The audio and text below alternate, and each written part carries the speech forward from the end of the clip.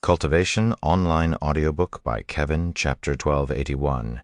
You Already Know My Name. 1281, You Already Know My Name, by Sutao, you bastard. What the fuck have you done? Not only have you once again sneaked away, but you've also violated a heavenly decree. Why did you unseal your cultivation? Do you comprehend the gravity of your actions? Bai Ning interrogated Bai Sutao the moment she arrived.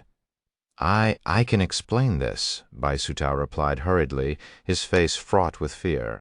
You better have a good explanation for your actions, or I will end you myself right now.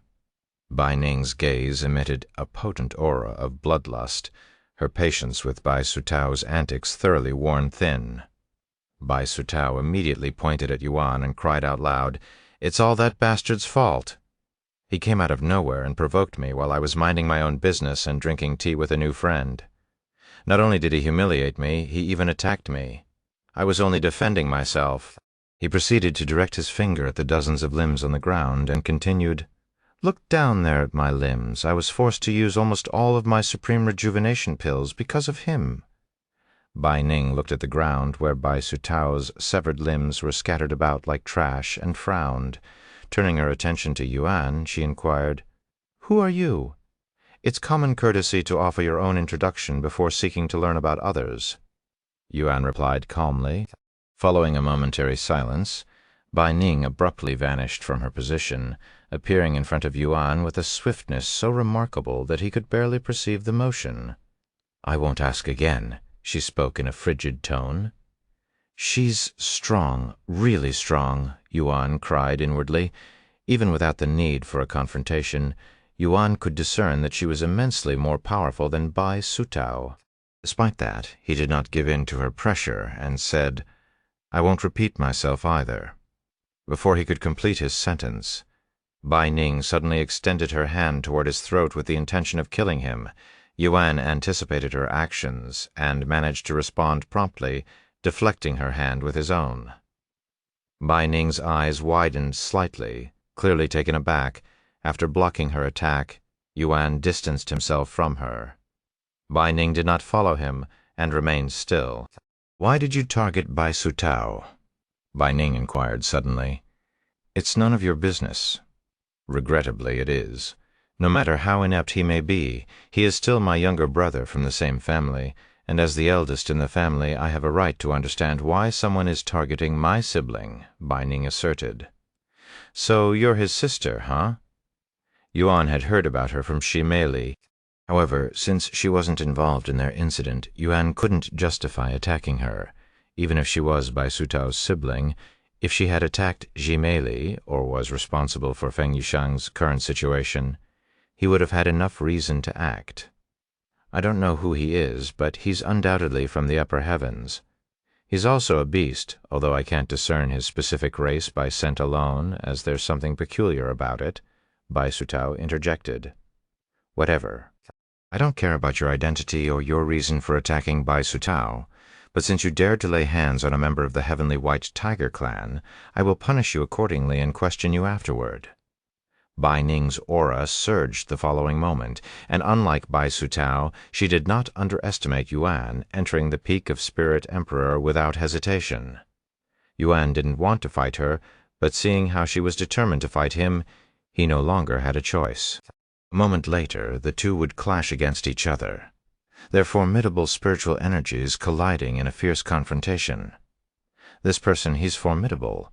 Bai Ning recognized Yuan's strength and comprehended how he had managed to press Bai Sutao to his limits. Neither of them would overpower the other even many minutes and thousands of exchanges later. Over time, Bai Ning's battle with Yuan ceased to be about punishment and transformed into a form of enjoyment. After all, she had very few peers who could match her strength even in the upper heavens. Bai Sutao was utterly astonished to see someone last this long against Bai Ning, who was widely feared and respected in the upper heavens. Not only does he have a lower cultivation than her, he's even fighting her on equal footing, he cried inwardly. If he were to mention this fight to the people in the upper heavens, not even his own parents would believe him. Such was the sheer absurdity of the spectacle unfolding before him. Sometime later, as Bai Ning remained engrossed in her battle with Yuan, the sky above them abruptly grew dim and overcast, almost as though a thunderstorm was approaching. "Mom! Shit! The heavenly tribulation! I completely forgot about it!" Bai Sutao cried out loud when he saw the darkened sky. When she realized that her enjoyment was coming to an end, Bai Ning clicked her tongue in disappointment. "If only we had crossed paths under different circumstances, we might have made fine sparring partners," she remarked to him, then added, "Regrettably, it's time to end this." "Unfortunate indeed," Yuan agreed with her. Suddenly, Bai Ning's aura surged to even greater heights and her cultivation reached the peak of Spirit Sovereign. "Are you certain you don't wish to, at the very least, divulge your name with me before I end your life?" Bai Ning inquired about his identity again. Yuan smiled and said, "You already know my name. What?" Bai Ning was caught off guard by his response, yet she couldn't quite fathom its significance.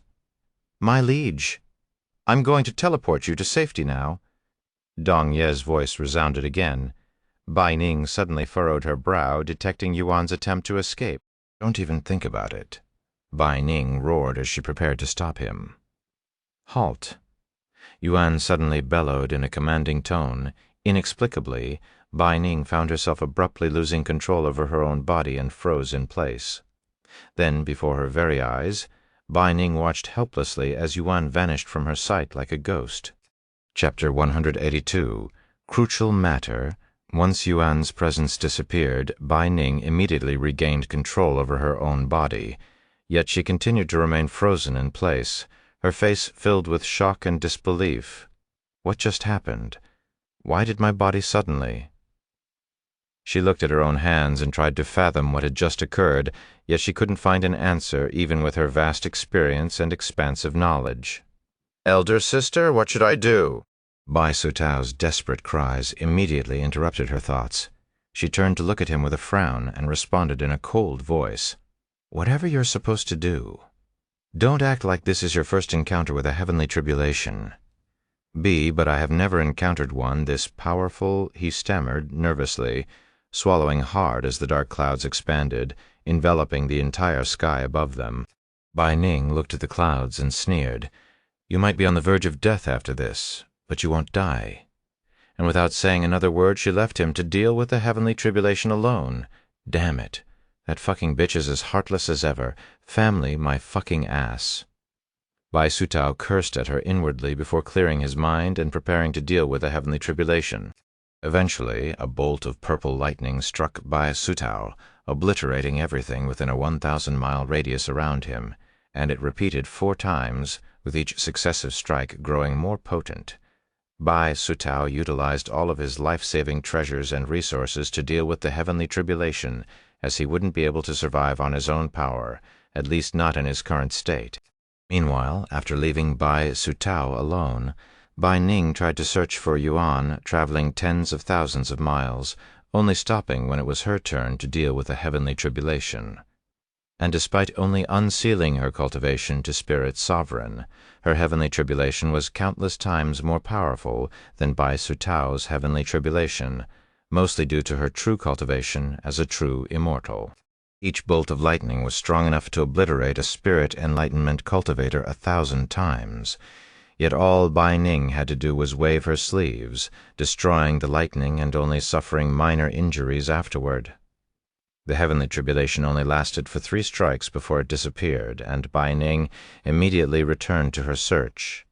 She also couldn't help but replay Yuan's words inside her mind continuously. "You already know my name." What in the world does he mean by that? I already know his identity. No, that's impossible. I wouldn't forget someone like him. Bai Ning hadn't experienced this level of frustration in a long while. In fact, she had never felt this degree of helplessness in her entire life, and the more she contemplated it, the more her frustration intensified almost to the point of madness. Meanwhile, Bai Sutao was on the verge of death after his heavenly tribulation came to an end. If he thought about how much resources he had used in such a short time, it would probably push him to his death. Instead, he focused on blaming Yuan and cursed at him non-stop. I swear I will not rest until I find you and make you pay 1,000,000 times for this humiliation. I swear. Ah! He cried out in anguish, while lying on the ground, his gaze fixed on the heavens.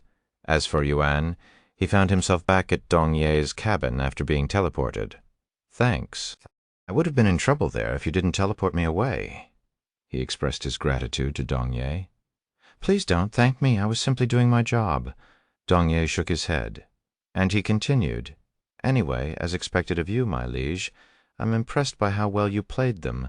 They're definitely stomping the ground in anger as we speak. I wish I could have done more, he sighed. If you'd done more, you would have killed Bai Sutao at the very least. Honestly, you could have killed him, and probably gotten away with it since you hid your identity well, with the slight exception of that hint you gave the woman. Yuan removed his mask, revealing a bittersweet smile. I couldn't help it. Before I knew it, those words had already escaped my lips, he sighed. It'll be fine, I think. Even an immortal monarch fanatic like Bai Ning wouldn't dare imagine that you are the actual immortal monarch. Dong Ye tried to reassure him of the safety of his identity. Either way, what's done is done, Yuan said, and he continued, Anyways, now that we are alone, I have something to talk to you about. Is this related to that crucial matter you mentioned before? Dong Ye asked. Yuan nodded, and he spoke. Before that, I must ask you, are you aware that this body of mine is only an avatar created from a portion of my soul? Light's novel, he figured that someone with a cultivation as high as Dong Ye's wouldn't be influenced by the Celestial Emperor's curse. Hearing his question, Dong Ye silently nodded his head with a smile on it. I'm aware of your situation, my liege, he said. So you know that my real body is currently located somewhere far away from the 9 heavens. Yuan wanted more confirmation. Indeed. In fact, I have known about it even before we met. Dong Ye confirmed. Good. Then this will speed things up, Yuan said, and he proceeded to tell Dong Ye of his situation on Earth. A formation keeping the world alive, huh? It must be the work of a blood mastiff, as they are the only ones who could possibly maintain such a powerful formation for so long. Dong Ye mumbled out loud. Yuan then explained his current plan to Dong Ye. If you are looking for a soul belonging to a god Ascension Realm cultivator, the Shadow Realm will definitely house some there, but it's also extremely dangerous there. Unless absolutely necessary, even I wouldn't venture to that grim place. Dong Ye shuddered just thinking about the atmosphere there, as well as the countless immortal souls trapped there since ancient times. Dangerous or not, I have no choice but to go there, unless you have another idea. Yuan looked at him. I can think of several other places where you might find that kind of soul, but unfortunately these places are even more dangerous than the Shadow Realm, so they are out of the question. Dong Ye said, The Shadow Realm it is then. Yuan sighed. Chapter 1283, Gateway to Hell. 1283, Gateway to Hell. Speaking of the Shadow Realm, do you know how I can reach that place? Yuan asked. I know there's a way to get there in the lower heavens, but I'm not sure I can enter that place again, so I will need a new path there. The 4th heaven. Dong Yi responded, continuing in a grim voice. In the 4th heaven there is a place called Vanishing Valley. It's a dangerous area, one of 4 gateway to hell to exist in the 9 heavens. Gateway to hell? Yuan raised an eyebrow. Dong Yi then explained, They are also called forbidden zones, extremely dangerous areas that even immortals avoid at all costs. Most people that enter will never return, hence the name. Fortunately, the Vanishing Valley is the least dangerous of the 4 out there, but that's not really saying much.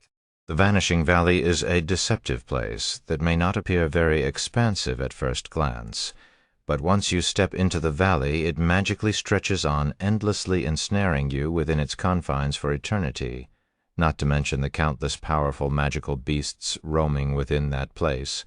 And when I say powerful, I mean there exist magical beasts rivaling immortal cultivators despite it being located in the 4th heaven where the limit is spirit enlightenment.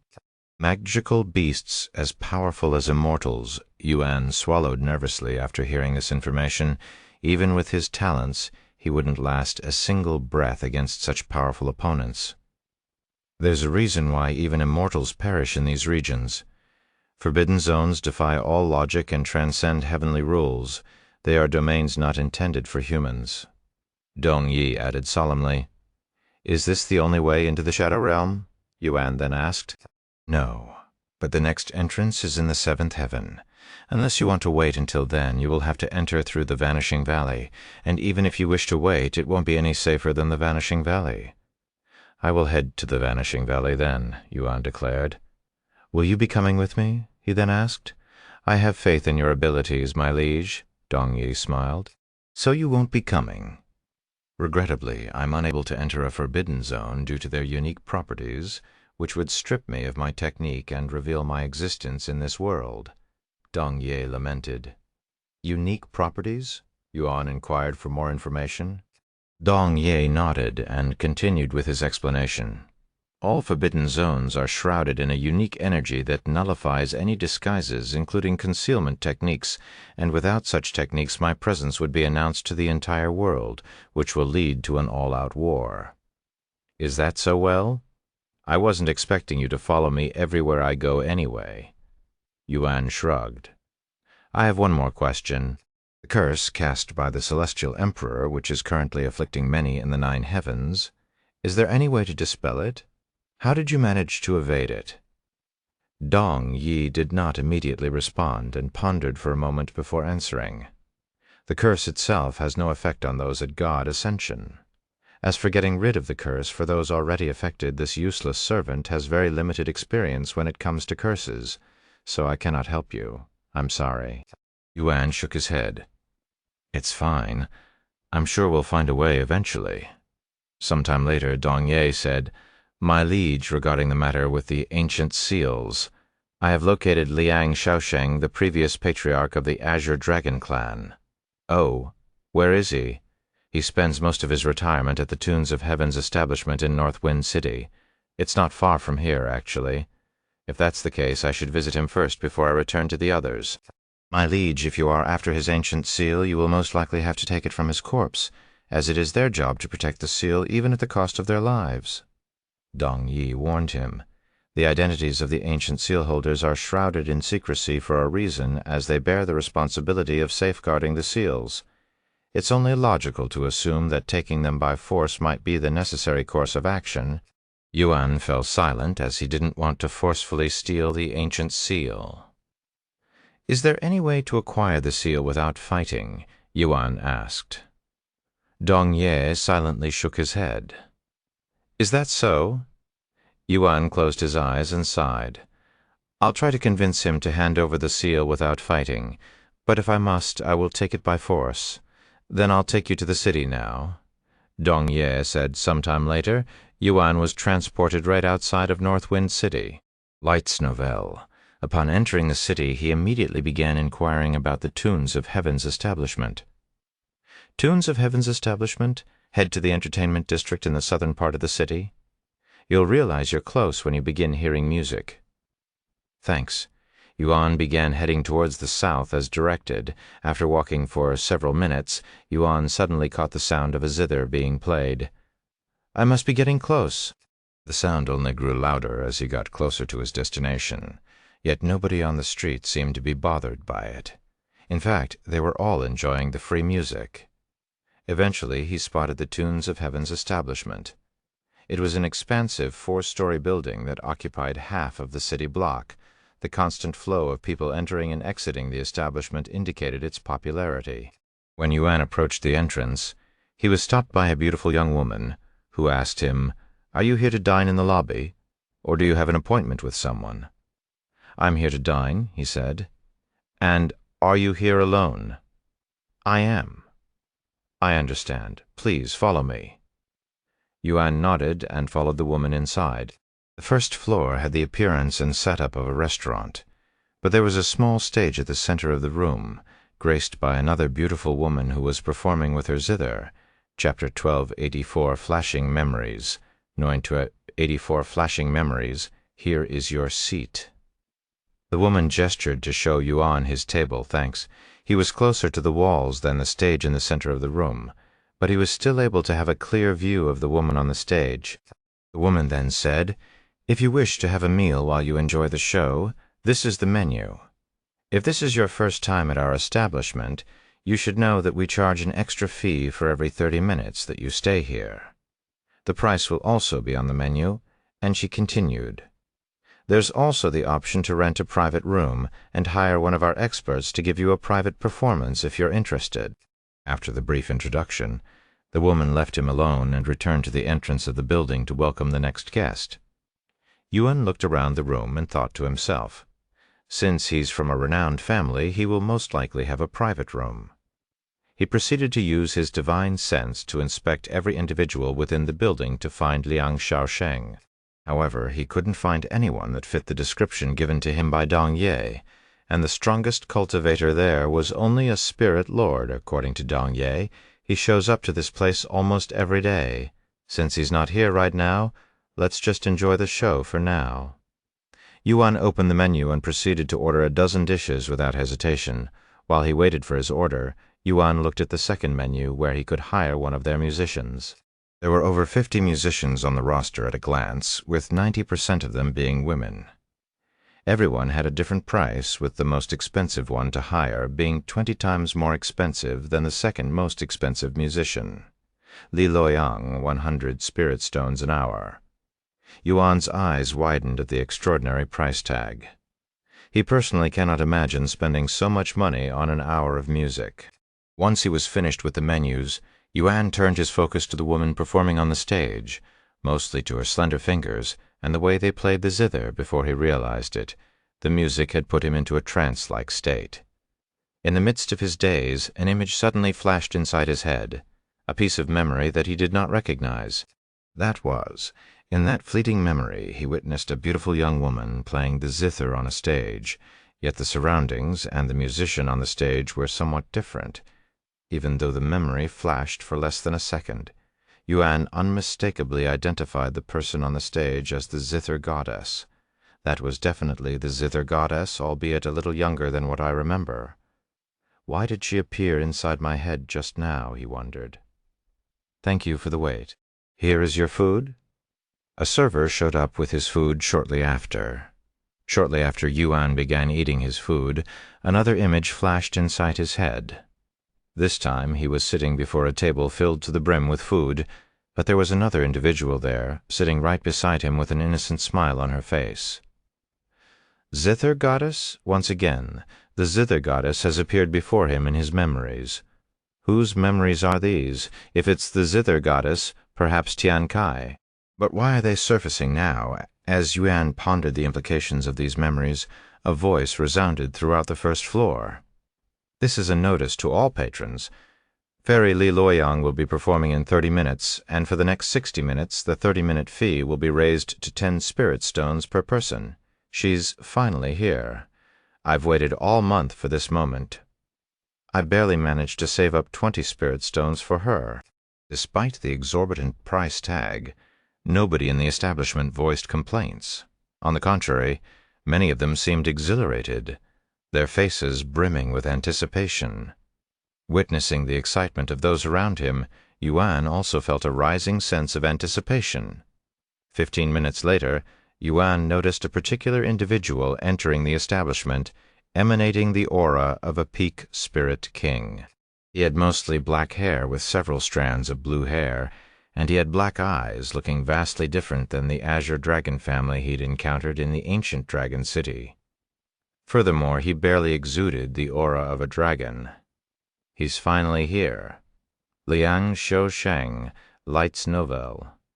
He then observed Liang Shaosheng take a seat right in the front, directly before the stage. Despite being an ex-patriarch, Liang Shaosheng did not look any older than 40. Yuan began pondering how he should approach Liang Shaosheng. Finally, the woman who had been playing music for the past hour concluded her performance and vacated the stage. A few moments later, the lights on the first floor abruptly dimmed.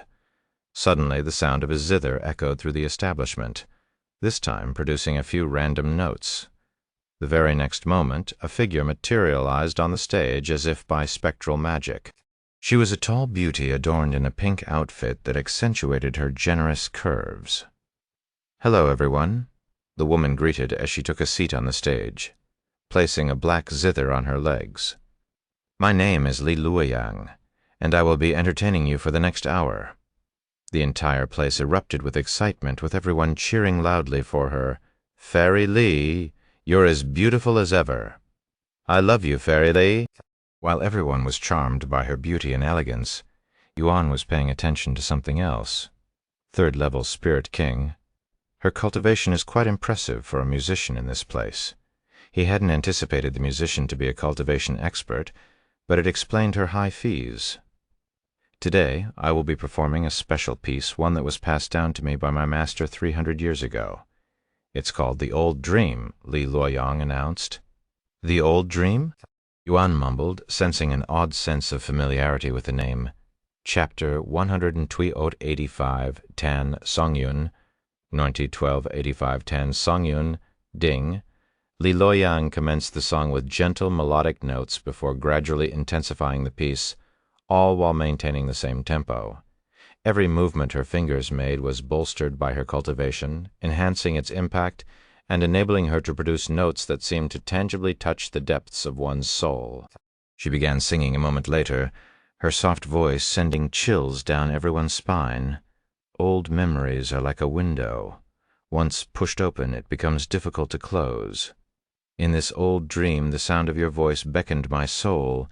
In the old dream, the sensation of your touch sent chills down my entire being." Yuan closed his eyes and indulged himself in the soft sound of Li Luoyang's voice. Unbeknownst to him, tears had begun flowing down his cheeks.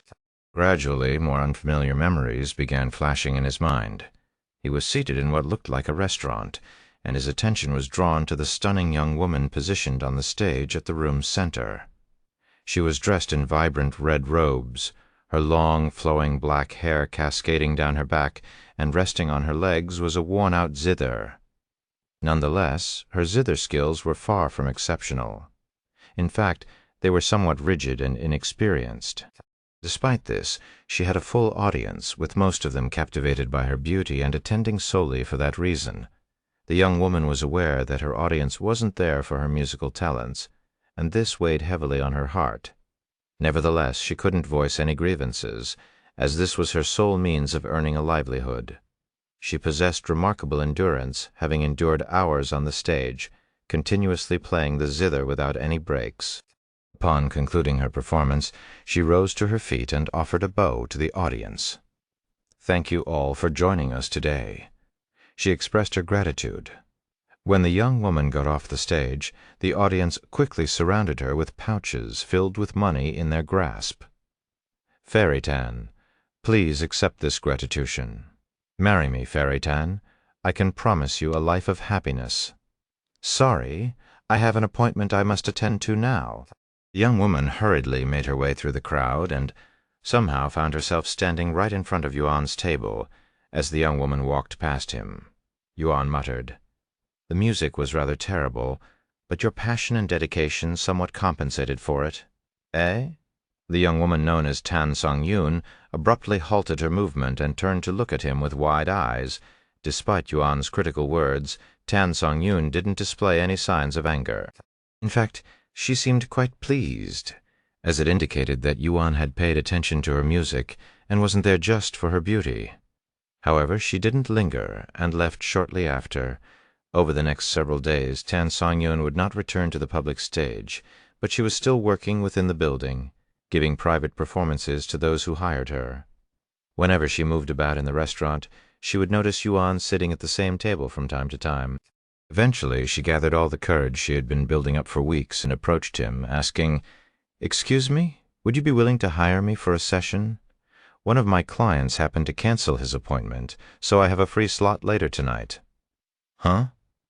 Yuan looked at her with a slightly surprised face before uttering, "With your terrible skills, I'd rather not waste my money." His words left Tan Songyun absolutely gobsmacked, as she had never been rejected before, much less in such an embarrassing manner. However, before she could utter any response or storm away in anger, Yuan continued speaking, "Though if you want, I'm willing to let you hire me." "You want me to hire you? For what?" Tan Songyun asked out of curiosity. "I'll teach you how to play the zither." "You know how to play the zither?" she subconsciously muttered. Light Snowville, If I didn't, why would I even bother asking? Tan Songyun realized how dumb her question had sounded, and her face flushed with embarrassment. This is a once-in-a-lifetime opportunity for you. You have no idea how many people yearn for my guidance, he added. I can assure you that a single lesson will transform your music. Why me? Tan Songyun couldn't help but ask, wondering if he was only trying to impress her and court her like the others. Why? Because your skills are so terrible that I pity you. Yuan shrugged. Is that so? Then tonight at midnight, come to the 3rd floor. I'll be in the room at the very end of the hallway. Tan Songyun said. Midnight, if I don't accidentally fall asleep before then, Yuan casually said, then I will be waiting for you. Tan Songyun replied before walking away and resuming her work. Several hours later, precisely at midnight, Yuan ascended to the 3rd floor and made his way toward the room at the end of the hallway. Come inside, Tan Songyun's gentle voice resounded from the room after he knocked on the door. Inside the room, Tan Songyun was seated on a small platform at the far end of the room near the wall. Welcome, Tan Songyun realized at this moment that she still hadn't learned of his name. After closing the door, Yuan spoke with a smile on his face. Tian Kai, that is my name. Then, Senior Tian, I'm looking forward to your guidance. Tian Kai then stated, Before we proceed, I haven't yet disclosed my fee. Ordinarily, wouldn't one inquire about the price before making a purchase? How much for a session? She asked a moment later. That will depend on how much effort it'll take to teach you, so I won't know until then, but it won't be cheap. Tian Kai calmly replied without giving an answer.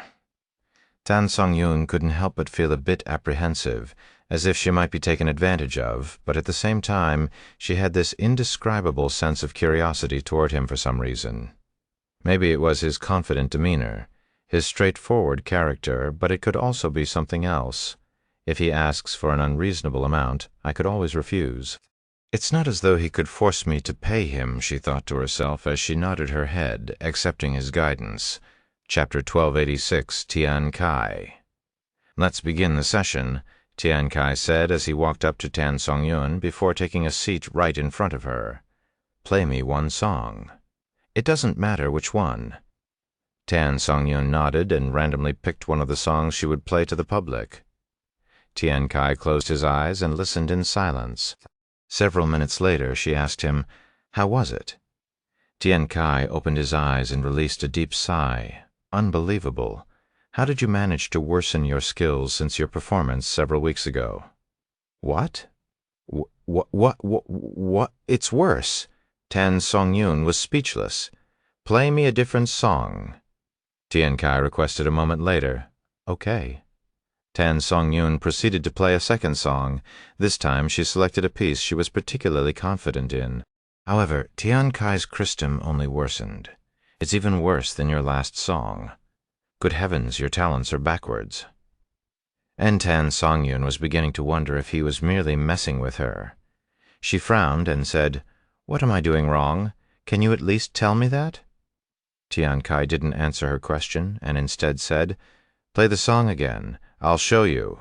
Is he doing this so he could experience my performance for free? She wondered inwardly as she played the same song again. Once again it's gotten worse. Tian Kai shook his head at the end of the song.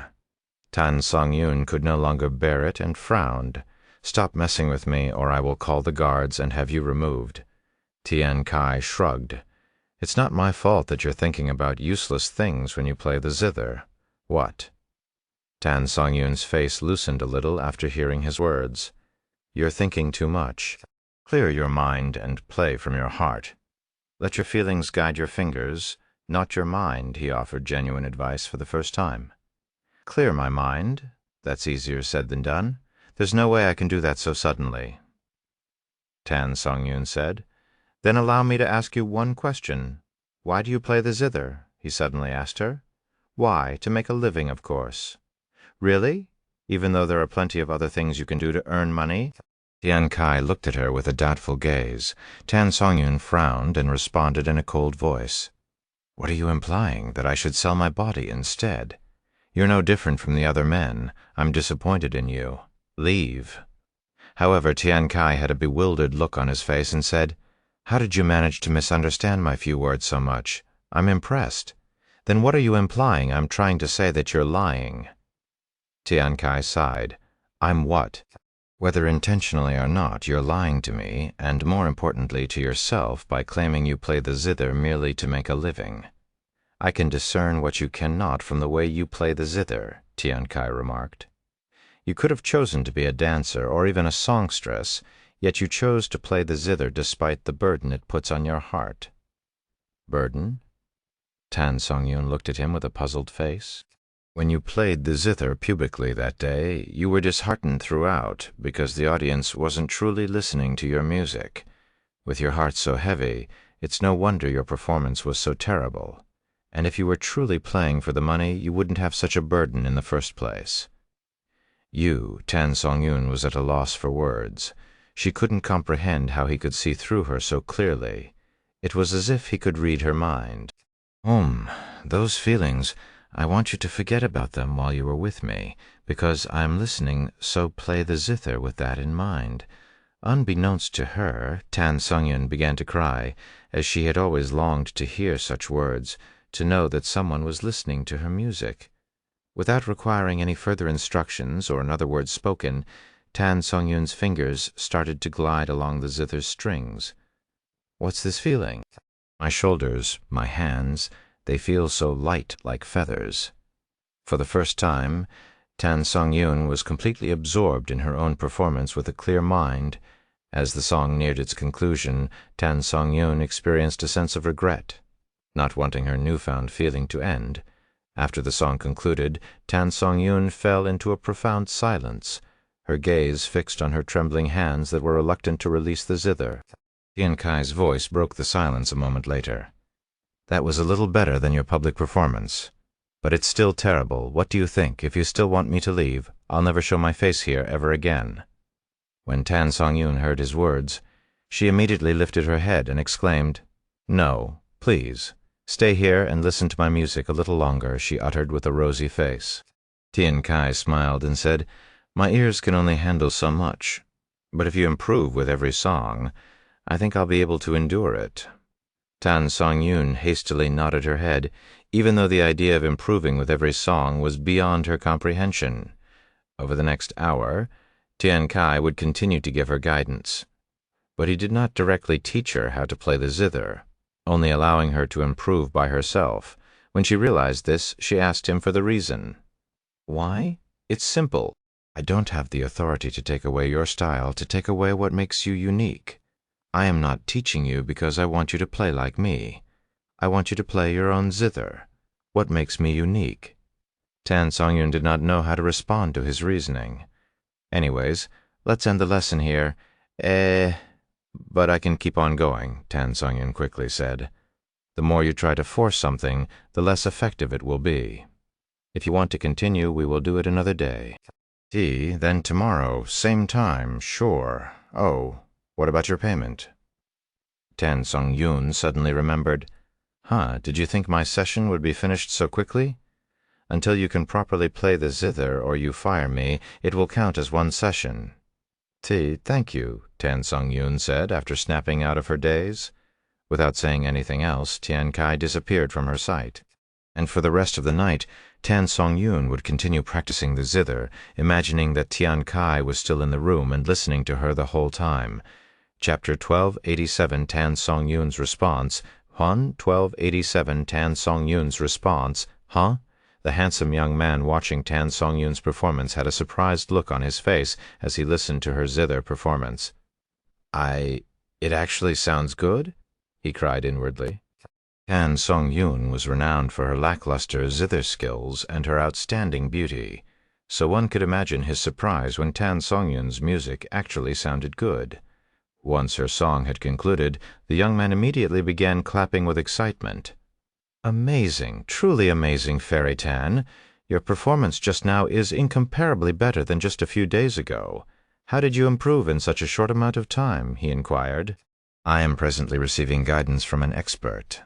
Tan Song-yoon shared without divulging too much information about Tian Kai. She wanted to keep their relationship a secret because her clients frequently expressed jealousy. Anyways, this is the end of our session. Thank you for always coming back to see me, Tan Song-yoon said with a beautiful smile on her face. The young man's face flushed with redness, and he said, "Fairy Tan, please wait a moment." He proceeded to retrieve a large case from his storage pouch and placed it before her. This is, even without seeing the interior of the box. Tan Song-yoon had a good idea what this was about, as it wasn't her first time being in such a situation. The young man opened the box, revealing gold bars among other precious treasures. "I love you, Fairy Tan. Please marry me. I promise that you'll live a carefree life for the rest of your life," the young man declared with a solemn expression on his face. With a heavy expression on her face, Tan Song-yoon replied, "I'm sorry, but I cannot respond to your feelings." "Why?" The young man expressed despair. Don't tell me you already have someone in your heart?" "Eh?" Tan Song-yoon suddenly visualized Tian Kai inside her mind, but she quickly tossed it aside and said, "No, that's not it." "Then, for what reason are you rejecting me?" "I am simply satisfied with my current life and do not wish to start a family yet." Half of what she said was true, with the other half being a lie, but even Tan Song-yoon herself couldn't tell which was which. "I understand, however. I will not give up on you, Fairy Tan. If you're not ready now, I will wait until you are ready for a family," the young man said before making his way to the exit. "Wait. Your treasures?" Tan Song-yoon stopped him when he left behind the box of treasures. "Consider it as a gift from me," and without any hesitation he walked out of the room. Tan Song-yoon stared at the box of treasures with a hesitant look on her face. On one hand, it was a tremendous amount of money that would take her years of work to acquire, but on the other hand, if she accepted it— "Aren't you going to take it? He left it for you, after all." Tian Kai's voice suddenly resounded in the room, startling her. "When did you arrive?" she asked. "I've been here for a while now. Are you ready to continue your lessons?" "Yes." After being told how much she's improved by all of her clients, Tan Song-yoon was more motivated than ever to improve her skills, and over the next several weeks, Tian Kai would show up every day at midnight without fail to give her guidance on the zither. Throughout this period, Tan Song-yoon's zither skills improved significantly, to the extent that she was no longer the worst performer in the establishment and had become the most skilled. As the days passed, Tan Song-yoon's gratitude toward Tian Kai grew even more profound, and before she knew it, her admiration had transformed into love, to the point where she couldn't spend a single hour without thinking about him. She wished for their current situation to continue indefinitely, but she was aware that their session would eventually come to an end, and she could sense that this time was drawing near. To extend their sessions, Tan Song-yoon eventually began deliberately slowing down her progress. Naturally, Tian Kai saw through her almost instantly. "You aren't improving as you should. Is there something on your mind?" he asked her one day. After a moment of silence, she nodded and said, "I've been thinking about leaving this place to pursue another career, Mo." "Oh? Oh, do you already have a plan?" he inquired further. "That depends. On what?" On your response, without explaining any further, Tan Song-yoon suddenly walked to sit right beside him, even leaning her body on him in an intimate manner. "Once our lessons are finished, can I continue to be by your side?" And, after a brief moment of silence, Tian Kai responded, "That would be difficult." Tan Song-yoon could feel pain in her heart after hearing his words, almost as though someone was squeezing her heart with the intention of bursting it. Nonetheless, she still asked why. He smiled and explained. "Firstly, I am a cultivator, and you are a mortal. Such pairings hardly ever work out. Secondly, once our lessons conclude, I will need to return to the upper heavens, and I won't be able to be by your side all the time to protect you." Tan Song-yoon's eyes widened at his words, and she muttered, "So you're not rejecting me?" "No, I am not, but I also cannot allow you to follow me." "Then I will become a cultivator, one that will be strong enough to follow you," she exclaimed in a passionate voice. "I swear I will do it no matter how long it takes." Tian Kai chuckled. I don't doubt your determination, but are you sure you want this kind of life? Normally, it's the man that's chasing after the woman, you know. In response to his question, Tan Song-yun leaned in and pressed her soft lips against Tian Kai's. Does that answer your question? She asked him, her face flushed with redness. Chapter 1288. Let us meet each other again in the upper heavens. After kissing Tian Kai, Tan Song-yun muttered, After this is over, I am going to leave this place. Where will you go? Tian Kai asked her. I'm going to walk the path of a cultivator and join a sect. Is that so? Being a cultivator isn't as easy as most mortals believe, you know. It's a path that's filled with blood and corpses. I am aware, but that won't stop me from chasing after what I love, what I desire. Tan Song-yun suddenly stood up and pulled him towards the cold bed. Are you sure? Tian Kai asked her, as a private performer. Tan Song-yun had been offered an immense amount of wealth by her clients in hopes of embracing her body, as that was a common interaction for those in her line of job. Despite the enticing amount of money that could let her live a life of luxury, she refused every single one of them and kept her body pure. I am sure. Tan Song-yun nodded in a bashful manner. That night, Tan Song-yun gave her innocence to Tian Kai, and they didn't stop until the following morning when someone knocked on her door. Fairy Tan, are you awake? Your client is already here. I'll be there in a moment, Tan Song-yun quickly replied. However, she had no intention of attending that appointment. When will you leave this place? Tian Kai asked her as she got out of the bed to get dressed. Right now, she said, taking him by surprise. What? Right now. But what about your job? I'm quitting, and I'll be doing so without letting them know, as the owner surely won't be willing to let me quit, Tan Song-yun declared. After all, she was the bread and butter of this establishment, their most successful and highest-earning performer. Without her, their revenue would drop by at least half. Given her value, the owner of the establishment would never allow her to leave so abruptly. And where will you be going after you sneak away from this place, straight to the closest sect?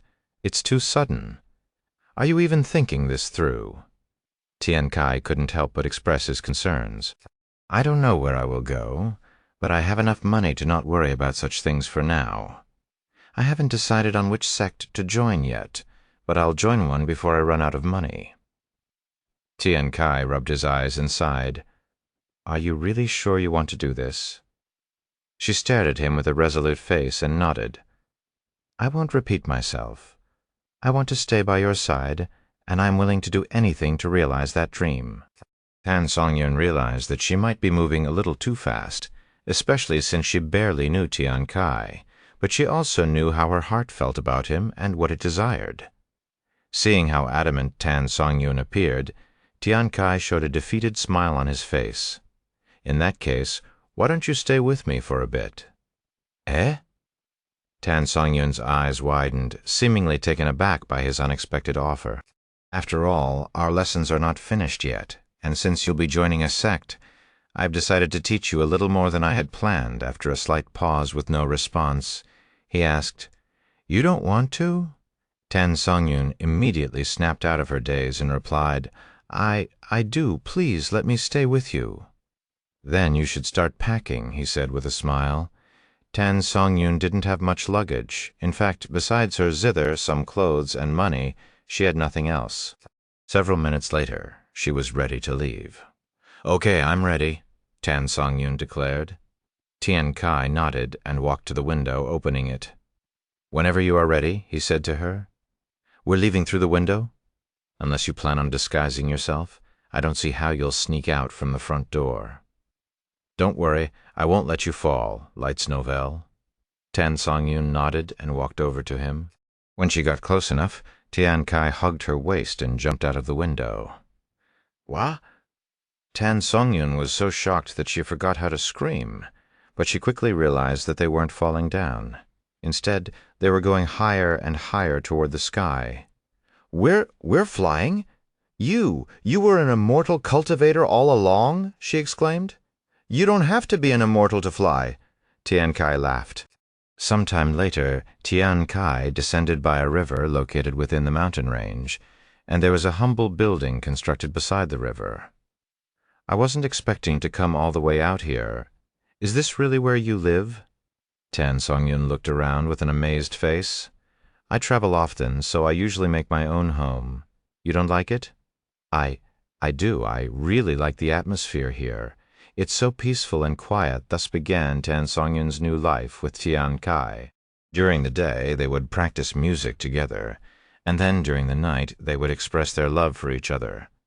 Back at the establishment Tan Songyun had snuck away from, there was widespread panic as they realized their top performer had vanished without a trace, and her clients became filled with depression.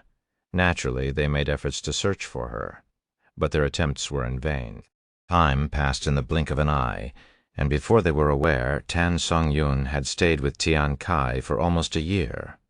During this time, he taught her some cultivation techniques for the zither, even assisting her cultivation. Tan Songyun did not know it at that time, but Tian Kai had taught her extremely powerful and valuable techniques that would make even those in the upper heavens filled with envy. Then, right as they passed a year, to Tan Songyun's bewilderment, Tian Kai suddenly vanished without a trace, leaving behind only a note and some resources. I apologize for the abrupt disappearance, but something came up and I had to leave. Unfortunately, I will not be able to return for a while. I will be waiting for you in the upper heavens, Songyun. Despite leaving her alone so abruptly, Tan Songyun did not feel anger towards Tian Kai, as she had anticipated this day would eventually come a year ago. Yes, let us meet each other again in the upper heavens, my beloved. Tan Songyun mumbled as she pressed the note against her beating heart. Chapter 1289 Reschedule, 91289 Reschedule. Tan Songyun Yuan muttered in a low voice after Tian Kai's memories came to an end. Although Tan Songyun did not know of his reason for leaving, Yuan did. If the Celestial Emperor hadn't found him, he would have definitely remained by her side for as long as possible. He sighed inwardly. Nonetheless, he was quite shocked to learn of Tian Kai's relationship with Tan Songyun, who would eventually become known as the Zither Goddess. Teacher and lover, huh? I wonder if she's still looking for me? Yuan wondered as Li Luoyang's performance reached its end. There were still many unanswered questions, such as how Tian Kai and the Zither Goddess met in the first place, as he was told that they didn't know each other by Song Linger. He was told that the Zither Goddess had been born 25,000 years ago while the god of music existed for millions of years. What if Song Linger had been talking about a different god of music? What if Tian Kai wasn't the god of music like he'd originally thought? These are questions that won't be answered until he finds the Zither Goddess or regains more of Tian Kai's memories. Thank you all for coming here today to witness my performance. I will return next month and have hopefully improved my skills by then. Li Luoyang gave the audience a respectful bow, causing the place to erupt with cheering and encouragement. At the end of her performance, the light in the room slowly returned, and the workers there would go from table to table asking for payment. Coincidentally, Yuan's table was towards the exit, so Li Luoyang would be walking in his direction. When Li Luoyang got close enough, Yuan subconsciously muttered, "For your first song, you should slow down a bit on the 51st, 88th, 109th, 71st, and 182nd notes, speed up on the 17th, 27th, 49th, 82nd, 122nd, and 251st note." Li Luoyang halted her movements and glanced at Yuan with a shocked expression on her face. Even without Yuan's advice, Li Luoyang knew that she had misplayed several notes, but he'd also mentioned notes that even she didn't realize she had messed up. Her performance was nothing short of perfect to the audience, and she's never received any complaints before, much less being corrected on a song that only she should know how to play, so one could imagine the surprise on her face. How does he? It's not as though I play the old dream often either." And before she could respond, Yuan continued, "You're the Zither Goddess disciple, aren't you? If you have some time later, I would love to have a chat with you." It wasn't a secret that Li Luoyang had received guidance from the Zither Goddess, as it was part of her advertisement campaign, but with the way he spoke, Yuan made it sound like he didn't know before today. "Do you know my master?" Li Luoyang couldn't help but ask him. He nodded, somewhat, "And what was your relationship with her?" she continued, inquiring. Yuan pondered for a moment and retrieved the soul-ensnaring zither before responding. "Our relationship is a bit difficult to explain. That's the soul-ensnaring zither. Why do you have something like that on you?" Li Luoyang nearly dropped the zither in her grasp when she saw the soul-ensnaring zither, something owned by the zither goddess. As far as she was aware, the zither goddess had left the soul-ensnaring zither in the lower heavens, and only those who could play it could receive it. Does that mean he can play it? Li Luoyang swallowed nervously at the thought of hearing the soul-ensnaring zither's sound, as she had tried to play it before and failed miserably. Seeing her expression, Yuan plucked one of the strings with a smile on his face. The moment he released the string, a heavenly note resonated throughout the building. Although it was just a simple, single note, it was filled with wonder and mystery. The sound sent chills down Li Luoyang's entire being. After a brief moment of silence, she asked him, "Do you have time now? I'd like to invite you to my room," before he could even answer. Yuan felt a cold gaze behind his back. It was Liang Shaosheng, and he was giving him deadly stares for some reason. However, such a question would be answered the very next moment. "Lady Li, you mustn't. You have a very important client today. He's from the Azure Dragon family." One of the workers there reminded her of her schedule. Li Luoyang sighed. "Young man, will you be staying here for long? Or you can come back later tonight when I'm off work." "Unfortunately, I have somewhere else that I need to be, so I won't be here for long." Li Luoyang began to contemplate. She didn't want to offend the Azure Dragon family, especially since her client was their former patriarch.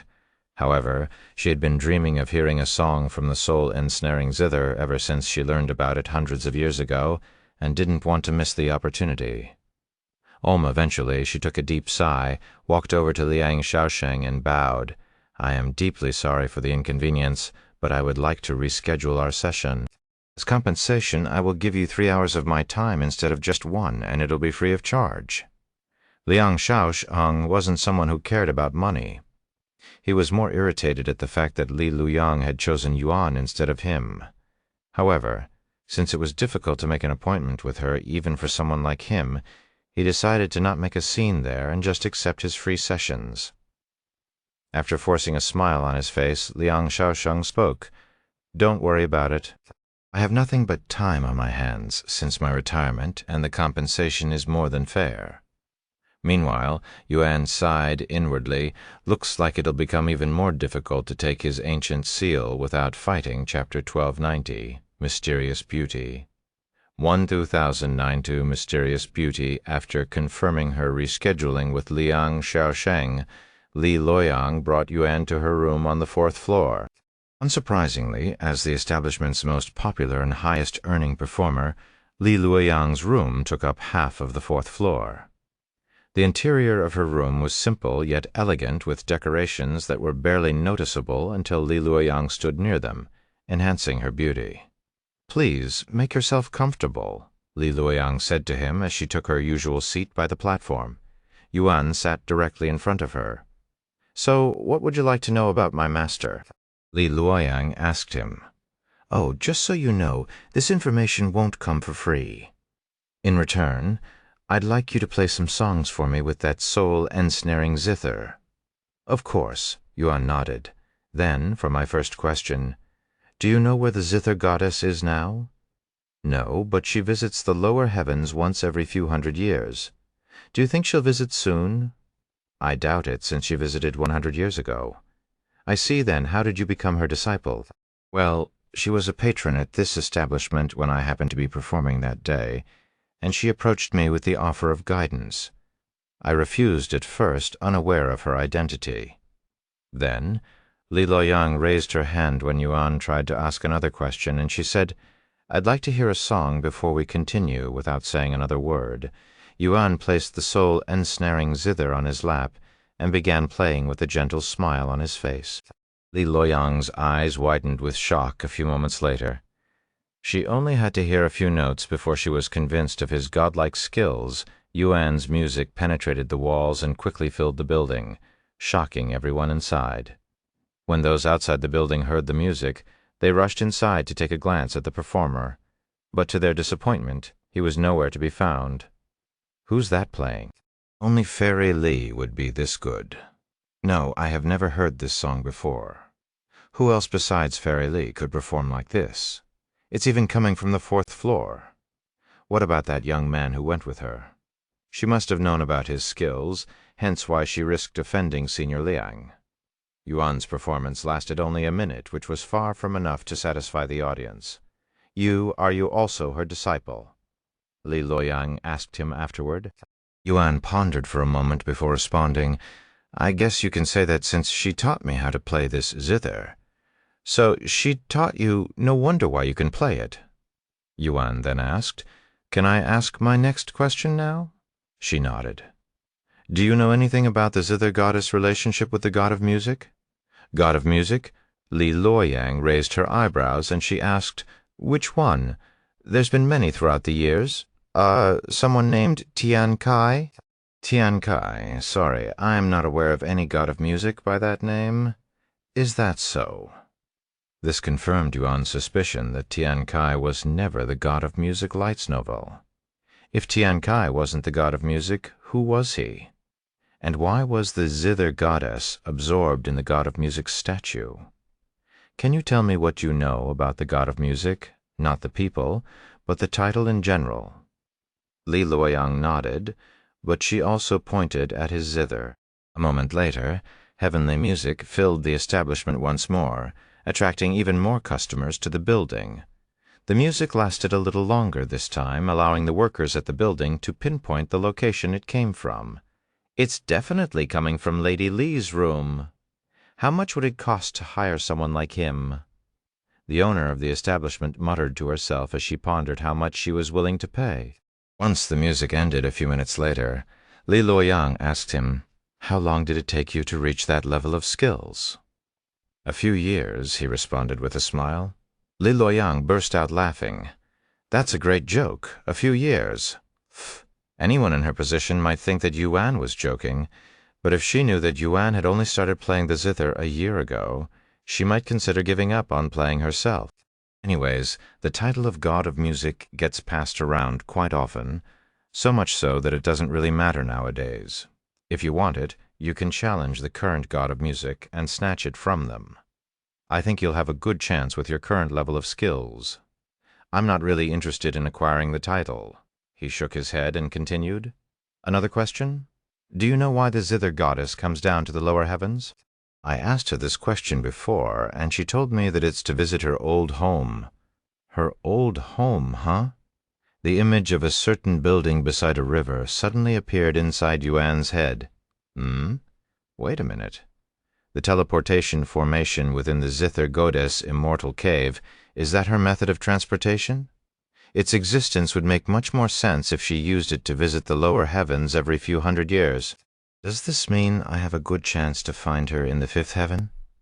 He suddenly came to this realization. Meanwhile, in the lower heavens, a veiled figure approached a certain building. "Identity yourself." The guard at the gate stopped this person at the entrance.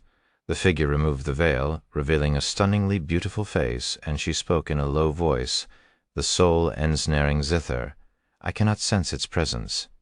What happened to it?" Despite being startled by her shocking beauty, the guard managed to utter, "It was taken." The woman frowned upon hearing this news, even emitting a subtle hint of killing intent. "Who took it?" I don't know, but it was with Master Zhu's approval, since that person managed to play it." The woman fell silent after learning of this news, and her killing intent immediately vanished. Without saying a round word, the woman turned around and walked away, disappearing into thin air a moment later. Woo was that?" The guard muttered in a dazed voice, his mind ensnared by the woman's beauty. Chapter 1291, Zither Goddess Return. 1291, Zither Goddess Return. Master Zhu, regarding the recruitment, have you decided on your next disciple yet? A group of adults sat before Master Zhu, who was renowned as a top zither expert in the lower heavens, and also the previous owner of the soul ensnaring zither. "Not yet. There are so many promising applicants, and I only have one slot left, so I'm having a difficult time choosing," Master Zhu said as he calmly brushed his long, white beard. Suddenly the door slammed open, and a veiled figure nobody there recognized walked inside. "Who dares interrupt?" An awe-inspiring and unparalleled presence enveloped the room, leaving everyone in a state of paralyzing awe and fear while the room was filled with silence. The veiled figure walked to the center of the group and asked them in a cold voice, "Which of you is surnamed Zhu?" That would be me. Dare I ask your identity, Senior? And why are you looking for me?" Master Zhu raised his hands, which were still trembling in fear. The veiled figure then spoke, "The soul-ensnaring zither that I had left in your ancestors' hands for safekeeping. Why did you give it away?" "The soul-ensnaring zither? Impossible. You can't be the zither goddess," Master Zhu exclaimed in utter shock as this realization dawned upon him. The veiled figure suddenly retrieved a thin-bladed sword and pointed it at Master Zhu's throat, yet nobody in the room dared to move a finger, their bodies still frozen in fear. "Answer my question," she demanded. "The soul-ensnaring zither has been with my family for over 25,000 years, collecting dust all the while because nobody could play it," Master Zhou explained, and he continued, "I was never informed of its purpose, entrusted to us for safekeeping. Thus, I believed that if anyone possessed the ability to play it, they should rightfully inherit it." After a moment of silence, the veiled figure asked, "The person who inherited it, this Yuan, where can I find him?" "I'm sorry, but I do not know. However, I know someone who may be able to answer your question, Zither Goddess Fei Yuyan. She's a disciple from the Dragon Essence Temple. She was with Yuan, and they seemed quite close with each other." After another moment of silence, the veiled figure spoke, "Given your familial ties to my dear friend, I shall not chastise you for parting with my cherished zither." "Thank you, Zither Goddess. Stop it, excuse me. That nickname, I never liked it." "Then how shall I address you, Senior?" "By my name, Tan Songyun." After saying those words, Tan Songyun lowered her sword and walked out of the room before disappearing like a ghost. "That was the Zither Goddess. She's quite different from what I've heard," one of them whispered, his voice filled with bewilderment long after her departure. "Right? I always thought she was a benevolent goddess," said another. "That was probably the Zither Goddess from 25,000 years ago. People can change a lot in a year, much less thousands of years," another sighed. Meanwhile, at the Dragon Essence Temple, "Amazing, Fairy Fei. You've improved once again. I love you, Disciple Fei." After her performance ended, her audience at the Dragon Pavilion cheered like there was no tomorrow. Fei Yuyan gave an elegant bow and said, "Thank you all. This will be all for me today. See you next month, Fairy Fei." "I'll be waiting for you," moaned Fei Yuyan, left the Dragon Pavilion shortly after, and made her way back home. It's almost been a year since he left. What is he doing now? Where is he? Fei Yuyan pondered about Yuan as she walked home. It's almost been a year since he left. What is he doing now? Where is he? Fei Yuyan pondered about Yuan as she walked home. Suddenly, her thoughts were interrupted when a veiled figure descended from the sky and landed right in front of her. "What?" Fei Yuyan jumped back after being startled. "Are you Fei Yuyan?" Tan Songyun asked her without even giving her a chance to recover. When she arrived at the sect, the first thing that caught her attention was Fei Yuyan's zither performance, and after hearing the other disciples address Fei Yuyan's surname through divine sense, she decided to approach Fei Yuyan. Yes, I am, but who are you?" Fei Yuyan asked. "Then are you familiar with Yuan?" "Yuan?" Fei Yuyan was taken aback to hear his name just as she had been thinking about him. If this wasn't fate, what else could it be? "I'm sorry, but you won't be able to find him here." Fei Yuyan said a moment later, "Where can I find him?" "I don't know." Fei Yuyan shook her head. Once again, Tan Songyun retrieved her sword and pointed it at Fei Yuyan. "If you value your hands, I'd suggest you tell me the truth." Fei Yuyan was dumbfounded, as she didn't expect her to get so aggressive so suddenly. "Why are you looking for him? He has something that belongs to me. Sorry, but I really don't know. He left for the second heaven almost a year ago. Fei Yuyan had no problem telling her the truth, as there was no way this mysterious woman could find Yuan with such a clue, and it would be like looking for a needle in a haystack. Tan Songyun gritted her teeth in frustration after hearing this news. Second heaven? How troublesome, she cursed inwardly. Tell me everything you know about this Yuan, and what will you do when you find him? Fei Yuyan asked. That's none of your business, Fei Yuyan gritted her teeth and uttered. Then I won't help you. You don't care about your hands? Without them you'll never be able to play the zither again? Tan Songyun swung her sword so quickly that Fei Yuyan couldn't even see her movements, and the tiles around her suddenly had several sword cuts on them. However, despite the fear on her face, Fei Yuyan remained resolute. You can take my life for all I care. I won't help you find Yuan if you're going to hurt him. Tan Songyun fell silent, leaving Fei Yuyan to wonder about her expression hidden behind the veils. Chapter 192, Zither Goddess Performance. 192, Zither Goddess Performance. I will not repeat myself. Either you answer my questions or your hands go. Tan Songyun spoke after a moment of silence. However, several figures suddenly appeared before them with their weapons already pointed at Tan Songyun. Who the hell are you? And why are you pointing your weapon at my disciple?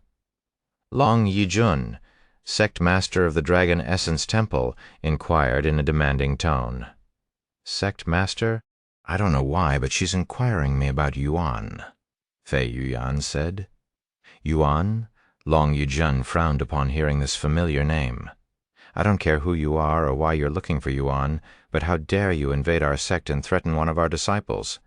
And what do you think you can do to me with your cultivation bases? Tan Songyun asked them as she used a movement technique, disappearing from her location like a ghost. When she appeared again, she was right behind Long Yijun with her blade pressed against his neck. I could take out all of you without breaking a single sweat. What? When did she get behind me? I couldn't see her movements at all, even though she was right in front of me. Long Yijun cried inwardly. Sect Master! Get away from the Sect Master, you fiend! The elders around them immediately released their cultivation bases. Tan Songyun released a sigh and unexpectedly lowered her weapon. Now one of the elders shouted and suddenly attacked. Wait! Long Yijun tried to stop him, but he was too late. However, before the elder's weapon could even get close to her body, Tan Songyun's arm flickered, and the elder's weapon shattered like glass after being struck by a rock the very next moment. Before the elder could even process what had just happened, Tan Songyun used her other hand to grasp his neck, lifting him into the air like nothing. Please wait, Long Yijun cried out loud after seeing this. Nobody there dared to move a muscle, fearing that she might snap the elder's neck the moment they did. After a moment of silence, Tan Songyun swung her arm, flinging the elder to the side like garbage. She then said, The soul, ensnaring zither. Your friend took something that he wasn't supposed to? So I'm looking for him? What? The soul, ensnaring zither. Fei Yuyan's eyes widened with shock as she came to a realization. You can't be the zither goddess. Tan Songyun removed her veil, revealing her beautiful face, and said, I don't like that nickname. Tan Songyun is my name? The place turned silent once again as everyone there tried to grasp the situation. Are you really the zither goddess? Long Yijun couldn't help but doubt her identity. Tan Songyun glared at him and said, I don't have the time to entertain you. Tell me everything you know about Yuan, and I will be on my way. If you play a song for us and prove your identity, I will tell you everything I know about Yuan, Fei Yuyan said, and she continued with a resolute face. If not, I won't tell you anything, even if you kill me. Tan Songyun sucked her teeth in an annoyed manner, yet she did not reject Fei Yuyan's offer. She then beckoned at Fei Yuyan, causing the zither in Fei Yuyan's arms to float towards her, with the zither hovering in the air right before her chest. Tan Songyun immediately began playing the strings. Instantly, the atmosphere in the entire sect changed, filled with heavenly music resonating through the air. Fei Yuyan and the others near Tan Songyun could see illusions around her, almost as though a world had been materialized by her music. However, the music was cut short and stopped midway. It was such a blatant pause that it nearly made the audience puke out blood from anger. Why did you stop so suddenly?" Fei Yuyan demanded an answer with a frown on her face. "I didn't come here to perform for you. I should have proved my identity with that much. Now tell me about Yuan." No, I requested for a song, not half a song." Fei Yuyan did not want it to end there. "Enough?" Tan Songyun roared, her voice carrying some of her cultivation bass. Cuff.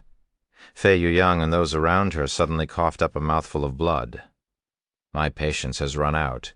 If you don't stop this nonsense right now, I will not hesitate to kill you. If you think you're my only option of finding Yuan, you can ignore my warning." Right. I apologize for overstepping my boundaries, Zither. Senior Tan, your music was so good that I couldn't help myself." Fei Yuyan sighed. "I'll tell you everything I know about Yuan, but let's go somewhere more private." Fei Yuyan turned to look at Long Yijun and continued. "I'll be fine, Sect Master. Thank you for everything. If you say so." Long Yijun and the other elders left them alone shortly after. Fei Yuyan brought Tan Songyun back to her own living quarters, where she explained her relationship with Yuan and everything she knew about him. Even if he's a genius, the soul-ensnaring zither requires a unique technique that only I know to play, so how? Did he create another technique for it? That's absurd. Tan Songyun was not aware of teaching Yuan the technique, as that was something done by the soul-ensnaring zither on its own accord, and that's all I know about him. I know it's not much, but—" "It's good enough," Tan Songyun interrupted, and immediately made her way for the exit. "Wait." Fei Yuyan suddenly stopped her. "What do you want? I know this may be asking too much, but can you give me some advice on the zither? How can I play like you?" Fei Yuyan asked. "You want to play like me?" Tan Songyun asked for confirmation. "Yes." Fei Yuyan eagerly nodded. "Then you might as well quit playing the zither. Eh?" Fei Yuyan's eyes widened at her unexpected response. "Are you playing the zither just to play like me? Or are you playing it because you enjoy it? Everyone has their own style and uniqueness, and I don't have the authority to take that away from you." Tan Songyun retrieved a small book and tossed it at the dazed Fei Yuyan. "That will not teach you to play like me, but it might help you improve your own style, if you have the talents for it. Thank you, Senior Tan. I will not disappoint you. I'm not expecting anything from you," Tan Songyun said before disappearing from her sight. "Though she may appear cold and ruthless at a glance, she's actually very kind and thoughtful on the inside." Fei Yuyan sighed as she stared at the book in her hands. "Yuan, good luck. Chapter 1293. Liang Shaoshang." "Thank you, Lady Li. That's all of the questions I have for now," Yuan said to Li Luoyang sometime later. "You're leaving already? Why don't you stay here a little longer to chat? This is my first time encountering someone taught by the zither goddess other than myself." Li Luoyang looked a little sad after realizing that he was about to leave. "I have other businesses to attend to, so I cannot stay for too long." "One more song. You can leave after playing one more song." Li Luoyang raised a single finger on her hand and shoved it at his face. Yuan nodded with a smile and agreed. "Okay, I will play one last song." After taking a moment to ponder what song he wanted to play, Yuan began moving his fingers on the zither. "This is?" Li Luoyang's eyes widened with excitement when Yuan started playing the old dream, now that she knew he had been taught by the zither goddess. She wasn't surprised that he could play the song. Of course, Yuan didn't learn the song from the zither goddess, nor did he recall it in Tian Kai's memories. After listening to it once, he'd completely ingrained it within his memories. As for how he managed to figure out Li Luoyang's mistakes during her performance, it was purely because of his own expertise and instincts. Li Luoyang's performance didn't sound wrong to him, but in his mind it would sound better with his changes. Li Luoyang agreed with such changes, hence why she wasn't upset when he corrected her. At the end of the song, Li Luoyang muttered in a dazed voice, "It sounds even better than I remember." "Thank you," Yuan said, with a smile on his face as he stowed away the zither. "Then I'll be leaving now. Will you visit this place again?" Li Luyang then asked. "Honestly? Probably not, since I came here with a purpose." Yuan did not lie to her. "Is that so? That's unfortunate. However, if you ever feel like it, or happen to be nearby, please visit us. I'd like to listen to your music again." "Of course. Oh, one more thing. I never got your name. It's Yuan, and do you mind if I leave through your window? I don't want to deal with the crowd outside. Sure thing." Li Luoyang chuckled. After leaving through the window, Yuan did not wander too far away from the building, and he began to ponder what he should do with Liang Shaosheng and his ancient seal. Fortunately, he had been keeping track of Liang Shaosheng's location through divine sense this entire time, so he didn't need to wait for him to return to the tunes of Heaven's establishment. However, there was a bigger problem. How should I approach him without making him want to punch me at a glance? After what had transpired with Li Luoyang, he was certain that Liang Shaosheng had been offended and felt humiliated by the rescheduling, so he couldn't just approach Liang Shaosheng as nothing had happened. After pondering for some time, Yuan eventually came up with a somewhat risky plan. "It may be risky, but if everything goes right, I won't need to fight him for the ancient seal." Yuan disappeared from the streets to prepare for his meeting with Liang Shaosheng. Meanwhile, Liang Shaosheng was drowning himself in alcohol at a nearby restaurant as he waited for his appointment with Li Luyang. "That goddamn bastard, which rat hole did he crawl from? How dare he humiliate me in front of everyone and force Lady Li to choose between us? I'll skin him alive the next time I see him." Liang Shaosheng slammed his cup on the table, causing the entire restaurant to tremble. However, despite the disturbance he was causing, nobody approached him, as he was a well-known individual within the city, so everyone knew his identity. After consuming alcohol non-stop for several hours, Liang Shaosheng paid the bill and left the restaurant, feeling a bit drunk. The moment he stepped outside the restaurant, he sensed an unfamiliar yet overwhelming aura coming from outside the city. When he sensed his aura, his eyes widened with shock, and the slightly drunk expression on his face became completely serious. What a powerful presence! And this aura, it can't be. In order to confirm his doubts, Liang Shaosheng immediately flew towards the aura's direction. Sometime later, Liang Shaosheng halted his movements when he saw a figure hovering above the trees in the distance. This figure was draped in a full-length black robe with long, flowing golden hair cascading down the back, and their face was concealed behind an ordinary-looking mask. It was evident to even the most oblivious observer that the individual before them was far from ordinary. Liang Shaosheng's body trembled when he noticed the details on his clothing. That appearance, that aura, the golden dragon robe, what is something like that doing down here? What is a dragon emperor in the third heavens? Unsurprisingly, Liang Shaosheng came to such a conclusion. He hailed from a prominent dragon clan where such information is common knowledge. "I was told that some people from the upper heavens would be showing up in the lower heavens, but I wasn't expecting to meet any dragon emperors," he cried inwardly.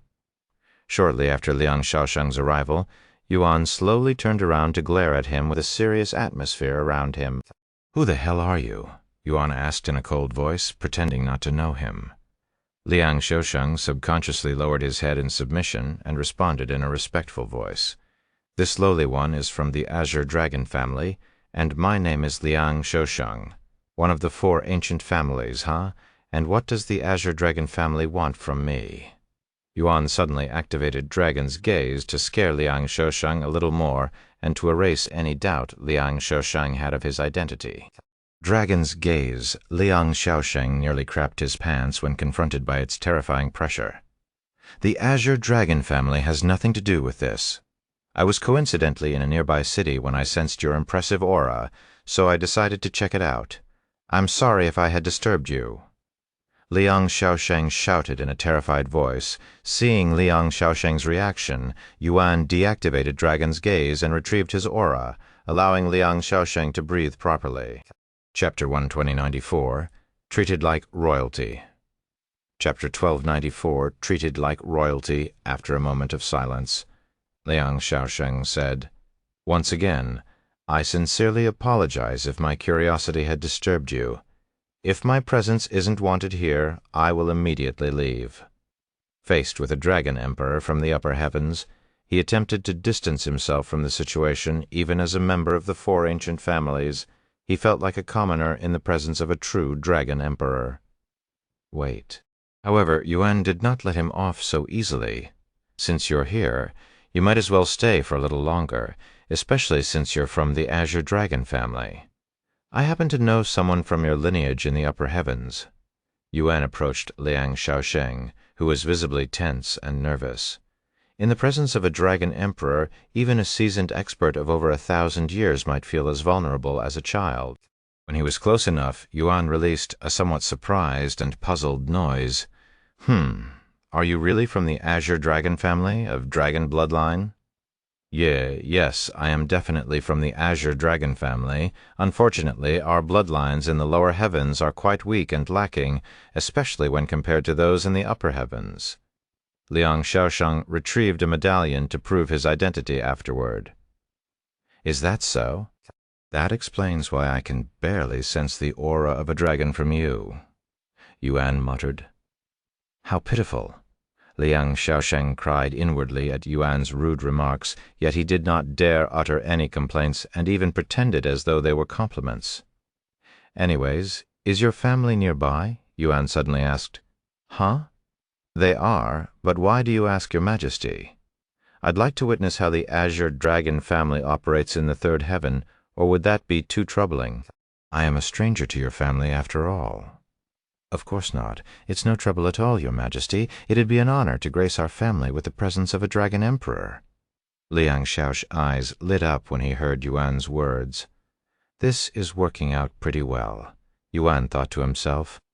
As much as he wanted to get the ancient seal from Liang Shaosheng and disappear as quickly as possible, he couldn't move too hastily or be too direct, or his ulterior motives would be exposed in the blink of an eye. However, Liang Shaosheng suddenly continued, "Your Majesty, aren't you busy at the moment? According to what I've been told, those coming from the upper heavens have some kind of assignment."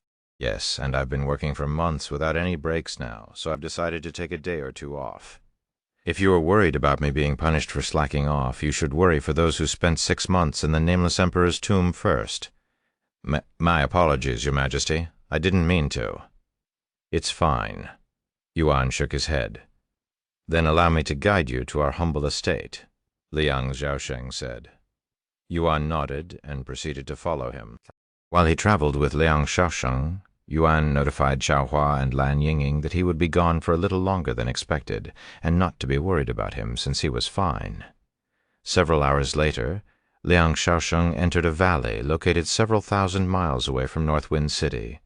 Somewhere along this valley was a concealment formation that hid a separate path from the main path. This path obviously led to the Azure Dragon family, and it was only accessible by someone with the Azure Dragon family's medallion.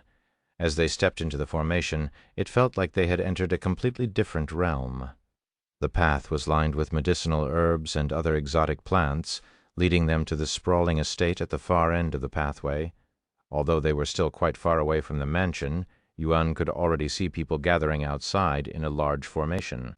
Once they arrived at the mansion, these people shouted in unison, "Welcome to the Azure Dragon family! Esteemed Dragon Emperor! Welcome back, Senior Liang!" Naturally, Liang Shaosheng had notified his family of their arrival through his communication Jade Slip. He did not want to risk screwing up their chance of befriending a dragon emperor who could potentially usher them into a new age.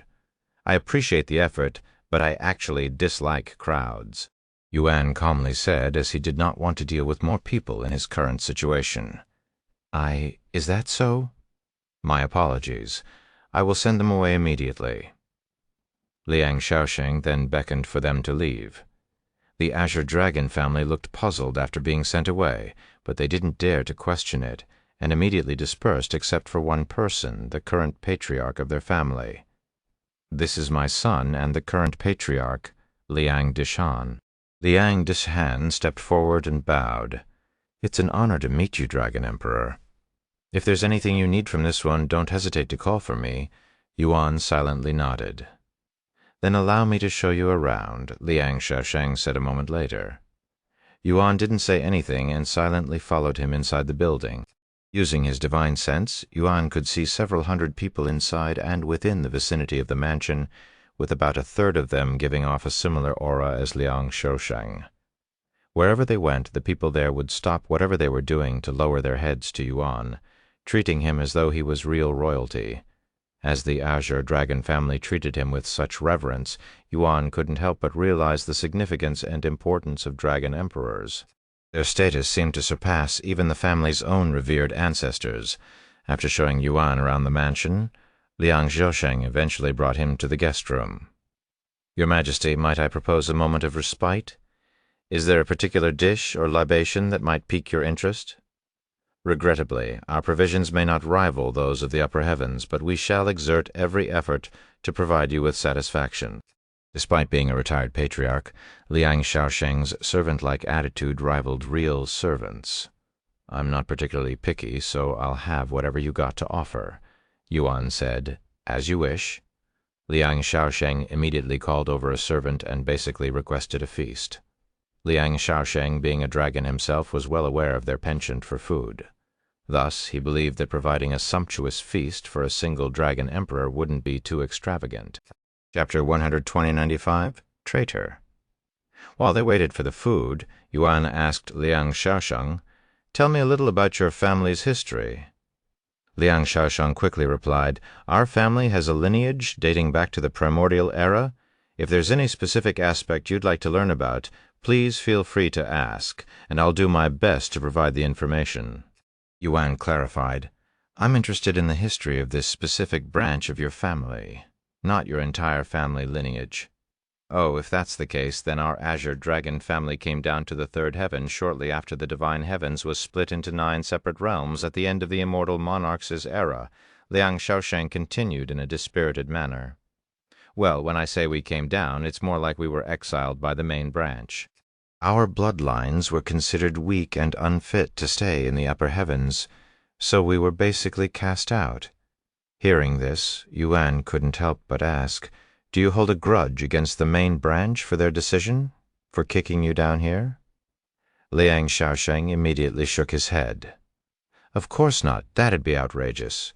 We bear no grudge against the main branch because we understand that our own limitations led to our exile down here. Compared to those in the main branch, we're practically just humans with unique features. We simply don't deserve to remain up there. Moreover, if someone with a strong bloodline is born in our family, we can always send them to the upper heavens where they can receive proper nurturing. So we're not completely confined to the lower realms." Another idea came to Yuan when he heard such words, and he asked, "What if? And this is purely just me thinking out loud. But what if I could improve your bloodline and help you ascend?" Liang Shaosheng's eyes widened with shock and disbelief after hearing Yuan's words, not because he did not believe Yuan had the capability, but because he didn't think there was any reason for Yuan to do something like that for them. If your Majesty would be willing to bless our unworthy family with such a chance, we'd be forever in your debt. It has been over 200,000 years since someone from their family was talented enough to be accepted by the main branch, so Liang Shaosheng couldn't let such a chance get away." Yuan did not immediately respond and waited for a few moments before opening his mouth. "What I'm about to tell you must be kept a secret," Yuan said. "Of course. I swear upon my bloodline that I will not utter a word to anyone."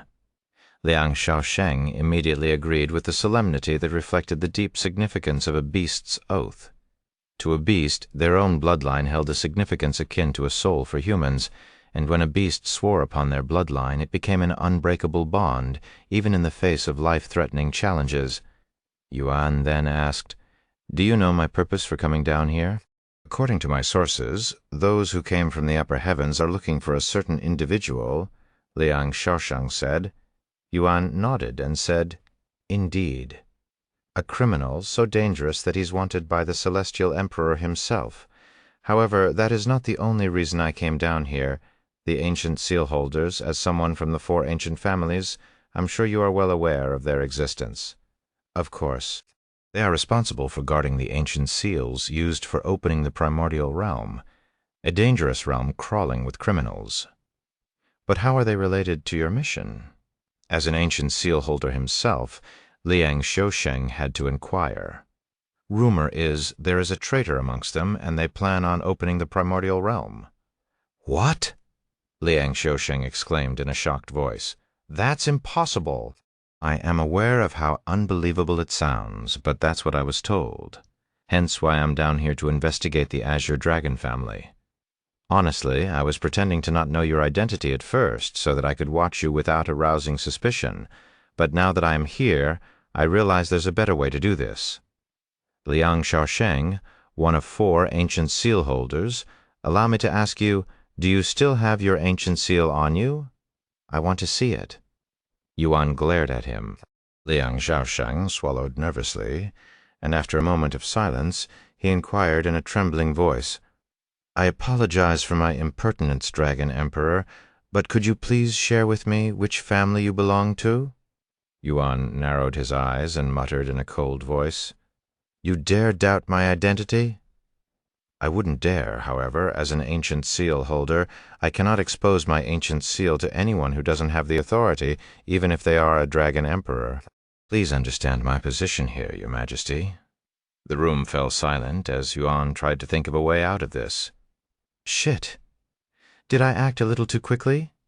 If I screw up here, he'll know that I'm a fake. If his identity becomes exposed, he would have to fight his way out of there and take the ancient seal by force, which he was confident in doing without much effort. But he did not want to harm Liang Xiusheng and his family. Your Majesty? Liang Xiusheng started doubting Yuan's identity. Fuck it. It's all or nothing. In the end, Yuan decided to take a gamble and responded in a confident voice. I'm with the Shi family, the Shi family. Liang Xiusheng's expression became filled with shock, his body frozen with fear. My deepest apologies. This foolish one did not fathom Your Majesty's affiliation with the venerable Shi family. Liang Xiusheng immediately dropped to his knees and performed a series of kowtows. His reaction took Yuan by surprise. Does the Ji family also have influence in the 9 heavens? He wondered about the extent of their authority and where the Ji family was located in the 9 heavens, chapter 1296, acquiring the first ancient seal. The Ji family. Who could have foreseen that an individual from that esteemed lineage would descend to this realm? Liang Xiusheng cried inwardly. The Ji family resided exclusively in the supreme heaven, and they occupied a preeminent position among the dragon race. Though they didn't have a direct role in overseeing the 4 ancient seals, one of the clans under their authority held that responsibility. If the Ji family was forced to act, this issue with the traitor must be of significant magnitude. Liang Xiusheng sighed inwardly before speaking. I understand. If it's the Shi family, I will do everything in my power to assist you. He then retrieved his spatial ring and took out a metal box from within. The metal box looked ordinary at a glance, but it had several layers of powerful formations protecting it. Level 6? No, it's at least a level 7 formation. Yuan quickly understood that the formation was far more advanced than he had initially thought. It was not just a level 6 formation, it was at least level 7, if not higher.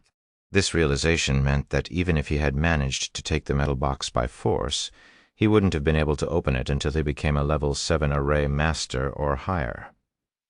Yuan looked at Liang Xiusheng and wondered if he was a level 7 array master. However, to Yuan's surprise, Liang Xiusheng took a different approach to unlocking the formation. Instead of using conventional methods, Liang Xiusheng dripped several drops of his own blood onto the metal box. The metal box quickly absorbed his blood, causing the protective formation to unlock itself.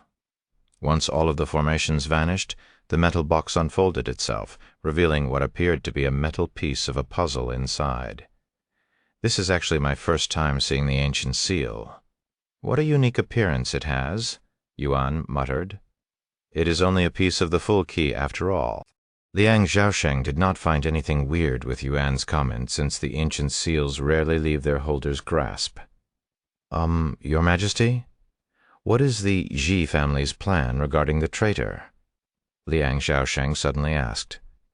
We still don't know the identity of the traitor, and for all I know, it could be you. Yuan shrugged. What? No way.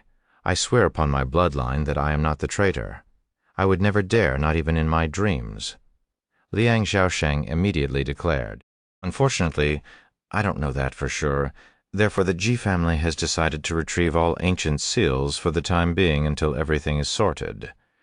Retrieving all ancient seals, while Liang Xiaosheng understood the rationale behind the Ji family's decision, he couldn't help but find it astonishing, as it marked the first time an event of this magnitude had occurred.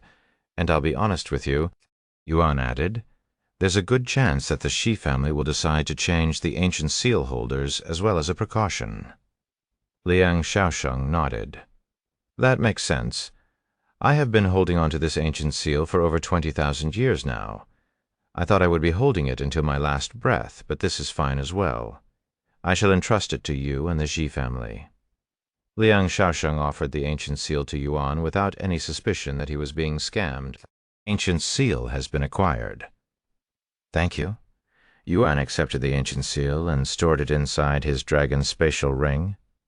Now then, let's talk about the other matter. Huh? What other matter? Liang Xiaosheng raised his eyebrows in a puzzled manner. You forgot already? I'm talking about helping you improve your bloodline. Consider this as a gift for your assistance, and because you didn't make things difficult for both of us. Liang Xiaosheng's eyes widened with shock after hearing such words. Are you serious, Your Majesty? You're willing to help improve my bloodline? He didn't dare believe it. Yes, but to be honest with you, I am not 100% certain my idea will work, so it will only be an attempt. Yuan had no idea if his plan was feasible, but he wanted to give Liang Xiaosheng something in return for the ancient seal to ease his own guilt. Then, Liang Xiaosheng suddenly halted and closed his mouth with a pondering face.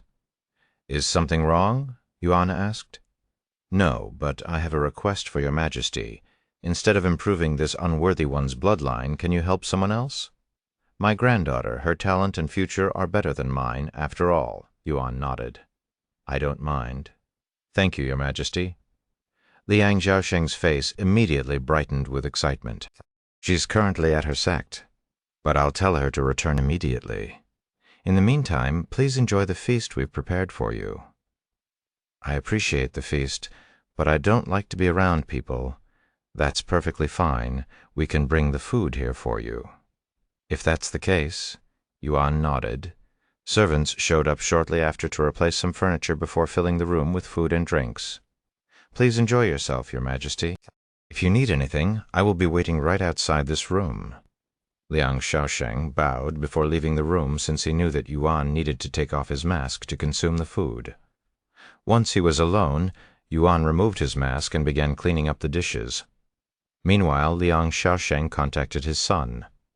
I want Liang Qinru to come back immediately.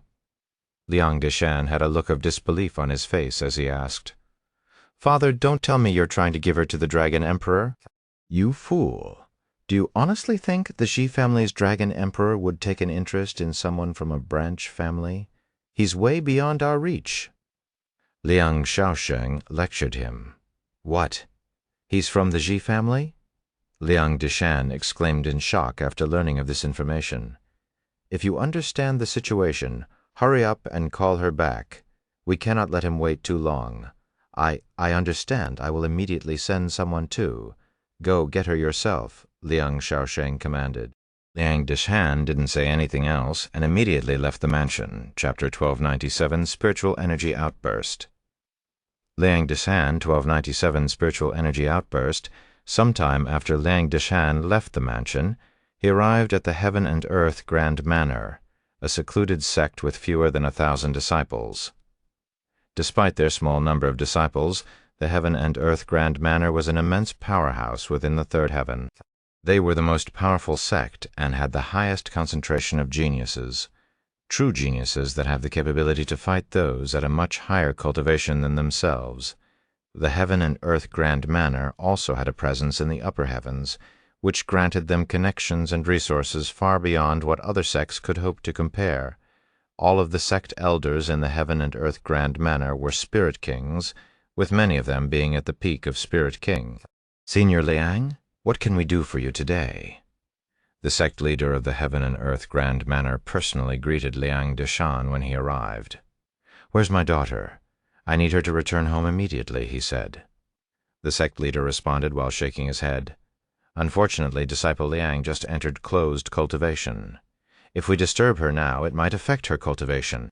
Typically, when an individual goes into secluded cultivation, they stand at the precipice of a breakthrough, requiring utmost tranquility and forbearance of interruptions, as even the slightest disruption could bring irreparable harm to them." However, to the sect leader's shock, Liang Deshan said, "I don't care. Bring her out. This is an emergency." Liang Qinru was the Liang family's priceless treasure. She had talents that hadn't been seen in their family for over 100,000 years, so they poured all of their efforts and resources into her. The thought of damaging her talents and her future was simply unthinkable, even if the chances of that happening were less than 1%, regardless of the emergency. "Senior Liang, I don't want to sound rude, but it would be imprudent to interrupt her at this point." The sect leader sighed. "I am well aware of the risks. However, this matter exceeds that. If you're not going to bring her out, I will personally do it myself," Liang Deshan exclaimed, his patience wearing thin. The sect leader sighed again. "I understand. I'll go call her right now." Sometime after the sect leader left, the entire Heaven and Earth Grand Manor shook violently, almost as though it was hit by an earthquake. Furthermore, the atmosphere pulsated with an overwhelming reservoir of spiritual energy, an immense force that served as the true catalyst behind the earthquake. When Liang Deshan sensed the spiritual energy and recognized it as his daughter's spiritual energy, he gritted his teeth and clenched fists, his face filled with dread. "Qinru, I'm sorry," he cried inwardly. The occurrence of a spiritual energy outburst in this manner typically signifies that someone's profound breakthrough has been prematurely disrupted, so the chances of Liang Qinru's breakthrough being interrupted were quite high. Liang Deshan's worst nightmare came true when the sect leader returned to him with a pale complexion. "Where's my daughter?" Liang Deshan asked with a deep frown. "She's currently being treated for her injury. There's no way you didn't feel the disturbance just now, because we interrupted her right before she had a breakthrough. She's currently experiencing immense backlash. If I hadn't prepared for this possibility beforehand and treated her the instant it happened, her cultivation would have been crippled. This is why I didn't want to disturb her." Liang Deshan rubbed his eyes and asked, "How bad is it?" "Very bad, worst-case scenario. That spiritual energy outburst just now was more than half of her cultivation base, so she's only a spirit lord now. It will take another 100 years for her to recover, and we still don't know if her talents have been affected by this incident." Heavens! Liang Deshan felt his knees weakening after hearing such news. "Just what is this emergency, anyways?" the sect leader asked. Liang Deshan refused to answer such a question. After all, if it was revealed that he risked Liang Qinru's cultivation in order for her to meet someone, his reputation would vanish instantly. After another hour, Liang Qinru's treatment was completed, and she was returned to Liang Deshan at the sight of his daughter. Her pale countenance and fragile demeanor sent Liang Deshan's heart plummeting. "Qinru, are you okay?" he asked her. "Do I appear fine to you?" "You disturbed my breakthrough, causing me to forfeit half of my cultivation." "Just why did you come here?" she bellowed in fury. Liang Deshan lapsed into silence. His response eluding him in the face of her anger. After a moment of silence, he muttered, "Let's go. Your grandfather is waiting for our return. No, I will not leave until you tell me what this emergency is." Liang Qinru sternly refused. Liang Deshan didn't say anything else and used his spiritual energy to carry her, forcing her to move. If Liang Qinru still had her original cultivation, he wouldn't have been able to do such a thing. "I can't believe you. Just wait until I tell Grandpa about this." Liang Qinru was left baffled by his unreasonable treatment towards her, especially when he had always treated her like a princess. Sometime later, once things calmed down a little, Liang Qinru asked again, "Father, what happened? Did something happen to the family?" "No, but something might if we don't return immediately. We have an important guest, and you're going to meet him." Liang Qinru's jaw dropped after hearing this news. "You nearly cost me my life just so I could meet someone? Are you out of your mind?" she cried out loud. "He isn't just someone. He's a dragon emperor from the Shi family," he exclaimed. However, that didn't quell Liang Qinru's anger. "I don't care if he's a dragon emperor or from the Shi family. How dare you sell me to another man? And you are the one who's always telling me to stay away from them. Nobody is trying to sell you. He just wants to meet you for some reason. But if he fancies you, it would greatly benefit our entire family and you. With his influence, he could easily compensate you for your injury today and more." Because they were in such a hurry, Liang Shaosheng forgot to tell Liang Dishan their reason for wanting Liang Qinru. "Are you listening to yourself? If you aren't trying to sell me, I don't know what is." "This is why I didn't want to come," Liang Dishan sighed inwardly. Chapter 1298, Liang Qinru. Eventually, Liang Dishan and Liang Qinru returned to their household. "What took you so long?" Liang Shaosheng yelled at them on sight the moment they returned. "Grandpa, please help me. Father has gone crazy. Because of him. My breakthrough was disturbed, and I experienced a spiritual energy outburst. My cultivation even dropped all the way to Spirit Lord because of the outburst." Liang Qinru immediately began begging for help. However, to her surprise, Liang Shaosheng dismissed her complaints and said, "It's just a mere spiritual energy outburst. Your cultivation will eventually recover. However, this opportunity is a once-in-a-lifetime event. Quickly, come with me."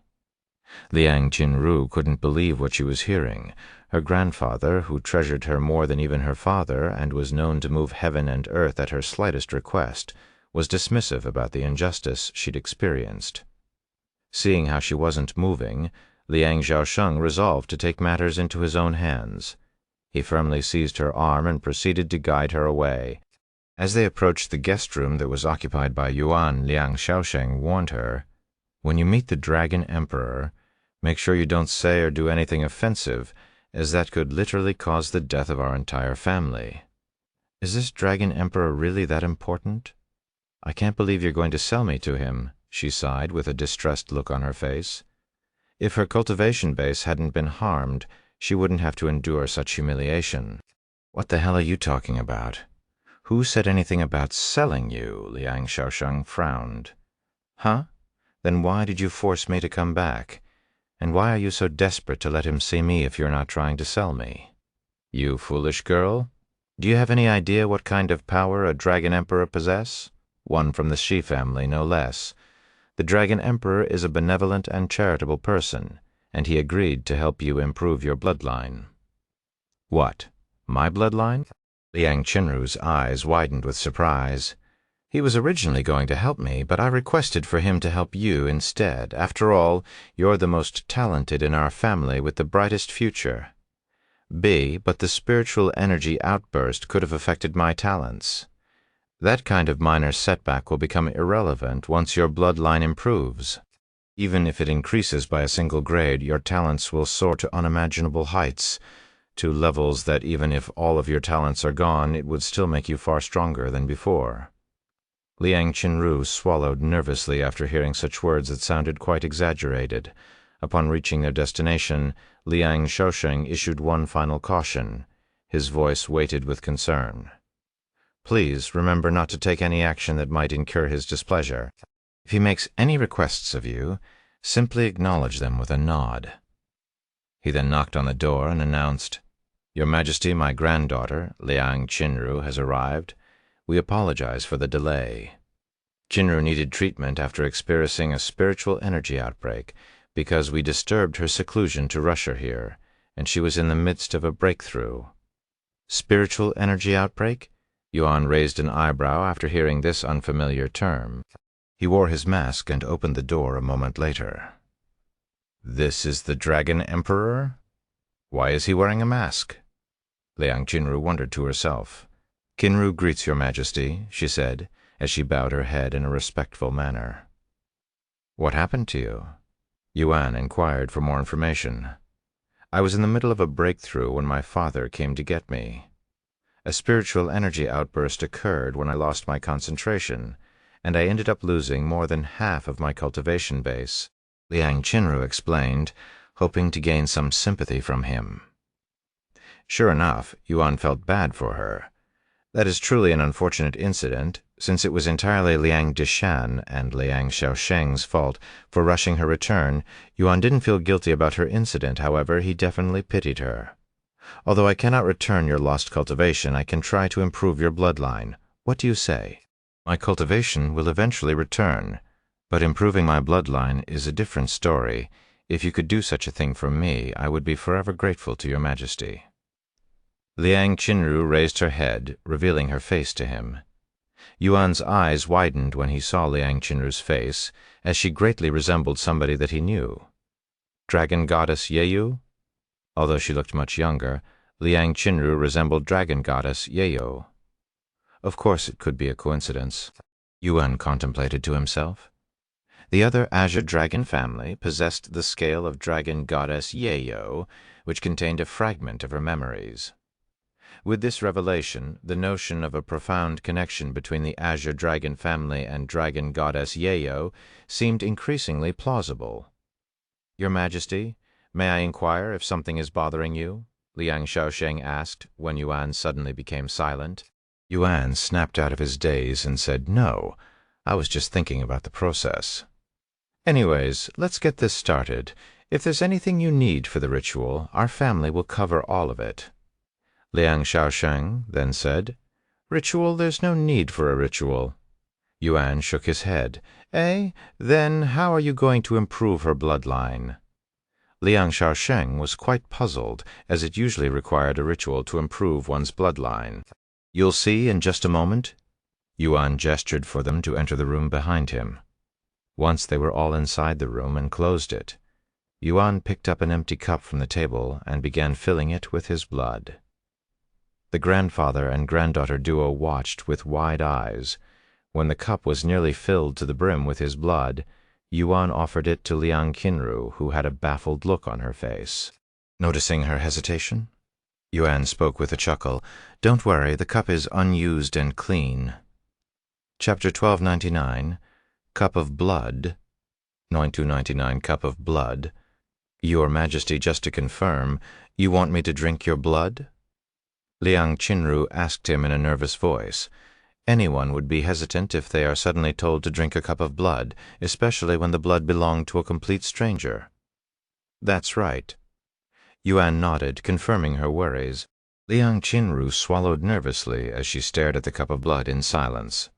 "What are you waiting for? Hurry up and accept His Majesty's generous offering." Liang Xiaosheng urged her to accept the cup, and he said to her through divine sense, "The blood of a dragon emperor is unfathomably pure. Our blood are no different than muddy water in comparison. If you consume his blood, there's a really good chance that your bloodline will improve. Even if it doesn't, his blood will definitely benefit you in many other ways. If I can get rid of him just by drinking some blood, then," Liang Qinru thought to herself. "Thank you, Your Majesty." After resolving herself, Liang Qinru accepted the cup of blood and held it against her soft lips. A deep breath later, Liang Qinru tilted the cup and swallowed a mouthful of the blood.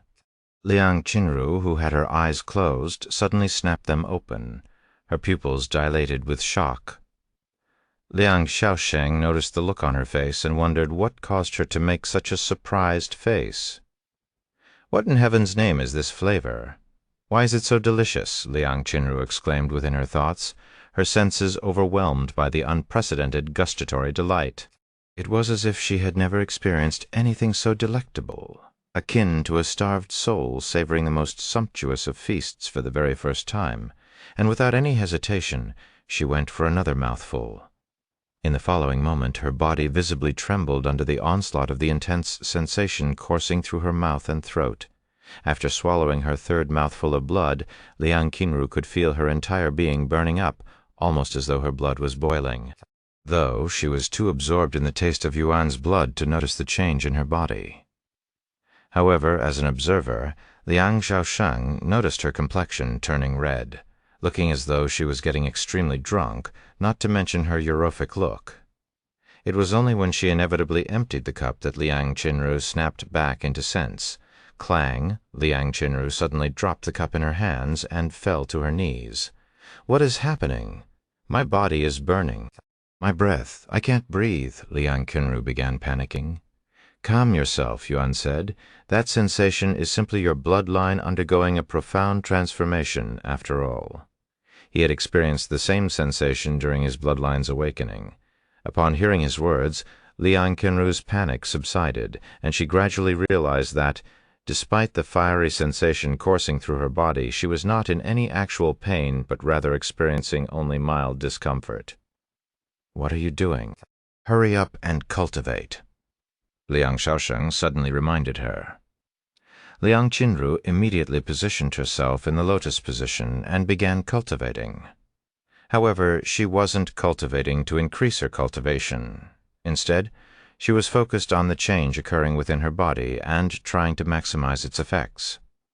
Yuan then said, "This will probably take a while. Let's go outside to avoid disturbing her." After exiting the room, Liang Shaosheng immediately lowered his head and bowed to Yuan. "Thank you, Your Majesty. Words cannot express my gratitude to you, so if you need—" Yuan raised a hand and interrupted. "Don't worry about it, and seeing how everything worked out properly, I shall take my leave now." "Huh? You're leaving already? But Qinru still hasn't thanked you yet. I'm sure she'll finish soon, too. Unfortunately, I still have a lot of work to do. Tell her to save her gratitude until our next meeting. I'm sure we'll meet again, too," Yuan said, refusing to stay there any longer. Liang Shaosheng wanted Yuan to stay a little longer, but he also didn't want to be too bothersome, so he had no choice but to nod his head. "Then at least let me show you the way out." Yuan shook his head and said, "Someone needs to stay here to make sure she's not disturbed. We wouldn't want another spiritual energy outburst to happen to her, right? Then I'll take my leave now." Without letting Liang Shaosheng say another word, Yuan turned around and walked away, quickly disappearing from Liang Shaosheng's sight. Liang Shaosheng made sure to bow to Yuan as he walked away, staying that way even long after he was gone. Liang Qinru would not come out of the room for many hours, 9 hours to be exact. Liang Shaosheng guarded her room the entire time, making sure nobody could disturb her. After emerging from the room, Liang Qinru's foremost desire was to express her heartfelt gratitude to the Dragon Emperor. However, to her dismay, she was told that he had left long ago. "His Majesty departed shortly after you commenced your cultivation," Liang Shaosheng relayed. "He also instructed me to convey a message to you. Save your gratitude until your next meeting." "Our next meeting?" Liang Qinru muttered, her face suddenly turning red. "Anyways, how do you feel?" Liang Shaosheng inquired about her condition a moment later. Liang Qinru clenched her fists and muttered, "My body is overflowing with strength even though my cultivation hasn't recovered a bit. I don't know how much my bloodline has improved, but I can say with certainty that I'm currently stronger than I was before my spiritual energy outburst despite having a lower cultivation." "That powerful?" Liang Shaosheng swallowed nervously after hearing such outrageous claims. "In fact, I can still feel my bloodline getting stronger as we speak." "This is simply incomprehensible." Liang Qinru sighed, feeling a sense of awe. She looked at Liang Shaosheng and asked, "By the way, His Majesty? What was his name, huh?"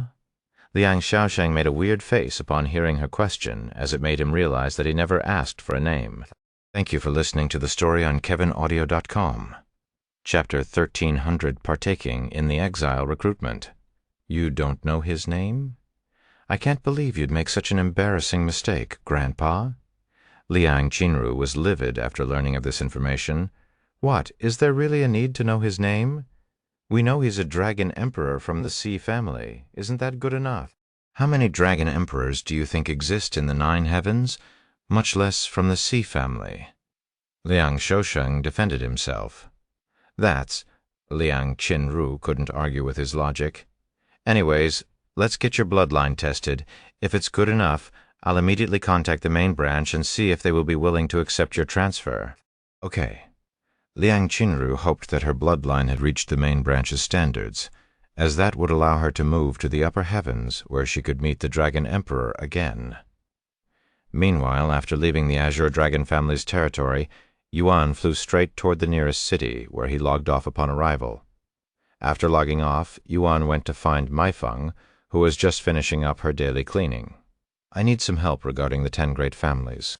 Do you know where their recruitment is being held?" Yuan asked, as he decided to deal with them before ascending to the 4th heaven. "As far as I am aware, one needs to contact them by phone and answer some questions before they are given the location," Maifeng said. "To root out those without an exile, huh?" Yuan mumbled to himself. "Would you like to me give them a call?" Maifeng then asked. "I will call them myself, since they'll most likely be asking questions only those with an exile could answer." "I understand. Give me a minute." After receiving the recruitment's phone number, Yuan immediately gave them a call. "Hello, thank you for contacting us.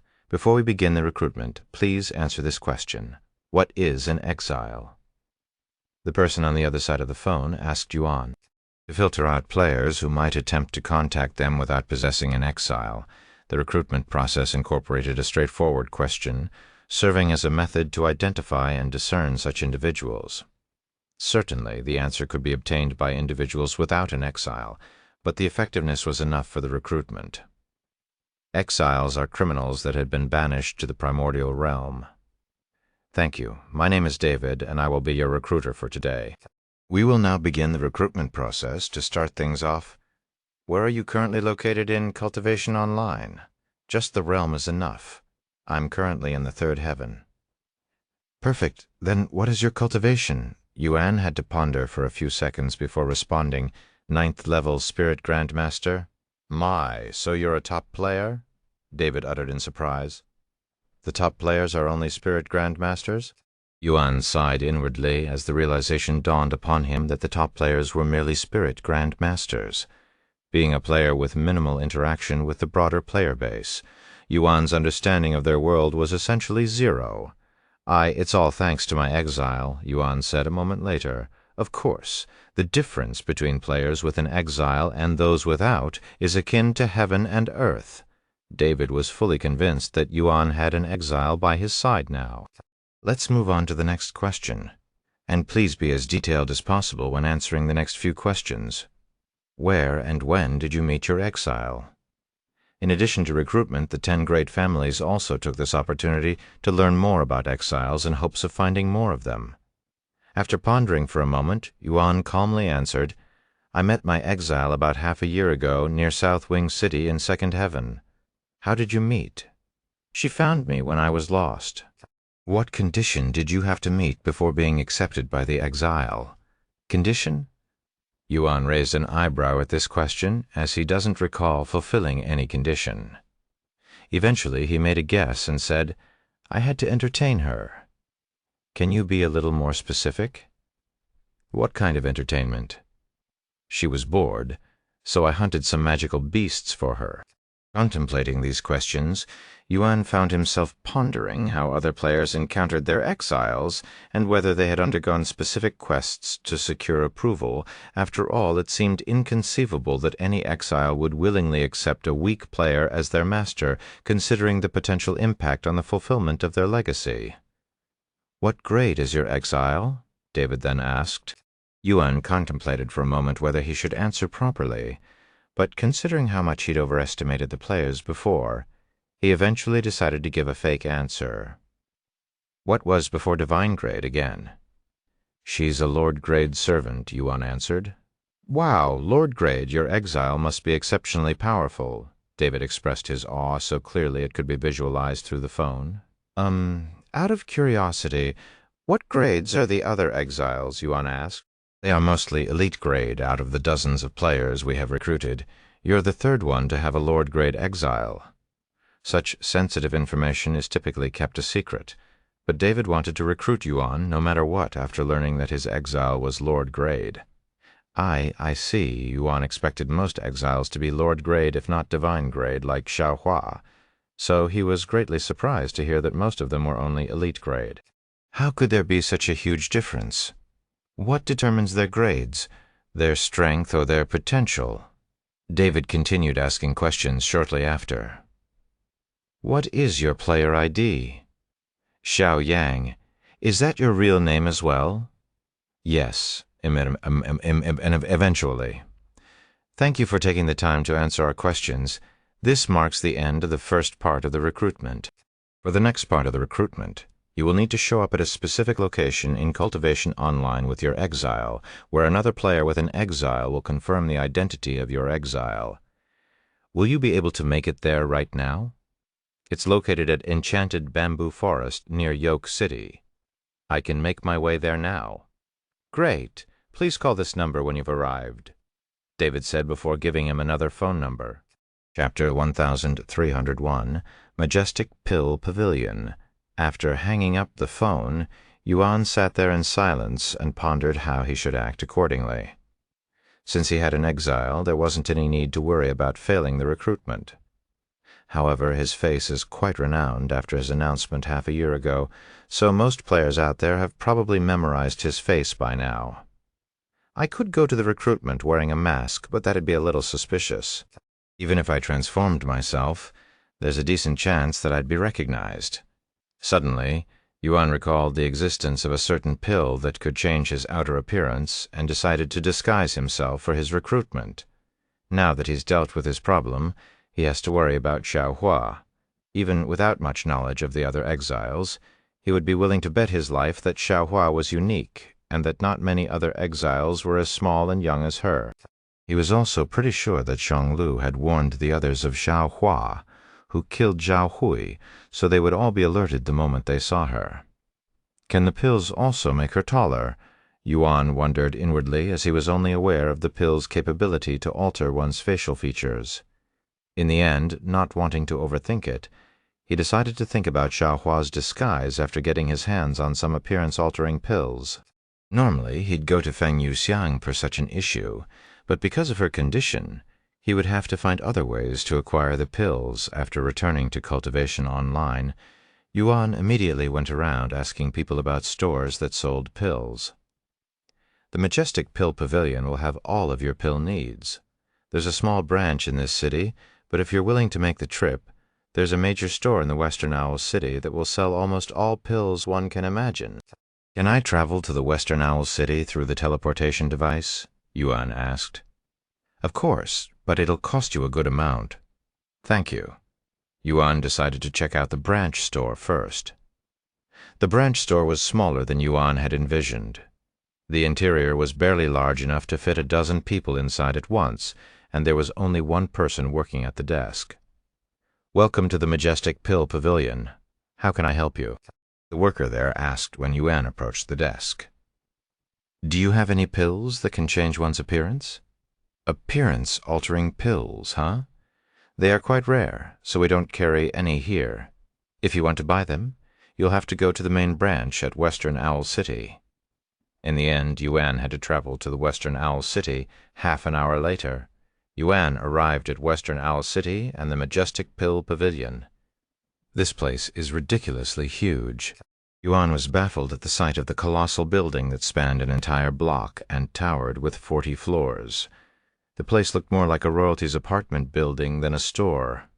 Having seldom relied on pills in his journey, Yuan possessed limited knowledge when it came to the intricacies of the pill market. In the world of cultivation, pills stand as an indispensable resource for both cultivators and mortals alike. Whether sought for medicinal purposes or to enhance one's cultivation, pills often take precedence over treasures due to their abundance and effectiveness. Yuan entered the building shortly after. The first floor consisted mostly of reception desks and information boards for the other floors. Thank you for waiting. Here is your order, Senior Huang.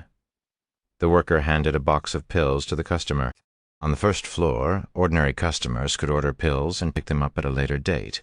If one wanted a specific pill, they could find them at the information board, where hundreds of jade slips could be found hanging. Each jade slip contained information regarding all of the available pills in the store and which floor they could be found on. After looking through the jade slip, Yuan found the appearance-altering pills on the 7th floor. However, something else intrigued him. On the 35th to the 37th floor, there were alchemy classes being taught. The 35th floor is meant for beginners with less than 10 years of experience. The 36th floor is meant for intermediate alchemists with less than 100 years of experience. Last but not least, Advanced alchemists with over 100 years of experience go to the 37th floor. Surprisingly, these alchemy classes were free, so Yuan could enter without paying a single coin. However, the classes are taught only once a month. Oh, there are classes in session today on the 35th floor. Yuan pondered, taking a peek inside briefly after he finished with his shopping. Sometime later, he arrived on the 7th floor, and he immediately walked to the nearest empty desk. "Hello, what kind of pills are you looking to buy today?" The worker, a handsome young man, greeted him with a bright smile. Appearance, altering pills. "Certainly. They are currently 25 spirit stones each. How many would you like to purchase?" 100 spirit stones? That's 100,000 gold coins for a single pill," Yuan cried inwardly after hearing the price. Fortunately, he was pretty rich. "I'll take 2. Despite his immense wealth, Yuan only bought what was necessary. "Oh, can these pills alter one's height?" he then asked. "Unfortunately, they can only alter your facial features. Only the grand appearance-altering pills can achieve full-body alteration. Those are 1,000 spirit stones each, but even cultivators at Spirit Enlightenment won't be able to see through your disguise." Yuan's eyes widened at the price, and he asked, "What about the appearance-altering pills? Who will be able to tell the difference?" "They will work against spirit lords at best, but even then, if someone is experienced with disguises, they would be able to tell even if they are only a spirit grandmaster," the worker explained. "The exiles at the recruitment will mostly be spirit kings, so that would render the ordinary appearance-altering pills pointless." "Okay, I'll take 2 grand appearance-altering pills instead." Yuan handed over 2,000 spirit stones. "Thank you. I will bring them to you right away," the young man said before disappearing into one of many back rooms on that floor. Chapter 1302, Alchemy Flames. 132, Alchemy Flames. The young man returned with a small wooden box a few minutes later. He opened it before Yuan to show the 2 red pills resting inside. "Please confirm the product. Grand Appearance Altering Pill, Tier 4, Purity, 81% effects, alters one's appearance, will last for 6 hours.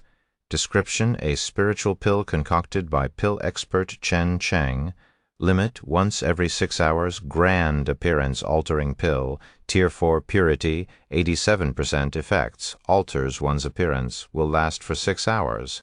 Description: a spiritual pill concocted by pill expert Huang Li. Limit: once every 6 hours. I have confirmed it," Yuan said as he accepted the wooden box, tossing it inside his spatial ring. "Is there anything else that I can help you with?" "No, this is all. Thank you." Yuan walked away, making his way to the 35th floor to take a glimpse of their class. Upon arriving at the 35th floor, Yuan was greeted by a large door with 2 Spirit Lord guards. "I'd like to experience the alchemy class," Yuan said to the guards as he approached them. The guards silently inspected him for a moment before nodding their heads.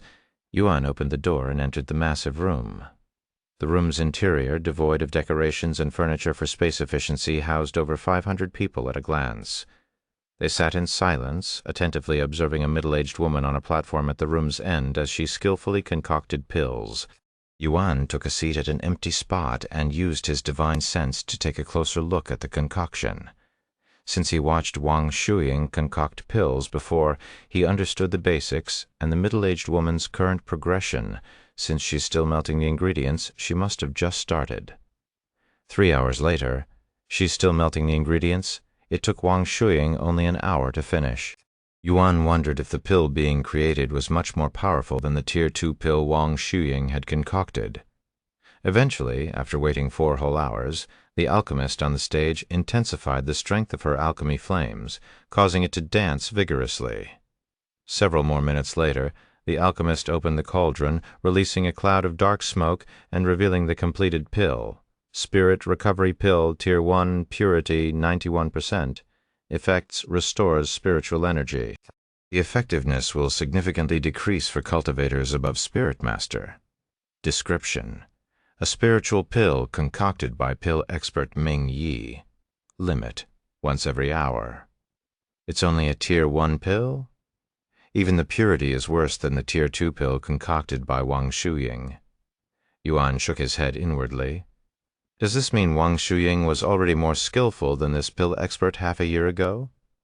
This pill expert is a spirit lord, too. While Yuan was disappointed by the results, the rest of the audience there were filled with awe and cheered like fans during a concert. I hope you all paid attention to my demonstration just now. If you have a cauldron and would like to try to concoct the pill yourself, we have the ingredients over there. I will be going around to instruct you as well, the middle-aged woman said. Hearing this, multiple people there brought out their cauldron. Yuan wanted to try concocting a pill, but he did not have any alchemy flames. I still have the cauldron I bought with Wang Shuying, but I don't have the alchemy flames needed to concoct pills. If I really want to, this store sells alchemy flames on the 38th and 39th floors. After pondering for a moment, Yuan left the 35th floor and made his way to the 38th floor. Hello, are you looking to purchase alchemy flames? A pretty young woman beckoned him when she noticed him looking around. Yuan nodded as he approached the young woman. Do you have any alchemy flames meant for beginners? He asked. Of course. What type of alchemy flames are you looking for? How many types are out there? Sorry, I'm really new to this. Don't worry about it. We've all been there. The young woman chuckled and she continued. Anyways, there are 3 main types of alchemy flames: spirit, tranquil, and neutral. Spirit-type alchemy flames are fierce and vicious in nature. They are extremely powerful and require minimal spiritual energy to maximize their strength, making them the most powerful type of alchemy flames. However, because of their viciousness, they are also extremely hard to control, so only those with peak talents or vast experience would use this type of flames. Meanwhile, tranquil-type alchemy flames are the complete opposite of spirit-type. They are calm and gentle in nature, so they will be much easier to control. Unfortunately, they are not as powerful as spirit types and will require much more spiritual energy than spirit types to achieve the same results.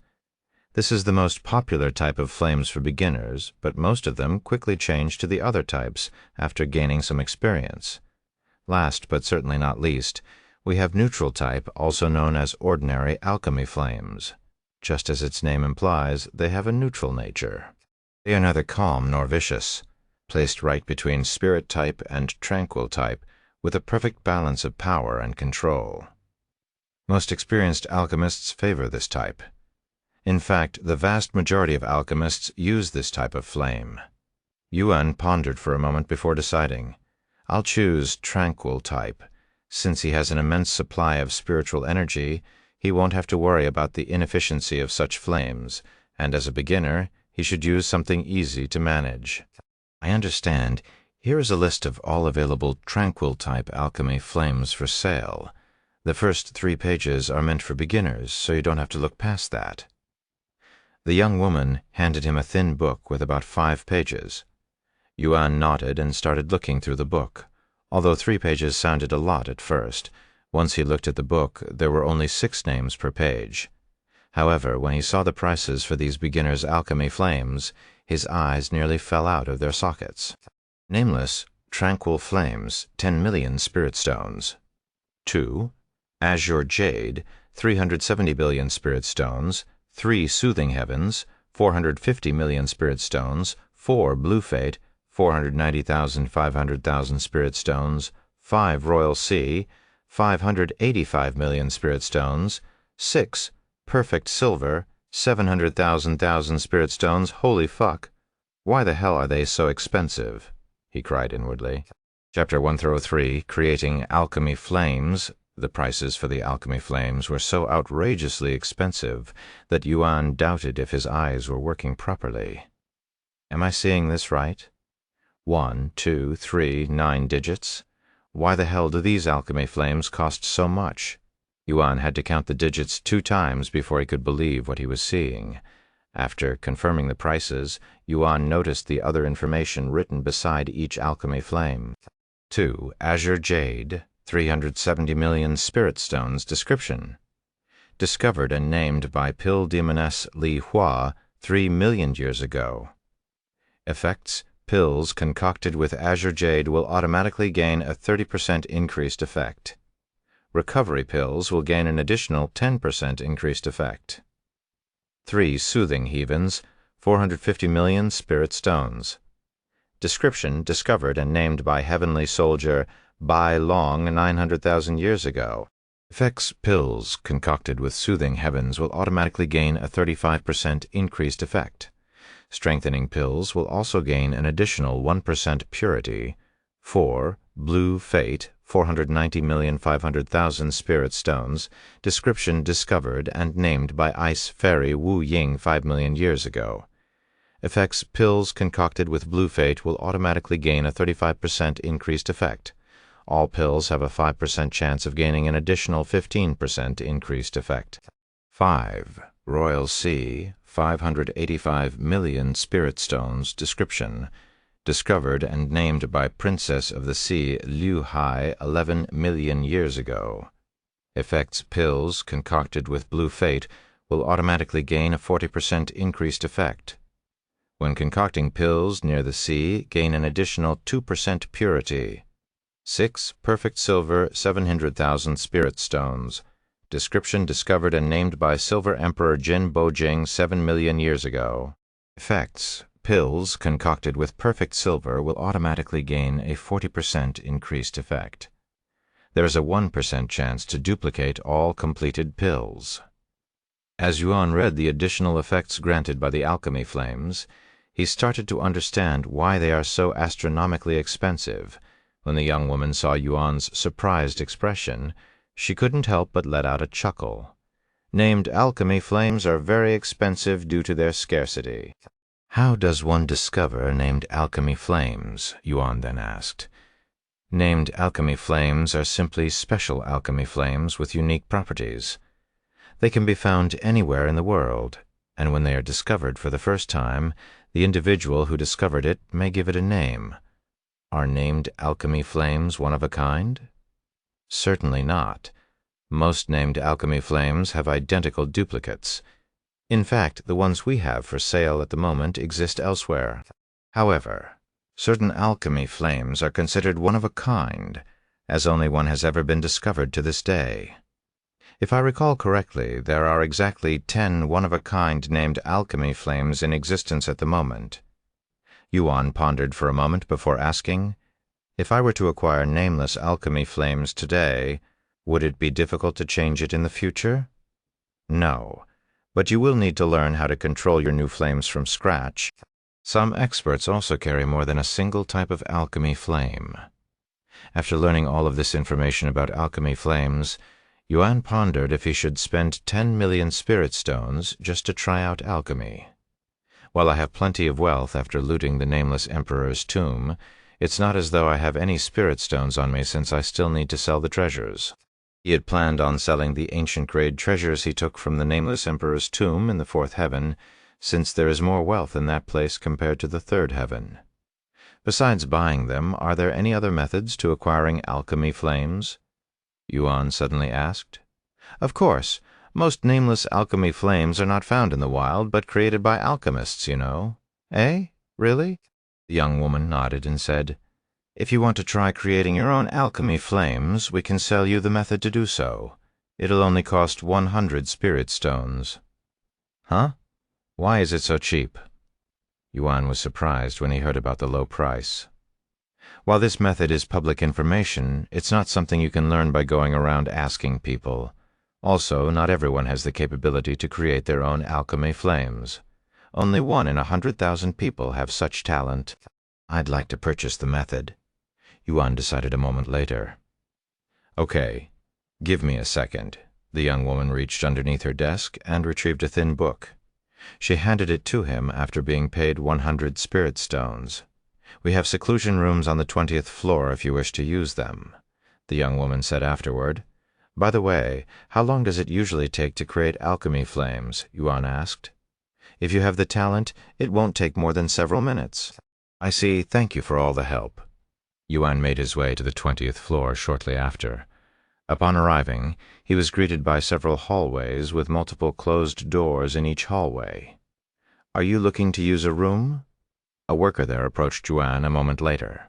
Yes, that will be 5 spirit stones for 30 minutes with a limit of 2 hours per person. How long do you intend on staying? 30 minutes should be enough. I understand. Please follow me. The worker proceeded to lead Yuan to one of the available rooms. After paying 5 spirit stones, Yuan entered the room. The second the door closed, a timer appeared on the blank wall. 29:59. Yuan didn't waste any time and immediately started studying the book. After memorizing the entire content in less than a minute, Yuan closed his eyes and began following the instructions on creating his own alchemy flame. Alchemy flames are essentially highly condensed spiritual energy. Just like air, when compressed enough, their temperature rises. However, that is just the basic logic behind it. Actual alchemy flames are on a completely different level. As he sat on the floor in the lotus position, Yuan positioned his hands to face each other with a few inches between them, almost like he was preparing to clap them. Within a few seconds, Yuan sensed a warm sensation enveloping his palms. This warmth steadily intensified until, eventually, a small ball of flame materialized between his hands. Chapter 1304, Yuan's Alchemy Flame. The 1304 Yuan's Alchemy Flame. The tiny ball of flame materialized by Yuan was a beautiful golden color, but it was so small that even the weakest wind could blow it out of existence. Fortunately, the alchemy flame was only half completed, so there was still more work to be done. As Yuan continued to compress his spiritual energy and add it to the existing flame, the golden alchemy flame gradually grew larger and larger. Over time, the alchemy flame expanded, growing to a size comparable to that of an apple. Ding! A familiar sound resounded inside Yuan's head, causing him to open his eyes. You have successfully created nameless alchemy flames. You have learned Summon Alchemy Flames. You have acquired the title Alchemy Expert from successfully creating alchemy flames for the first time. Alchemy Expert. Description: all pills concocted by the user will have an increased 10% effect. Summon Alchemy Flame rank. Heaven, Mastery level. 1. Description: allows the user to materialize alchemy flames, consumes chi every second. Nameless Alchemy Flame grade. Tier 1, growth rate, very fast effects, and a description created by player Yuan. Yuan stopped compressing his spiritual energy after seeing that he'd successfully created his alchemy flames. At a glance, his alchemy flame seemed ordinary, but Yuan noticed that his alchemy flame had a growth rate that also existed in his soul weapons. This indicated that his alchemy flame would very likely grow stronger the more he used it. However, even though he acquired his own alchemy flames, he did not have any techniques to control the flame, as that was a different thing entirely. Yuan pondered for a moment before he recalled a certain technique that he'd learned near the beginning of his journey. Heavenly Fire Control, rank Mortal, Mastery level, 1 description. Consumes 10 chi per second, allows you to control and adjust the temperatures of regular fire with your spiritual energy.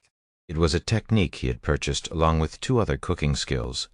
Yet until today, he had never found an opportunity to put it into practice. But can I use a technique meant for controlling regular fire to control alchemy flames? Yuan wondered as he read the description. Since it wouldn't hurt to try, that was exactly what he did the following moment.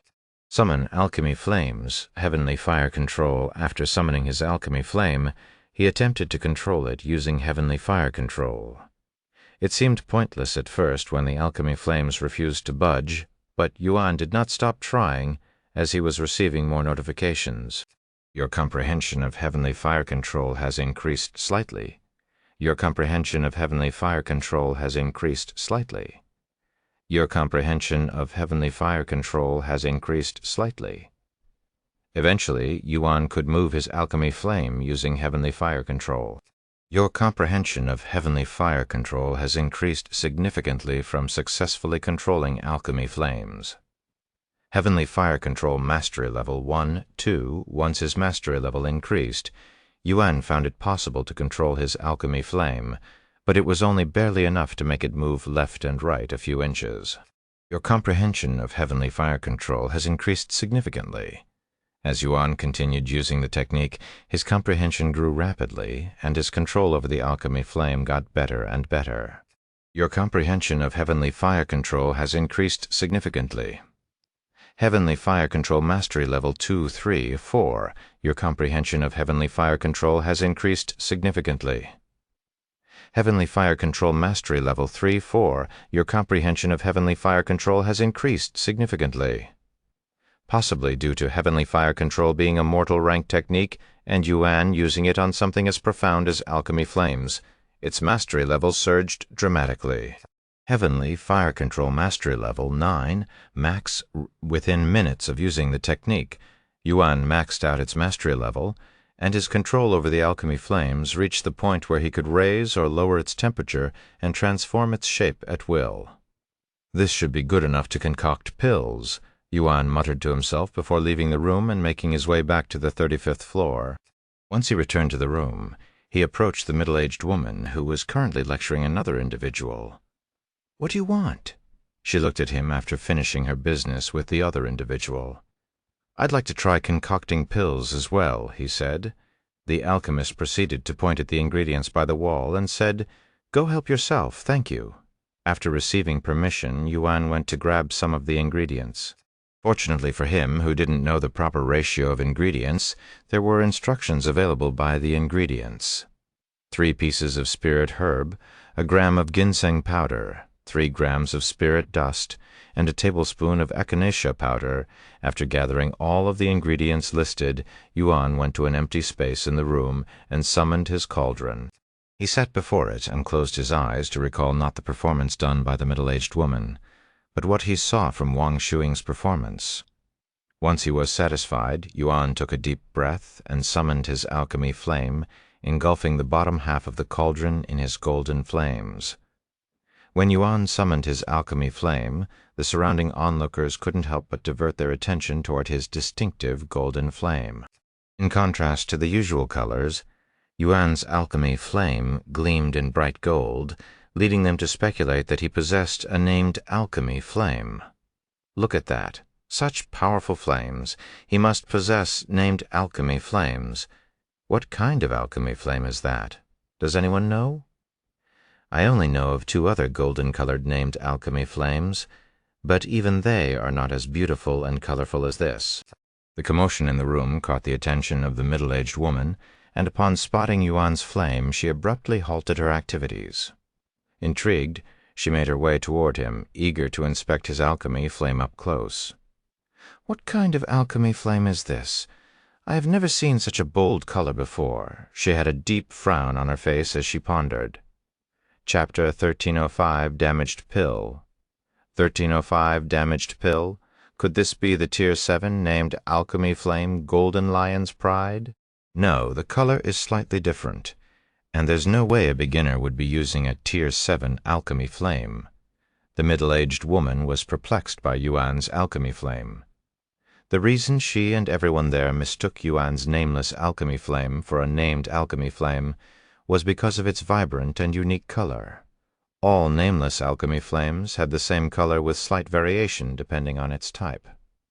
Nameless spirit-type alchemy flames have an orange-red color. Nameless tranquil-type alchemy flames have a light seafoam color. As for nameless neutral-type alchemy flames, they were simply grayish in color. Any color distinct from the 3 common colors likely indicated a named alchemy flame, and Yuan's golden flames did not align with the characteristics of the nameless varieties. While everyone in the room was fixated on his alchemy flame, Yuan was focused on his pill concoction. Once his cauldron was hot enough, he tossed all of the ingredients into it and closed the lid. Utilizing his divine sense, Yuan could perceive every minute detail transpiring within the cauldron, even with its lid closed. As his alchemy flame blazed fervently, the ingredients within the cauldron swiftly melted, almost too quickly. It hasn't even been 10 minutes, and he's already melted all of the ingredients? If he melts the ingredients too quickly, their quality will degrade and the pill will come out damaged. The middle-aged woman shook her head inwardly at Yuan's beginner's mistake. Although it was possible to speed up the melting process, it would require immense talent and experience to ensure that none of the ingredients were damaged in the process. However, anyone could tell that Yuan was a complete newbie at alchemy, as he was simply just blazing through the melting process with raw power. Having melted the ingredients, Yuan promptly proceeded to the subsequent step, crafting its distinctive round shape while simultaneously solidifying the substance by lowering the temperature of his flames without weakening the flames. What?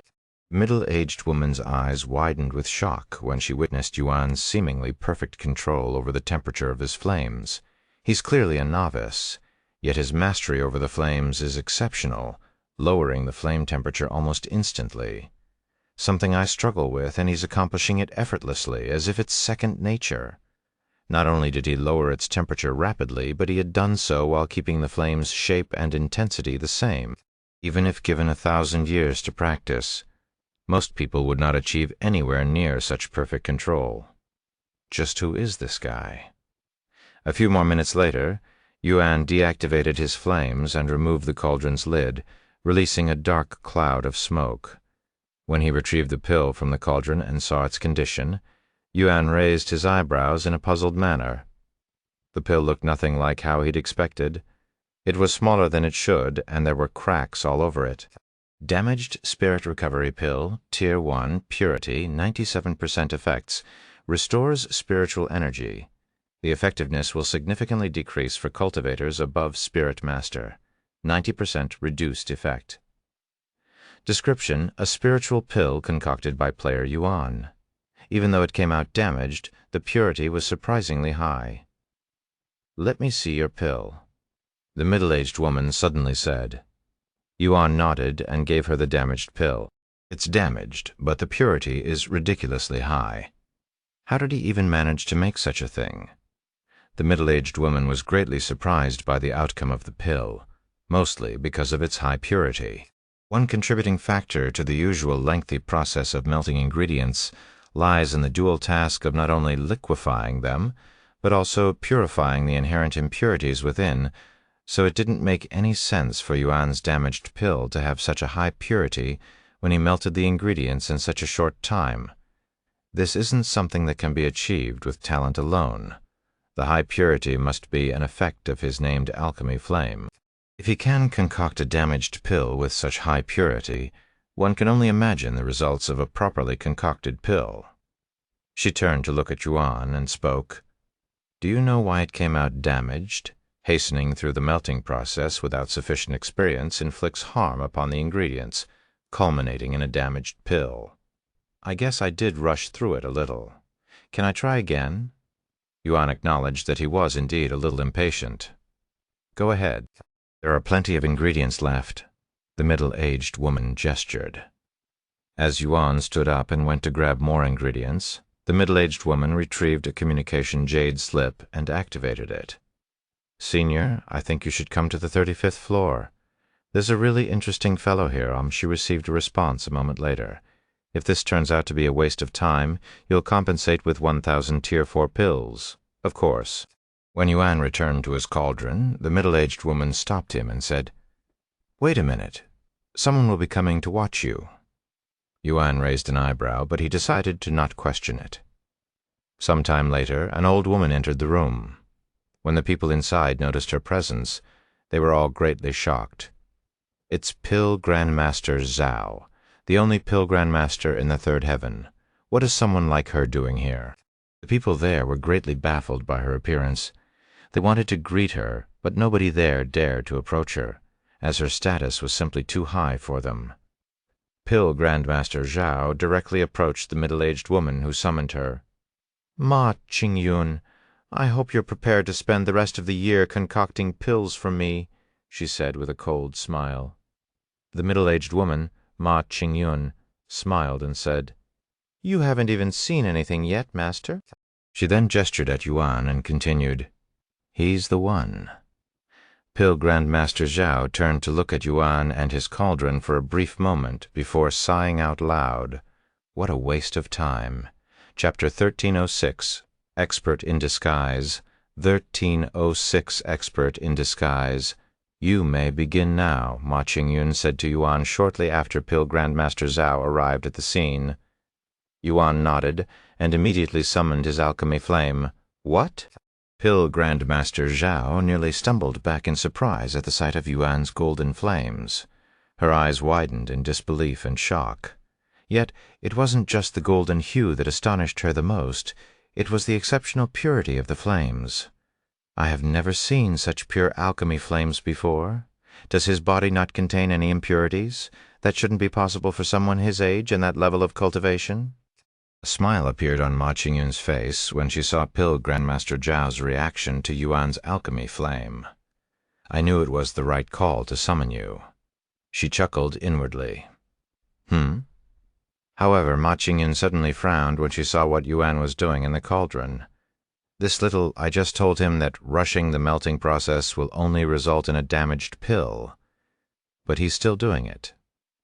Ma Qingyun wondered if Pill Grandmaster Zhao's presence had anything to do with it. After all, anyone would be nervous if they were being watched by the best alchemist in the third heaven. As for Pill Grandmaster Zhao, she wasn't even paying attention to the pill concoction, and was solely focused on Yuan's alchemy flames, almost as though she was bewitched by its beauty. The purity is perfect, but now that I'm looking at it closely, this alchemy flame, it's almost as though it was formed very recently. Pill Grandmaster Zhao didn't think for a second that Yuan was responsible for forming the alchemy flame, and thought that he had gotten extremely lucky with acquiring a newly formed alchemy flame. Meanwhile, Yuan was completely focused on melting the ingredients. Contrary to Ma Qingyun's thought, he was not pressured by Pill Grandmaster Zhao's presence.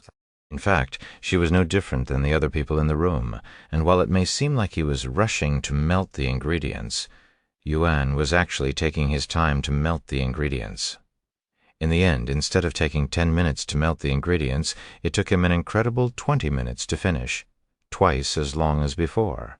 He removed the lid afterward, releasing a cloud of dark smoke. What? He's already finished? Pill Grandmaster Zhao was taken aback when he suddenly took away the golden flames. There's no way. He's only a beginner, right? Yuan retrieved the pill a moment later. Flawless Spirit Recovery Pill, Tier 1, Purity, 100% effects, restores spiritual energy. The effectiveness will significantly decrease for cultivators above Spirit Master, 50% increased effect. Description: a spiritual pill concocted by player Yuan. A smile appeared on Yuan's face when he saw the condition of the pill. It did not have a single crack on it, and the surface was as smooth as a pearl. Let me see that pill, Ma Qingyun exclaimed, and hastily took the pill from Yuan's grasp before he could even respond. After inspecting the pill, Ma Qingyun swallowed nervously and thought to herself, a flawless pill? He concocted a flawless pill in less than half an hour? Even if it's only a Tier 1 pill, this isn't something I can achieve. She turned to look at Yuan with a doubtful gaze, as she was suspicious of his identity. Is he really a beginner? No, there's no way. He's definitely an expert. Now that I think about it, there's no way a beginner would have a named alchemy flame. Ma Qingyun became filled with anger when she came to this realization. I've been fooled, this fucking bastard. How dare he humiliate me before my master? Right as Ma Qingyun prepared to curse at Yuan in an outburst, Pill Grandmaster Zhao took the pill from Ma Qingyun's grasp without uttering a word and began to inspect it. A moment later, she looked at Yuan and spoke. You little brat, are you really a beginner? Did you come here to show off? Yuan raised his eyebrows and responded with an innocent expression. I am a beginner. In fact, I am concocting pills for the first time in my life today. For the first time? Ma Qingyun nearly puked blood after hearing such an outrageous claim. If one could achieve such godlike results on their first day of practice, everyone would be an alchemy god after practicing for less than a decade. Is that so? However, to everyone's surprise, despite Yuan's outrageous claim, Pill Grandmaster Zhao seemed to believe his words. What's your name? She suddenly asked. Yuan, then? Yuan, want to become my disciple? I'll mold you into the best alchemist in this world in less than a year. No, I can guarantee you that you will surpass me in half a year. Master? Ma Qingyun was shocked to the core after hearing such words. Don't Tell me you actually believe in his lies. There's no way a beginner would be able to concoct a flawless pill on their first day, much less in such a short amount of time." Pill Grandmaster Zhao sneered, although I may not have seen the concoction process because I was absorbed by his alchemy flames. I saw enough to make a sound judgment. A pill master can disguise their skill by purposefully messing up their pills, but they will have an incredibly hard time disguising their behavior and habits, while this young man exhibited incredible, even perfect control over his flames. His application was wholly novice, as if devoid of any prior experience. And despite the flawless result of the pill, his handling of the ingredients and post-treatment of the pill itself was straight trash. Most of all, I cannot sense the aura of an expert from him no matter what. If he's actually an expert in disguise, I'll quit being alchemy. No way. Ma Qingyun swallowed nervously. Don't worry, I'm really a beginner, Yuan suddenly said as he stood up. The only reason I even have a cauldron is because I use it for body tempering. And he continued, as for your offer, sorry, but I will have to refuse. Hearing his response, Pill Grandmaster Zhao narrowed her eyes at him, which may seem threatening to others, but Yuan didn't get such a feeling at all from her.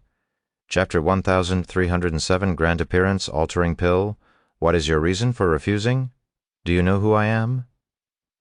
Pill Grandmaster Zhao asked him after a moment of silence. Yuan shook his head. I don't, but judging by how everyone reacted to your presence, I'm willing to bet that you're someone influential.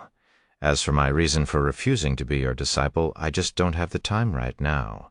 And he continued, to be honest, I came here on a whim and don't have any intention to learn alchemy seriously for now, on a whim. Ma Qingyun nearly coughed up a mouthful of blood after hearing such words.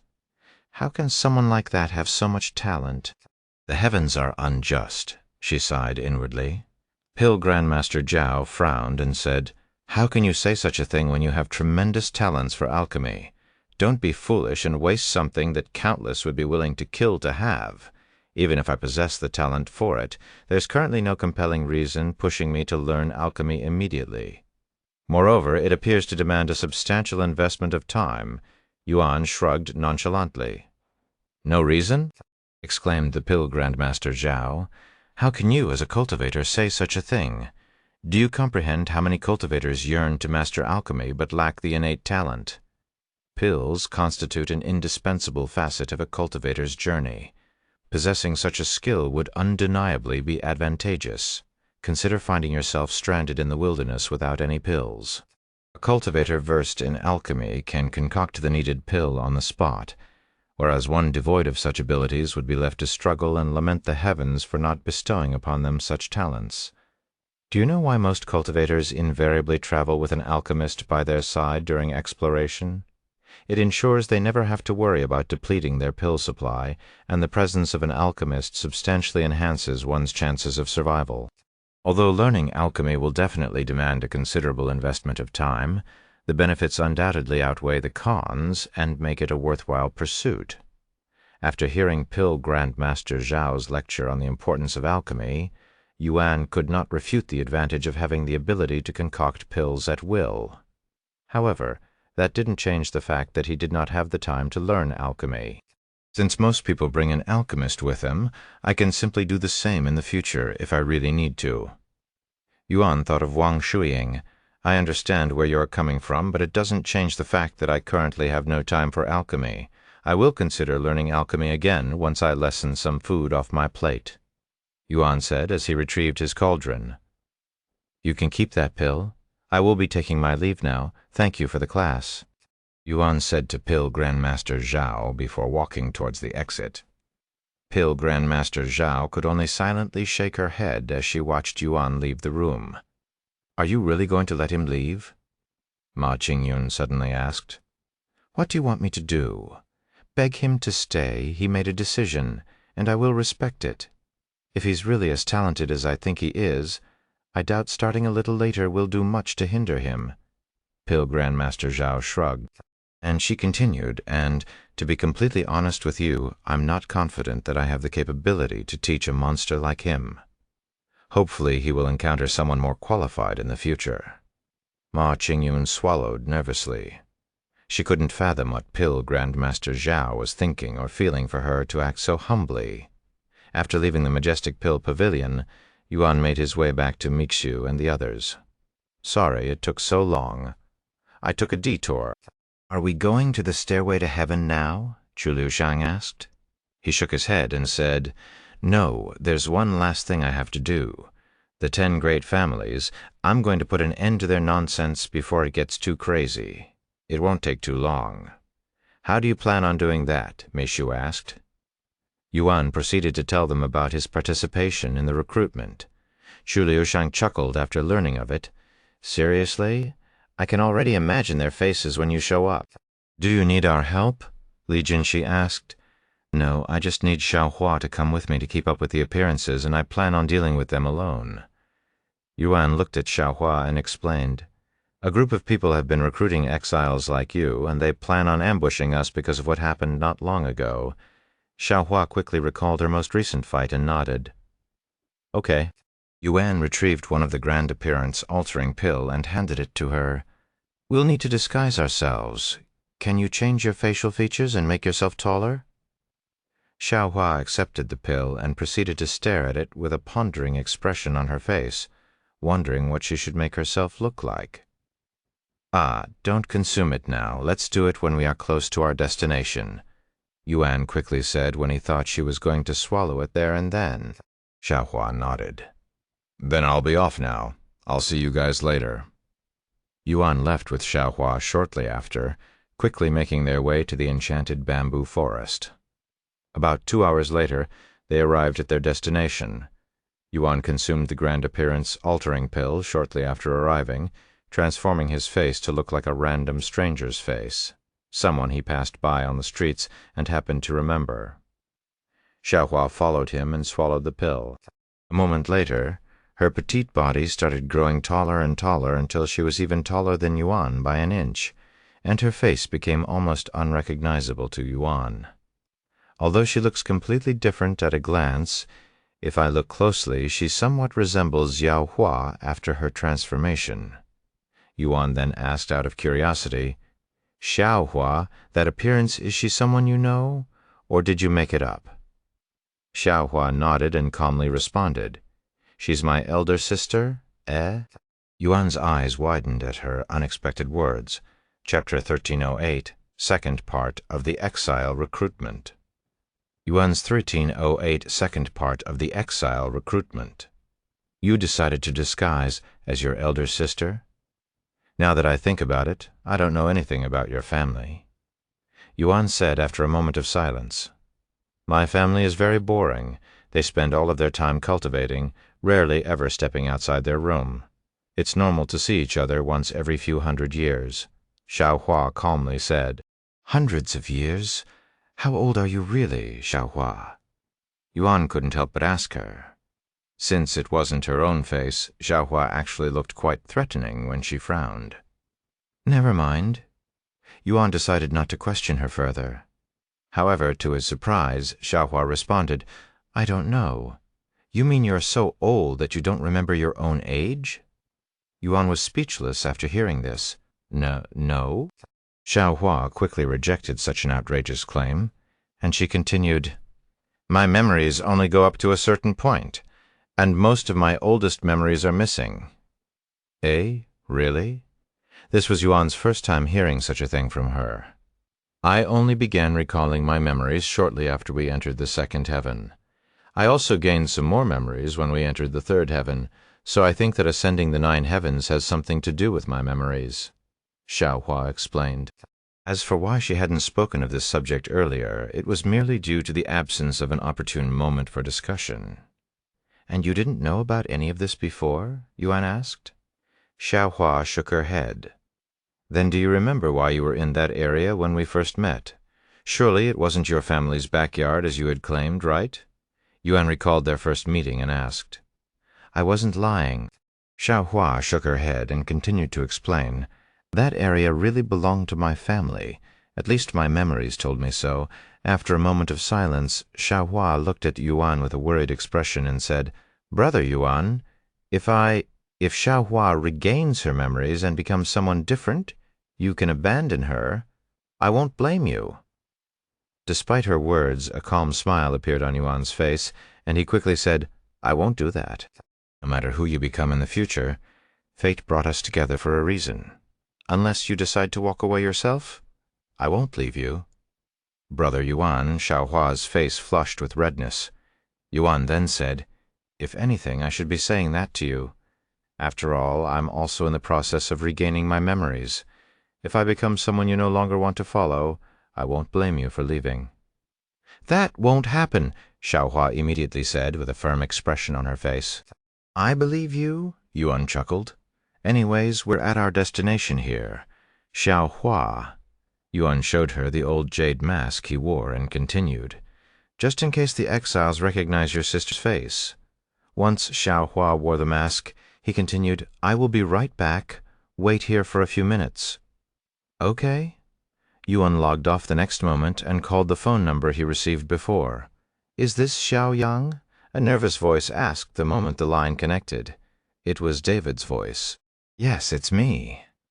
Thank God I thought you'd decided not to join us when you didn't contact us for so long," David said, revealing the reason for his anxiousness. Yuan then said, "I'm really sorry it took this long, but something came up and I had to deal with that before coming. Anyways, I'm at the location you gave me. Don't worry about it.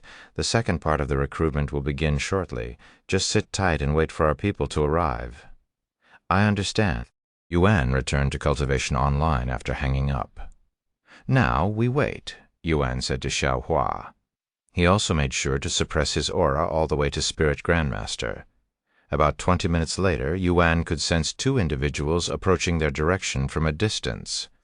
One of these individuals had the aura of a spirit master, while the other individual exuded the aura of a peak spirit king. It was obviously a player and their exile. However, for some reason, these two individuals did not show themselves and watched Yuan and Jiahua from a distance. Yuan didn't try calling out to them and patiently waited for them to do their thing. "Hukeza, do you sense the aura of an exile coming from either of them?" a young man asked the tall, bulky man beside him. After a moment of silence, Hukeza spoke. "That tall woman beside him, she's definitely an exile. What about that man beside her? What's his cultivation?" Hukezi narrowed his eyes at Yuan and said, "Judging by his aura, he should be around Spirit Grandmaster. However, there's something strange about him. It's almost like he has more power than what's being revealed." "I see. Why's that woman wearing a mask, though? Doesn't that seem suspicious to you?" the young man asked another question. "No, not at all. Considering that she's in exile, she's wearing a mask most likely because she was only recently sent to the primordial realm, so she doesn't want anyone to recognize her. As for the rest of us, we've been in the primordial realm for so long that we don't have to worry about anyone recognizing us, at least not in this kind of lowly place." "I see." Once they confirmed Yuan and Xiaohua's identity through the information provided by David, the young man and his exile finally came out of hiding and showed themselves to Yuan and Xiaohua. "Are you Xiao Yang?" the young man asked. Yuan nodded. "You must be the recruiter for the second part of the recruitment." "Not quite, and you've already passed the second part when we confirmed that you had an exile with you. My name is Dazzling Sword. Nice to meet you." The young man introduced himself, but he only revealed his character's name, Chapter 1309, A Gathering of Exiles. "Dazzling Sword, is there another name I can address you as?" Yuan asked with a weird look on his face. "You can just call me Daz, then." "All right, then. Daz, what's next?" Yuan asked. "There's still one last part of the recruitment before you can meet the others," Dazzling Sword said, and he continued, "You see, there's a reason why the 10 great families gathered all of us together. Do you know why?" Yuan pretended to think about the answer before responding. "Is there some kind of insanely hard dungeon that requires this much firepower?" Dazzling Sword laughed at his answer for a moment before speaking. "Something like that, but it's not a dungeon, it's an exile." Yuan acted surprised and exclaimed, "What?" "The 10 great families is doing all of this just for a single exile." "She's not just a mere exile, she's an exile from the Asura clan," Kukesi exclaimed with clenched fists. Xiaohua act surprised and shout, "What? The Asura clan? That's impossible!" Yuan instructed her through divine sense. "What? What? The Asura clan? That's impossible!" Xiaohua shouted a moment later, but it sounded a bit stiff and unnatural. "I know it sounds ridiculous, and while there isn't any actual proof, just the possibility of the Asura clan existing outside the primordial realm is dangerous enough for us to work together." Hukez took Xiaohua's unnatural response as a kind of shock and continued to explain further. "If it's true that someone from the Asura clan has managed to acquire the Supreme Heaven's legacy, we must work together to get rid of her before she gets rid of us. If we don't deal with her as soon as possible, none of us will have a chance of survival." Hua's eyebrows twitched after hearing such a thing, as Hukez made it sound like her family was the most dangerous thing in this world. If it's really the Asura clan, then I am willing to work together with the other exiles to get rid of her," Xiaohua said a moment later, following Yuan's instructions again. "Great. Then until we remove the threat, we are in a truce. If you attack any of the other exiles for any reason, we will all attack you at once. Do you understand?" Hukeza asked, his gaze filled with killing intent. Xiaohua silently nodded her head. "Is that all there is to it? Just hunting this exile?" Yuan suddenly asked. "Yeah. What else do you want?" Dazzling Sword nodded. "Oh, are you perhaps asking about the rewards? Don't worry, you'll receive your share once we meet up with the others." So the 10 great families are purposefully not mentioning the true purpose of their recruitment. Yuan thought to himself. "Then what will happen after we finish this quest?" Yuan continued asking. "We will return to our own journey," Dazzling Sword said. "But if you manage to make a connection with the 10 great families, you can probably continue working with them." "I see then. When are we going to make a move?" "I'm not sure about that, but from what I've been hearing, we might be moving out very soon. Anyways, if you have more questions, you can wait until we group up with the others," Dazzling Sword said. "Follow me." Yuan and Xiaohua proceeded to follow Dazzling Sword into a nearby city to use their teleportation device. As they traveled, Hukeza started a conversation with Xiaohua. "So what did you do to end up as an exile?" Xiaohua responded without looking at him. "I killed people, of course you did. All of us did." "How did you kill them? How many did you kill? Did you have a nickname?" "They called me the Butcherer. I had killed at least 10,000 mortals and over 1,000 cultivators." "Brother Yuan?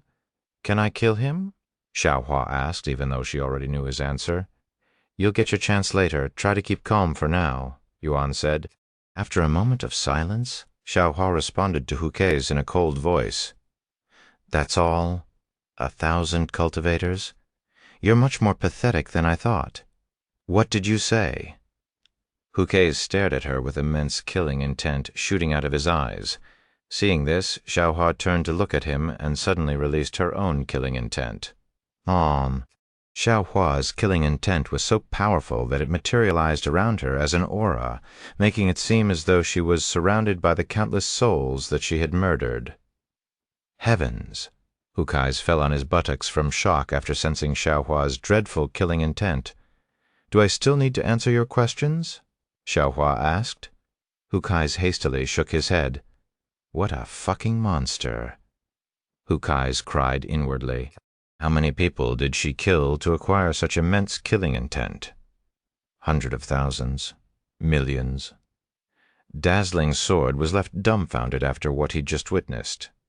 It was also the first instance he had seen Hukez, typically assertive, behaving with such timidity.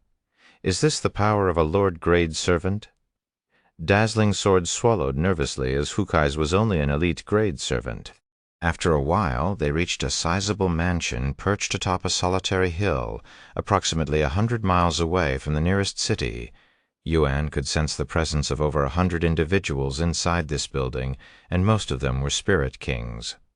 112 spirit kings, so they managed to recruit this many exiles, Yuan sighed inwardly. However, even though he was against so many exiles, Yuan did not feel worried in the slightest. "Where are we?"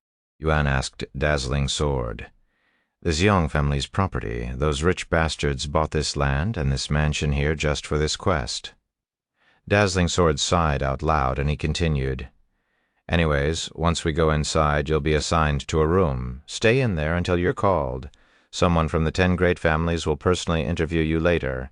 If they approve of you, you'll officially be recruited and receive your rewards." Chapter 1310, 112 Exiles. After giving Yuan a brief explanation of what to expect, Dazzling Sword opened the mansion doors and led him inside. The interior was extremely quiet, almost as though they were the only ones there. Of course, that wasn't the case. Most of the exiles were in their own room with their partner, guiding their partner's cultivation. Since it required one to reach the Supreme Heaven to complete the Supreme Heaven's legacy, and exiles are unable to ascend on their own, they could only rely on their partners. Regrettably for these exiles, their partners were players who were unaware of cultivation until very recently, so it was much harder for them to grasp cultivation techniques. If it weren't for the system's assistance, most of them would be utterly hopeless when it comes to cultivation. Sometime later, Dazzling Sword led Yuan and Xiaohua to their room where they would be sharing together. "This will be your room for now. Once you are officially recruited into our group, you'll receive another room. You are also not allowed to roam this place until then." "Any questions?" Dazzling Sword explained. "How long will it take for the recruiter to show up?" Yuan asked. "It shouldn't take long. A few hours at most. You have a Lord-grade exile after all," Dazzling Sword said later. Then Dazzling Sword closed the door on the way out. While they waited for the recruitment to continue, Yuan used his divine sense to scout the area and examine everyone within the building. Out of the 112 exiles, the majority of them were men, with only 4 being female. They also had the appearance of a gangster and the aura of a delinquent. They are the type that people subconsciously avoid on the streets. "Xiaohua, I know that as an exile you feel responsible for the other exiles, but as partners, it's only natural to share responsibilities. Can you leave them to me this time?" Yuan asked her. "Okay." Xiaohua reluctantly nodded her head. Even if she wanted to deal with these exiles, she knew that she did not have the capability to do so in her current state. Of course, it would be a different story if she released the seal within her like the last time, but Xiaohua did not want to rely too much on the monster within her.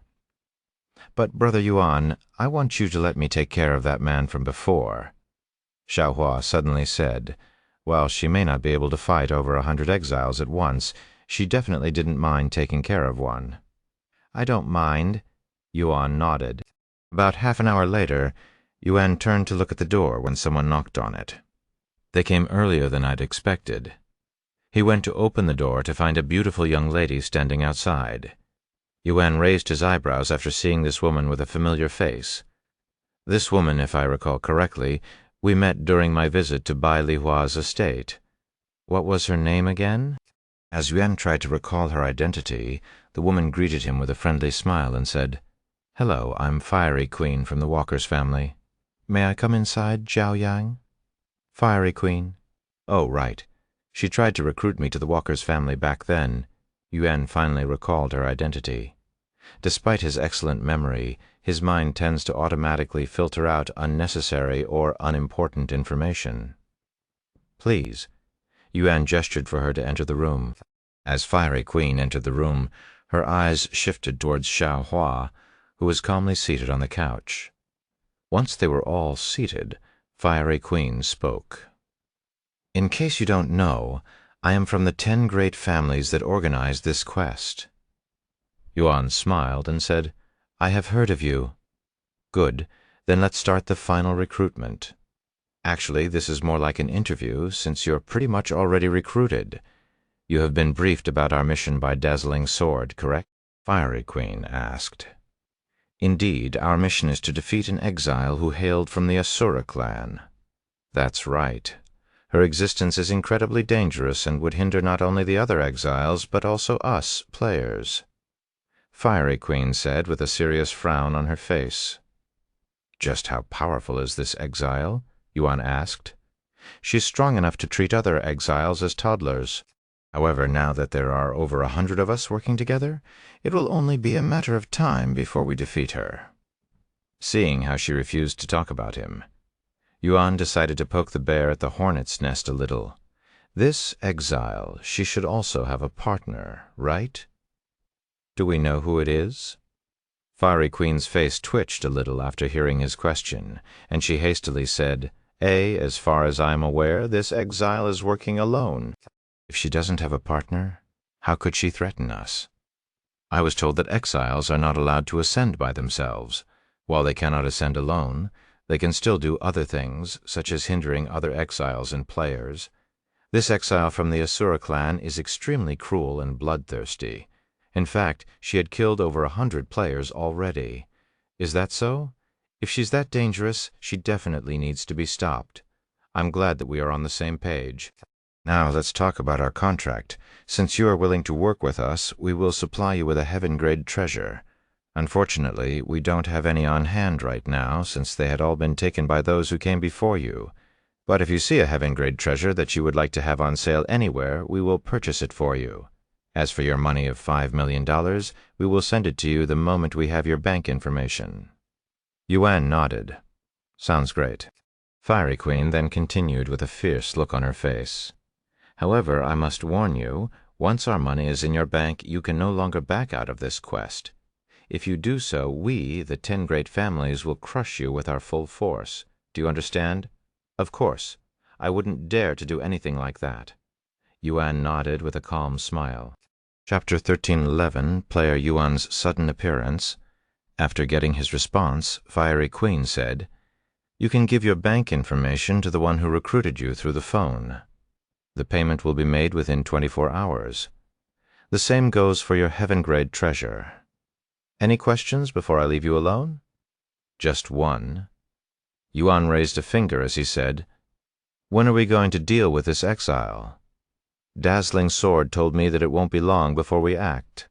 We will act the moment we confirm the location of Player, this exile, Fiery Queen said, nearly slipping and saying Player Yuan, and she continued, Don't worry, it shouldn't be long before we find her. We have thousands of people actively looking for her.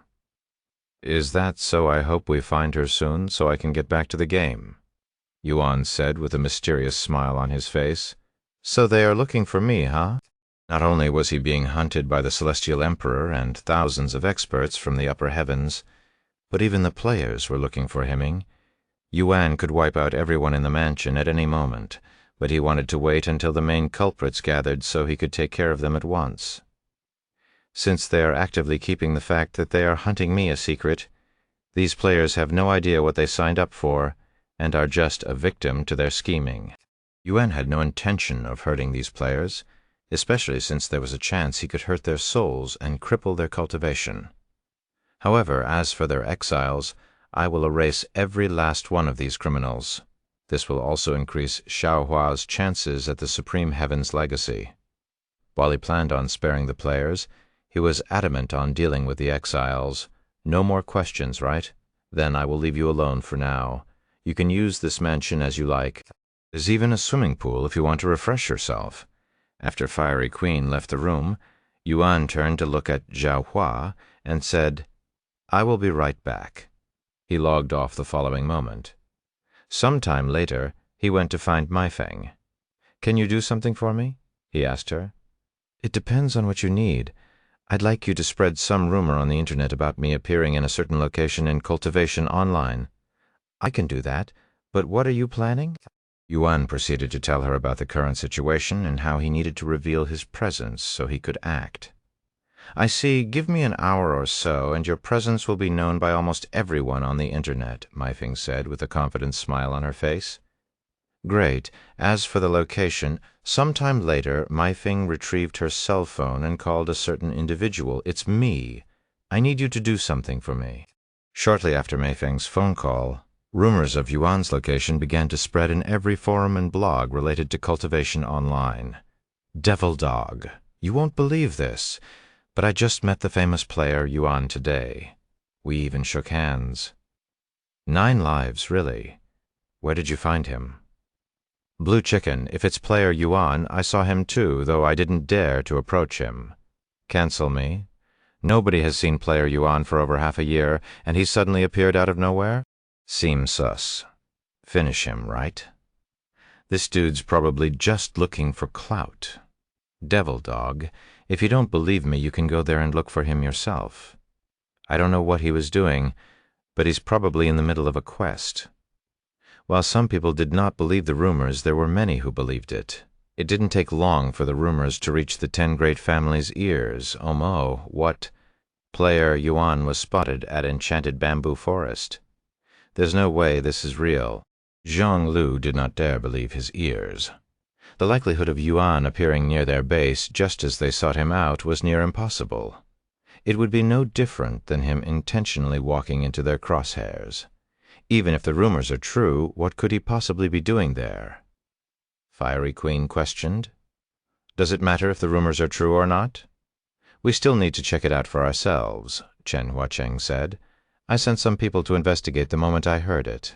Zhang Lu said, despite his doubt, he could not allow the chance of finding Yuan to slip away, even if the chances were almost impossible.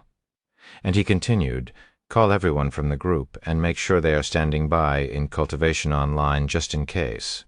Meanwhile, when Yuan returned to Cultivation Online, he said to Zhao Hua, I'm going out for a bit. If somebody comes here and asks for me, just tell them that I went somewhere. If they ask where, tell them you don't know since I disappeared into thin air. Okay, Xiao Hua nodded. I'll need to use your mask for a bit. Do you have anything else to cover your face? Yuan asked. I do. Xiao Hua proceeded to take out another mask from her spatial ring before handing back the black jade mask to Yuan. A divine-grade treasure? Yuan raised his eyebrows after sensing the aura coming from her mask. Xiao Hua calmly nodded in acknowledgement as she nonchalantly wore the mask. Just how many treasures do you have? Yuan chuckled. A short moment later, Yuan silently left the mansion and made his way to the Enchanted Bamboo Forest. When he arrived at the Enchanted Bamboo Forest, Yuan started to wander the place casually as he waited for people to show up. After waiting for around 15 minutes, Yuan sensed an approaching presence and made his way to this person. That mask. Could it really be Player Yuan? This person exclaimed when he saw Yuan and his renowned black mask appearing out of thin air. Who are you? Yuan pretended to encounter him by chance and asked, Are you Player Yuan? The player asked. I am. Yuan calmly nodded. I am Mui. I rushed here when I heard that you were here. I'd like to request a match with you. Please, the player said. Chapter 1312 Poison, 1312 Poison. You want to spar with me? Why? Yuan asked the player out of curiosity. My reason? I want to see how powerful you are to confirm whether you are as strong as they say. Mui said, I see. Yuan inspected Mui. He was only a spirit master, and it looked like he'd made the breakthrough very recently. An opponent of this level was akin to an ant before Yuan. In fact, he could erase Mui without lifting a finger. However, Yuan sensed several more presences appearing not far away, and wanted to use this opportunity to spread his own presence even more. I don't mind a spar, but the difference in our cultivation is very vast. Even if I limit myself and don't use any spiritual energy, I might kill you by accident. Are you okay with that? Yuan asked Mui. I don't mind, Mui said with a nervous smile on his face. Yuan couldn't fathom why Mui was willing to risk his own cultivation to confirm his strength. Of course, Yuan had no intention of killing Mui for real. Shall we get this start, then? Yuan summoned his Empyrean overlord and casually stood there. That sword. He's really Player Yuan. Mui finally confirmed Yuan's identity after seeing his sword, since anyone could get their hands on a black jade mask. Mui wasn't exactly sure if the person before him was Player Yuan. However, his large sword was something unique and had been recalled many times by those who were struck by it during the mystic realm. While there was still a small chance that the person before him could be an impersonator, Mui did not believe that was the case, as he could feel the immense difference between their strength even without having the capability to see Yuan's true cultivation, and his instincts were screaming for him to leave. Mui retrieved his own weapon a moment later, wielding 2 short swords, one in each hand. It was at this moment the other presences that Yuan had sensed early showed up. Wow, the rumors are true. Player Yuan is in the enchanted bamboo forest. Who's the one pointing his swords at Player Yuan? Isn't that Player Mui the player challenger? I heard some time ago that a player wielding 2 swords was going around challenging players, fighting stronger opponents as he went. Apparently, he's never lost a fight. He even defeated someone in the top 1,000. But to go for Player Yuan, isn't he? Just begging for defeat at this point? Mui ignored the spectators and acted as though they didn't even exist. "Don't go easy on me," Mui suddenly said. "If I don't hold back, this will be over before you can even blink." Yuan shook his head. Despite such arrogant words, Mui did not take offense to it. "I don't care. Just don't go easy on me." Mui suddenly took an offensive stance. Yuan smiled and said, "At least show me that you aren't a waste of my time." Mui released a low roar before rushing at Yuan with both arms in motion. Twin serpent's bloodthirst, Mui's swords became coated with a green aura after he activated his skill, his body overflowing with spiritual energy. Once he was close enough, Mui activated another skill, Twin Serpent's Dance.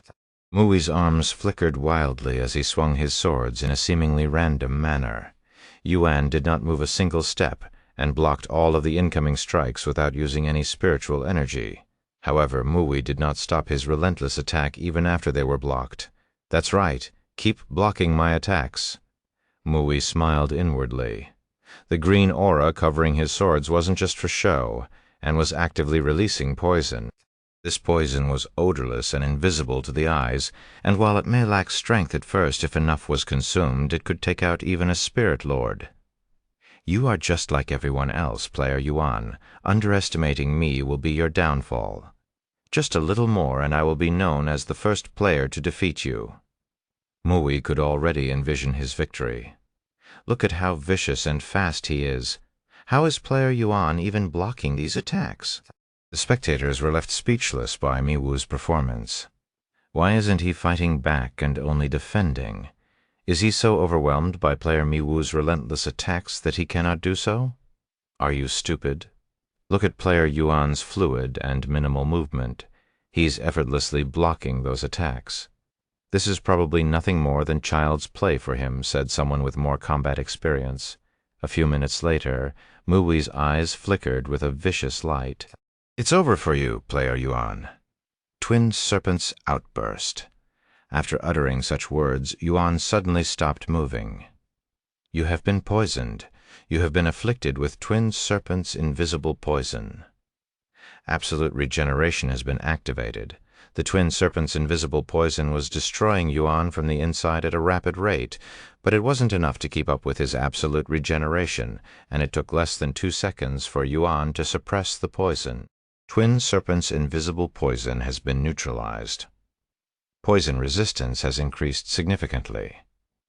Mui, who wasn't aware that Yuan had already neutralized his poison, laughed out loud. "My Twin Serpent's invisible poison can kill even a spirit lord within 2 minutes, and I waited 5 whole minutes just for you, Player Yuan.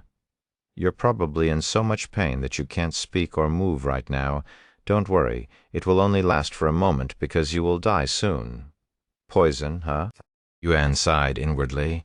Though inherently resilient against physical harm, Yuan remained susceptible to assaults that targeted his internal body, such as poison. Fortunately for him, Mui's poison wasn't too strong, or he would have sustained much more damage. "I should increase my poison resistance a little more in the future, just in case I encounter someone with even stronger poison."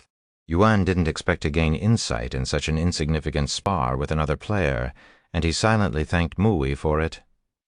"Poison? Huh? I didn't expect that." Yuan said a moment later, shocking Mui. "What? How are you still standing?" Mui exclaimed with a look of disbelief on his face. "Chapter 1313 player, Yuan has appeared." 1313 player, Yuan has appeared. How are you still standing? That poison is powerful enough to kill even a spirit lord with ease. You should be on the ground, writhing in pain now." Mui was in disbelief, as this was the first time someone affected by his poison hadn't fallen. "Did my poison not affect him?" "No, that's not possible. I also waited for 5 whole minutes before I activated it. There's no way it could be too weak either. If I was only a spirit lord, your poison might have worked on me. Unfortunately for you, I am not a spirit lord," Yuan calmly said. "What? Don't tell me you're a spirit king," Mui exclaimed in a shocked voice. The spectators could also be heard gasping in shock after learning of this revelation. "If I was only an ordinary spirit king, the poison still would have done immense damage," Yuan thought to himself. It was only because of his regeneration skill that kept him unharmed from the poison. No way. How did you manage to reach Spirit King so fast? Even the top players are only at Spirit Grandmaster, with the peak players barely entering Spirit Lord, Mui asked in a nervous voice. Yuan shrugged. "I'm not sure. It just happened." If only Mui knew that Yuan was a peak Spirit King who couldn't progress further because of his unique physique. "Anyways, is that all you've got to show me?" Yuan then asked. He paused for a moment before continuing with narrowed eyes. "If so, I will end our little spar." Mui felt chills throughout his entire being after feeling Yuan's gaze. "Not yet," Mui roared as he clenched his fists and rushed forward. Fuck! Fuck! Fuck! If I cannot defeat him with my trump card, what chances do I have left? There's no way I can beat him without my poison," Mui cried inwardly as he relentlessly swung his swords at Yuan. Seeing this, Yuan sighed.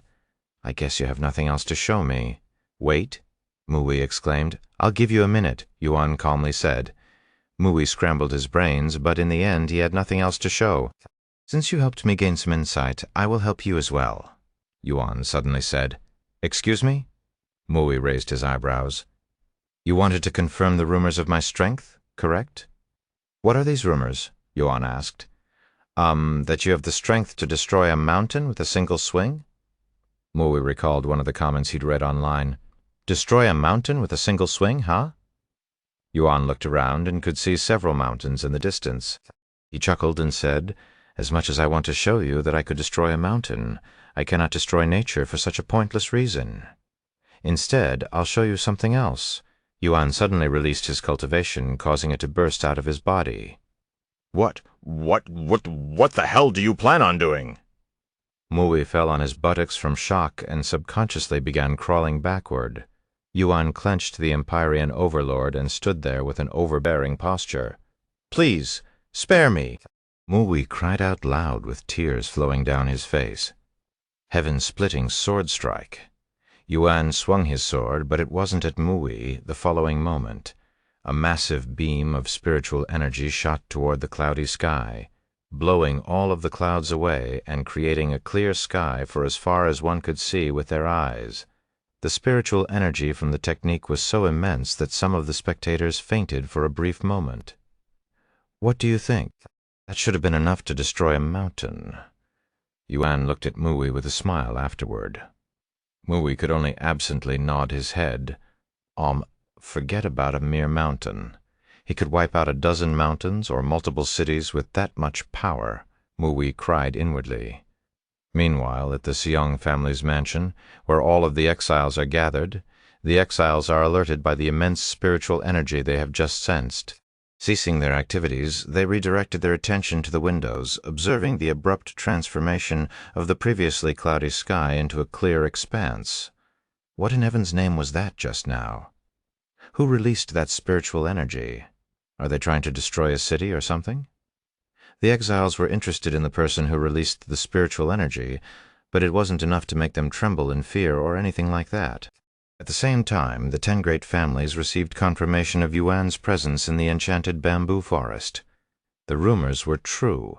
I witnessed player Yuan there with my own eyes. He even fought with another player.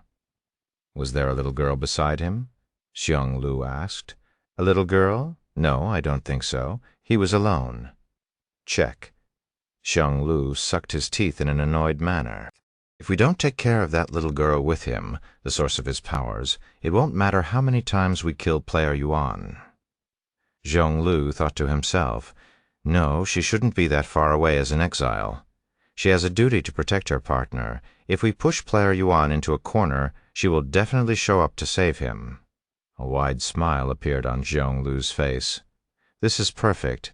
We'll take Player Yuan hostage and mess with him until she arrives. Listen to me carefully. I want you and everyone there to stall Yuan until we get there. I don't care what you have to do. Don't let him leave. Zhonglu demanded through the phone before closing the connection and calling the others. Player Yuan has appeared at Enchanted Bamboo Forest. We will make our move immediately. Gather the forces. Today will be Player Yuan's last day at the top.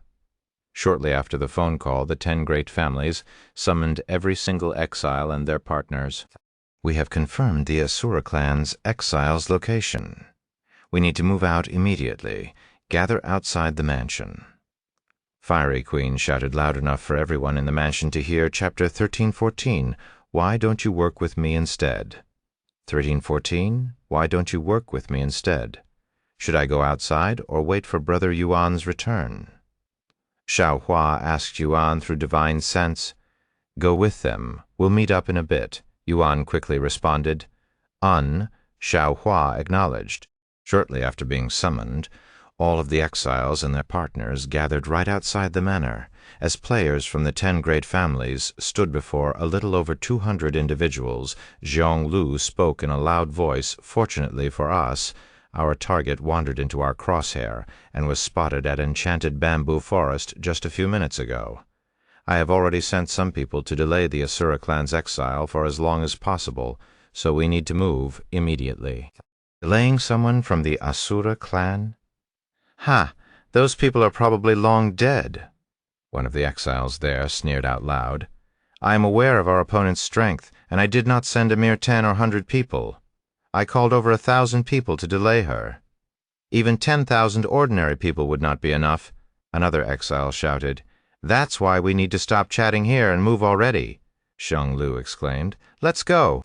And without saying anything else, they began marching towards the Enchanted Bamboo Forest.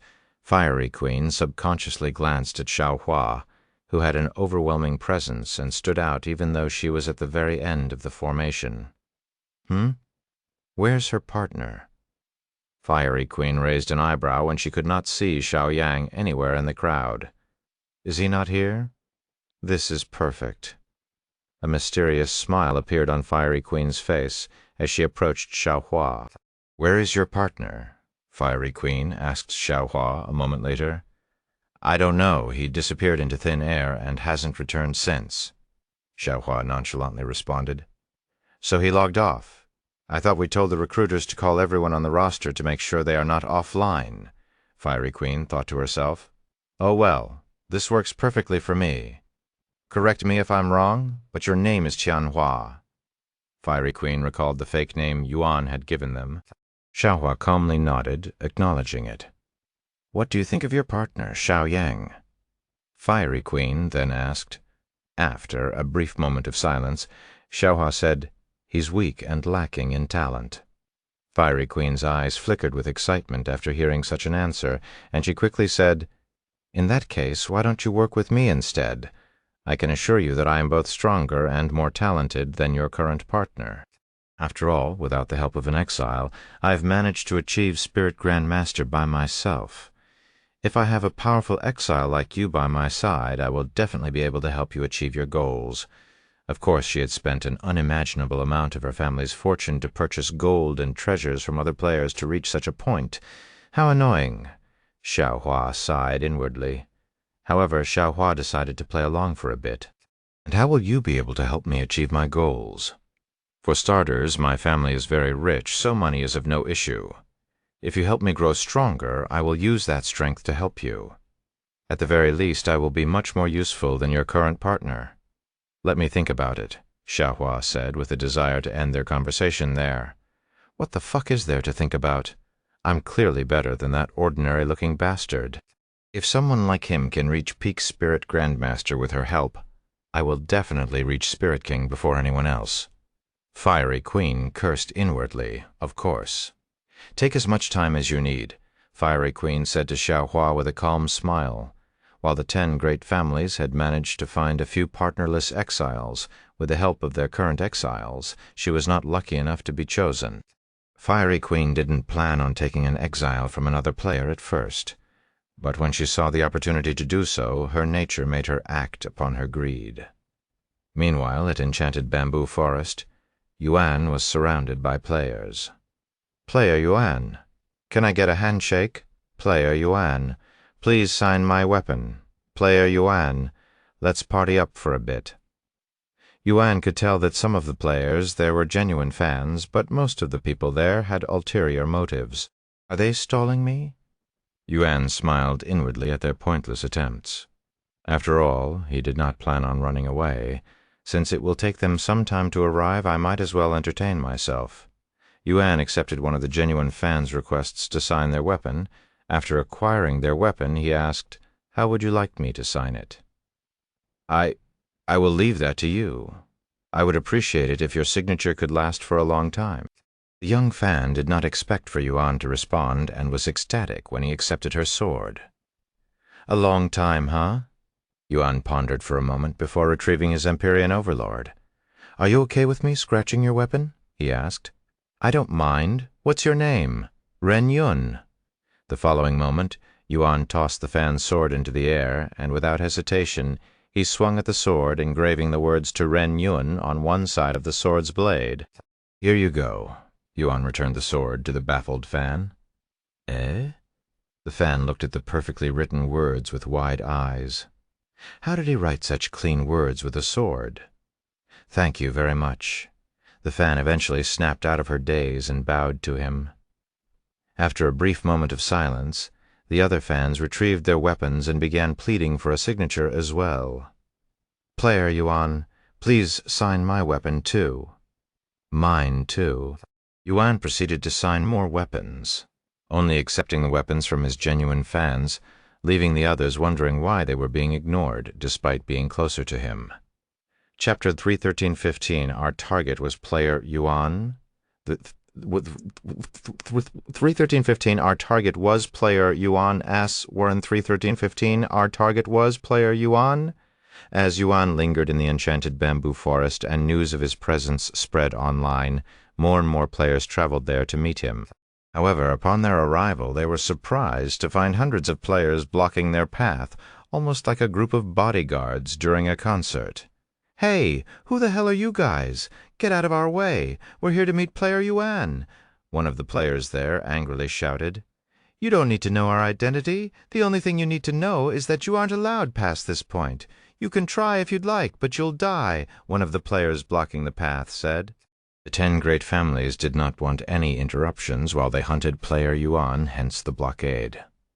Furthermore, it was to prevent player Yuan from escaping. Sometime later, Yuan suddenly stopped his interaction with his fans when he sensed a chilling aura appear in the distance. This aura did not come from a single individual.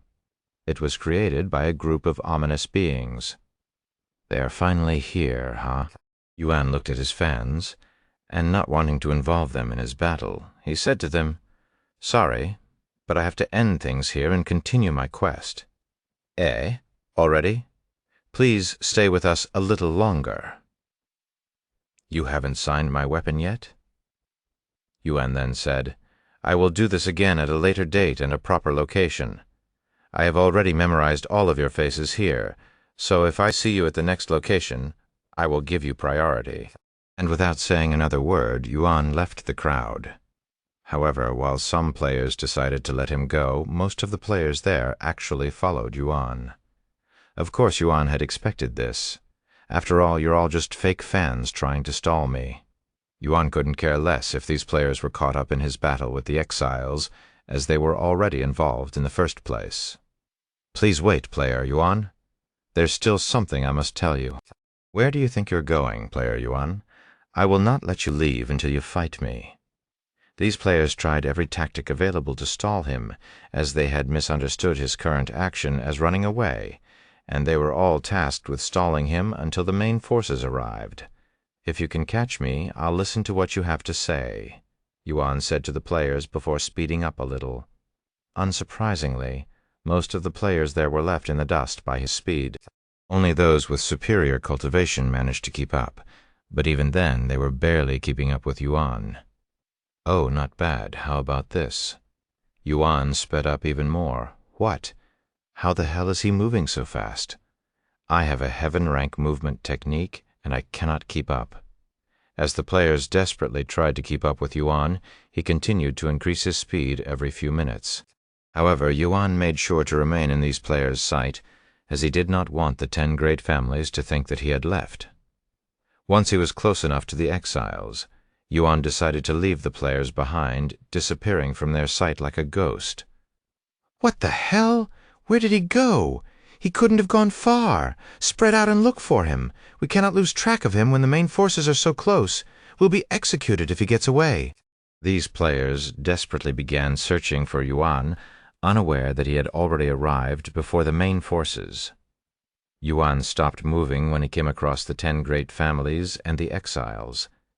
Jianglu almost couldn't believe his eyes when Yuan appeared before them like a ghost. It's really him. It's player Yuan. But why the hell is he here?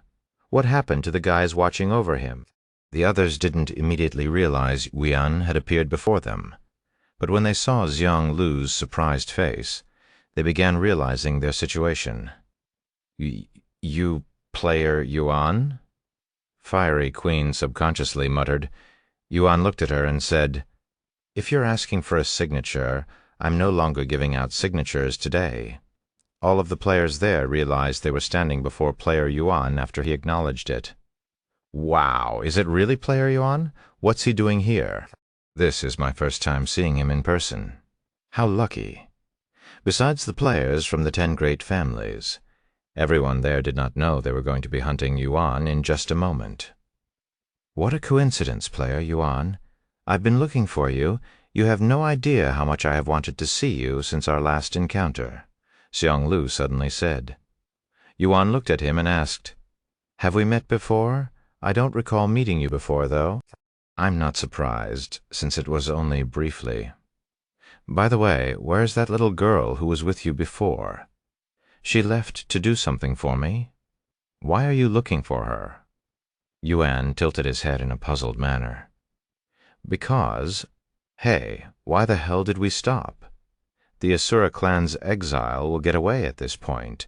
One of the exiles suddenly roared out loud. How dare you stop and chat while in the middle of something so important? Do you want to die? Another shouted.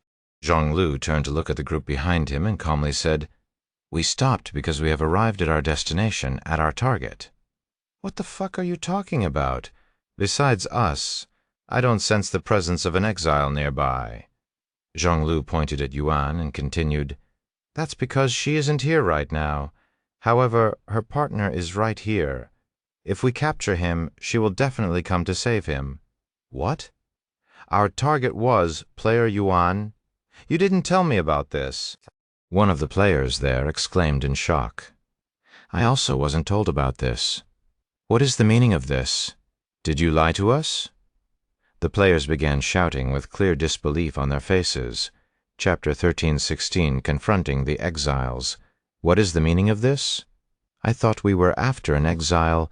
Nobody said anything about hunting a player. Player Yuan, much less. The players were outraged when they realized that they had been tricked by the 10 great families to go after player Yuan, who was an idol to many of them. Shut up, Zhonglu roared, quickly silencing the scene. We are after the exile, however. We recently learned that she had formed a partnership with player Yuan. Unfortunately, we weren't able to reveal this information in time. If I have to fight player Yuan, I'd rather quit this group, someone suddenly said. Right? I'm leaving, another exclaimed. More and more of the players started threatening to leave the group. Zhonglu's body trembled in anger, and he shouted a moment later, "You can leave if you want. However, don't forget about the contract that you signed. Not to mention the money that we have already sent you. You are obligated to fulfill your duties. If you decide to leave without fulfilling your duties, the 10 great families will become your enemy. I will ensure of that." The players trembled in fear after hearing Xiong Lu's words, their faces filled with despair. While player Yuan may be the strongest player in Cultivation Online, the 10 great families have real influence in the real world, and their influence isn't small. In fact, the 10 great families are so immensely wealthy and influential to the point where even the government could not touch them without risking a serious backlash in the economy, amongst other things. If ordinary players were to make an enemy out of such titans, their lives would be ruined, not to mention their friends and families. Player, Yuan or not, I will fulfill my duties. The players changed their minds in the blink of an eye after hearing Xiong Lu's threat. The 10 great families' power was on full display at the moment. Seeing this, Yuan could only shake his head in silence. He felt bad for the players. They were tricked by the 10 great families and forced to fight. "Don't worry, I don't blame you guys," Yuan said a moment later. When the players heard Yuan's words, they felt less guilty about their actions. Meanwhile, the exiles were running out of patience. "I don't know what you lots are chatting about, but I have no reason to raise my hand against a mere child. I only agreed to work with you because of the Asura clan's exile, yet I don't see her anywhere. What is the meaning of this? If you don't give us a satisfying answer, I will kill you, regardless of your background." Unlike the players, the exiles had no reason to listen to Xiong Lu, and with the 10 great families' influence limited to Earth, there was simply no way to threaten the exiles. Even if their partners begged them, most exiles only work when it benefits them. Furthermore, these exiles could easily replace their current partners with other players at any time, as there was an abundance of players without an exile out there. There's no way this brat could be the Asura clan's exile's partner. The Asura clan would never work together with a weakling. Another exile said Xiong Lu knew that it would be difficult to control the exiles, but he didn't expect it to be this difficult. In the end, he decided to tell them the truth. "I'm not lying to you. I have no reason to. He's definitely the Asura clan's exile's partner. After all, I watched them kill my partner," Xiong Lu said, revealing that he'd lost his exile to Yuan. "What? Your exile was slain?" Fiery Queen and the others from the 10 great families were greatly surprised to hear this for the first time. However, the exiles did not immediately believe him. "Your exile was slain by them. What was his name?" one of the exiles asked. Xiong Lu gritted his teeth and uttered, "His name was Zhao Hui, also known as the Harbinger of Agony." The exile's eyes widened with shock after hearing this familiar name. "Harbinger of Agony? The Harbinger of Agony is dead." Zhao Hui was quite renowned even within the primordial realm, and he was a divine-grade servant just like Xiao Hua, so he was in his own league when compared to the gathered exiles. To further prove his claims, Xiong Lu retrieved some of the items that Zhao Hui had given him. Those treasures, they definitely belonged to the Harbinger of Agony. Unbelievable to think the Harbinger of Agony would perish in such a place.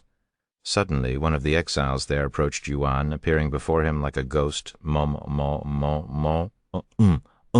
Is it true that you killed the Harbinger of Agony?" the exile asked.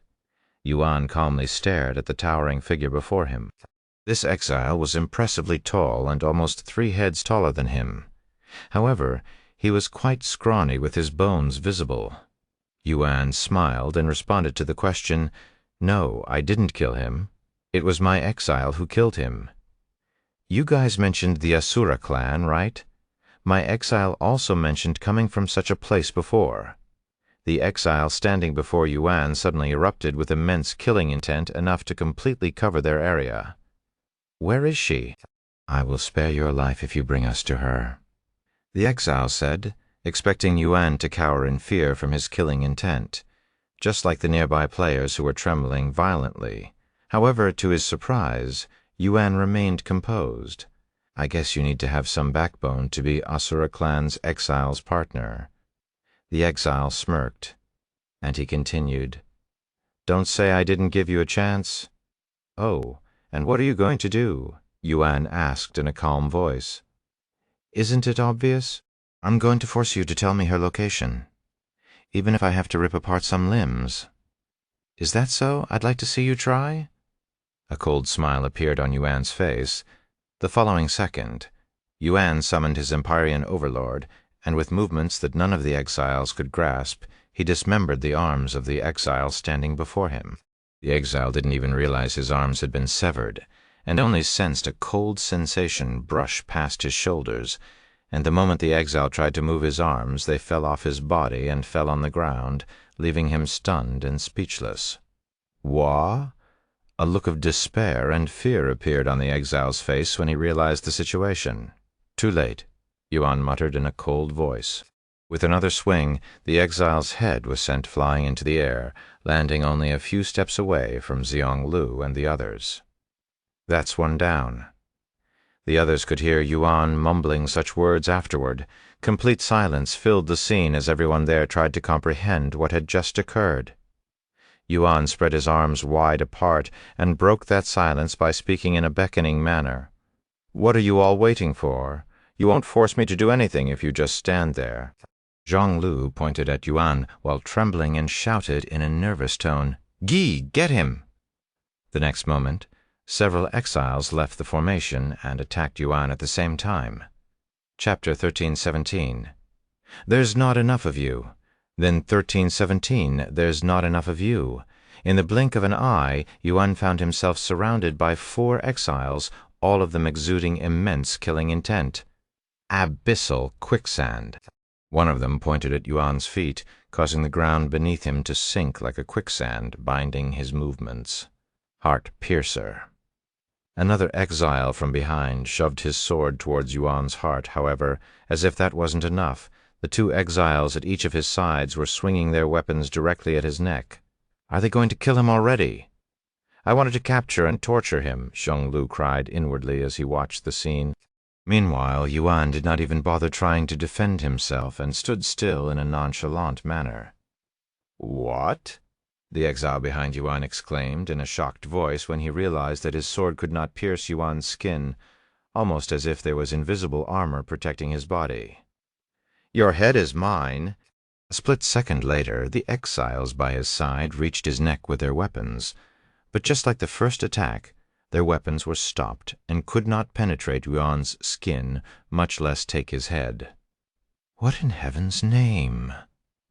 Everyone there muttered in a dazed voice, as they were unable to comprehend what they were witnessing. Did the exiles stop their attack right before they could kill Yuan, or did something stop them? None of the spectators could tell for sure. "You should put a little more arm strength into your strikes if you want to kill me," Yuan suddenly said in a calm voice. The exiles around him suddenly sensed danger and immediately distanced themselves from him, their backs soaked in cold sweat afterward. "Oh?" Yuan mumbled in a slightly surprised tone. If the exiles hadn't moved just now, he would have killed them. "Don't kill him," Xiong Lu suddenly exclaimed. "If we don't capture him alive, we won't be able to bring out his exile." "I don't think we can kill him, even if we tried," one of the exiles thought inwardly. He could tell from their failed attack just now that Yuan was a formidable opponent. "If you want to capture me, you should have brought more people." "A few thousand more exiles," Yuan smiled. "You arrogant little bastard," Xiong Lu gritted his teeth. He turned to look at the exiles behind him and roared, "What are the rest of you waiting for? Get him, huh? Who the hell are you to command us? And are you really telling everyone here to gang up on a mere child? Laughable. If he's just a mere child, then you should have no problem capturing him alone." Xiong Lu sneered back, and he continued, "I think you're scared of him, hence why you're staying back. You dare mock me?" "He's right," Yuan suddenly interjected. "I think you're all scared. Don't be afraid and come at me at once. I'll even go easy on you." Hearing his provocation, several more exiles stepped outside the formation and approached him. There were a dozen exiles that surrounded Yuan now, yet he did not seem to be bothered by their presence in the slightest. In response, Yuan actually stored his Empyrean overlord and brought out his starry abyss. "It's been a while since I used you. Let's have some fun, shall we?" Yuan mumbled while looking at the beautiful dagger in his grasp. "He has 2 soul weapons." The exiles were quite startled to see Yuan pull out another soul weapon. Meanwhile, the players didn't know that Yuan could also wield a dagger, as they had only seen him with the Empyrean overlord. Is this what he means by going easy? They all wondered. Norm, no, no, no, no, no, no, no, no, the next, no, no, no, no, no, no, no, no, no, no, no, no, no, no, no. It flow.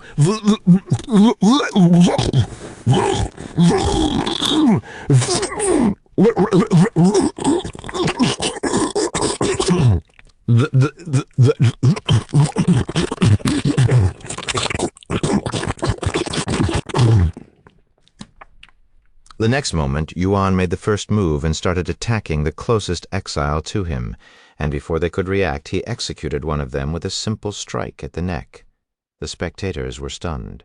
Yuan's movements were so swift that the players couldn't keep up, and the exiles were barely able to follow them. "Stop using your eyes. Use your divine sense to follow him," one of the exiles suddenly shouted, even though it seemed obvious the exiles were simply too stunned by Yuan's overwhelming prowess to think. However, even though they could follow Yuan's movements with their divine sense, their bodies were having difficulties responding to his speed. One by one, Yuan slew the exiles as though they were mere mortals. When the spectating exiles realized the gravity of their situation, they could no longer stand still. More and more exiles began leaving the formation to fight Yuan. 10, 20, 30. Yuan had to face 30 opponents by himself. He was constantly bombarded with powerful techniques and even spiritual attacks that tried to mess with his soul. Unfortunately for the exiles, Yuan's soul strength was beyond their comprehension, and was not affected by these spiritual attacks in the slightest. As for the martial techniques, they were not strong enough to break through Yuan's defenses, and even if some managed to injure him a little, his wounds would immediately be restored within the blink of an eye. Of course, Yuan wasn't just sitting there and letting them attack him for free. Whenever he noticed a gap in their defenses, he would take the chance and slay an exile without fail. This fucking monster. Is he even human? It feels like I'm fighting with a demon instead. One of the exiles cursed out loud. The players witnessing their fight were just as stunned, if not even more shocked. "Zhang Lu, I thought you said that only player Yuan's exile was powerful. If that's the case, how is he fighting so many exiles at once and still winning?" Someone from the 10 great families looked to him for answers. Zhang Lu, who was dazed with his eyes wide open, muttered, He began doubting himself and their whole operation. "Ha ha ha!" Yuan suddenly started laughing. "This is quite fun, but there's not enough of you. All of you come at me at once. Entertain me some more." That crazy bastard. In the end, more and more exiles left the formation to join the fight. Soon, over 70 exiles were attacking Yuan at once, and rather than fighting a human, it felt like they were subjugating a dangerous monster instead. Chapter 1318, Crimson Empress. Why aren't my spiritual techniques working on him? It's as though they're passing right through him, one of the exiles cried in frustration. Fuck! What is his body made of? Not even my divine-grade treasure can pierce his skin, another cursed out loud. The Asura clan's exile must have drowned him in treasures. There's no way a mere spirit king could fight so many of us at once. Keep attacking him. There must be a limit to his tricks. He will eventually run out of spiritual energy, too. Yuan's battle with the exiles was so massive that it caused havoc within the enchanted bamboo forest, alerting nearby experts. With every release of a potent technique by an exile, the entire forest quivered. Furthermore, with so many powerful cultivators gathered in one area, the pressure within the forest was intense and unbearable for the players there, forcing them to evacuate the enchanted bamboo forest, as they were losing health just by being in the vicinity.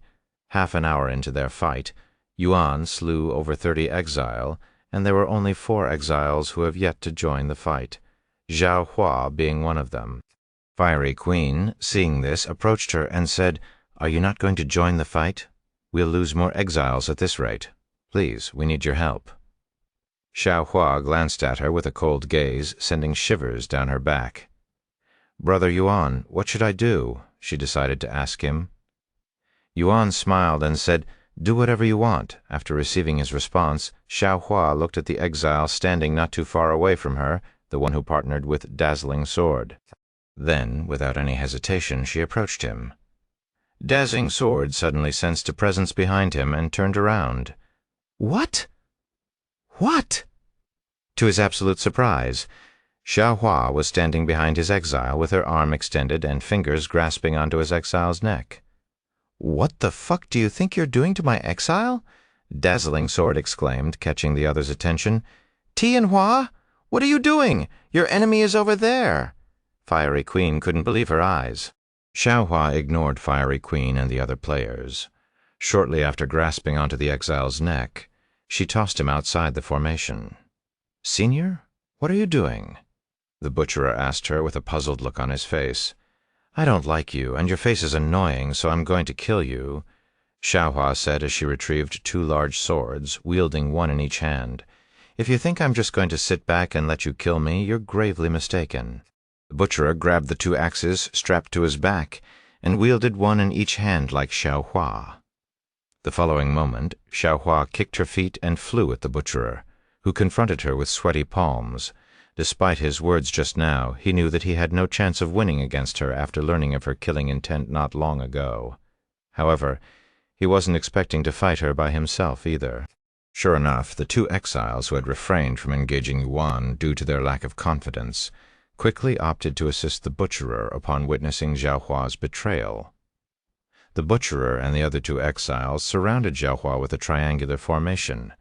Xiaohua was not confident that she could fight 3 exiles at once, but when she remembered that Yuan was fighting over 70 of them at once, she gritted her teeth and tossed away all of her useless thoughts. "If I am going to follow Brother Yuan, I will need to get stronger. Much stronger than I am currently." A resolute expression appeared on Xiaohua's face. Heavenly domain. Full power. A vicious light flickered within Xiaohua's gaze right before a tyrannical pressure enveloped the 3 exiles surrounding her. "What is this?" Xiaohua took advantage of the exile's stunned state and swung her large swords at the exile standing closest to her, executing him in a single strike. Heaven's sealing technique.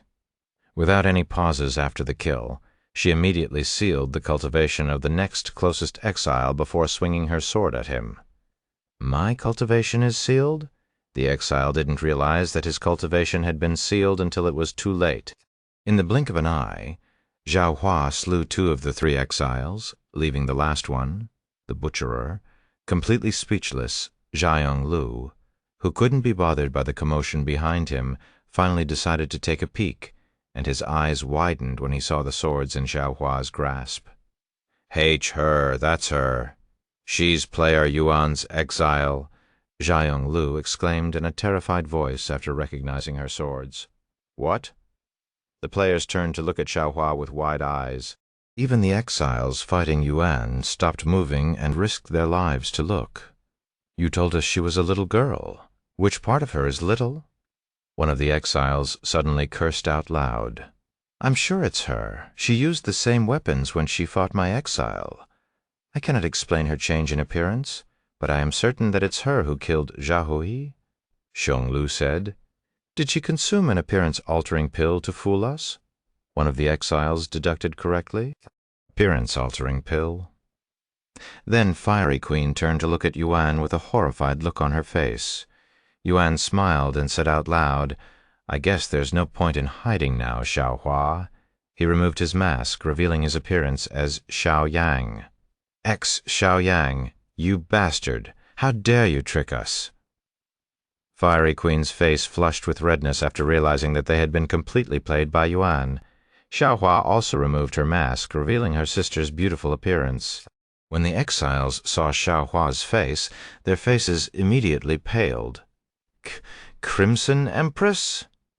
Not one exile there did not recognize Xiaohua's sister's face. After realizing the identity of their target, the exiles suddenly lost all motivation to continue, with some even dropping their weapons in despair.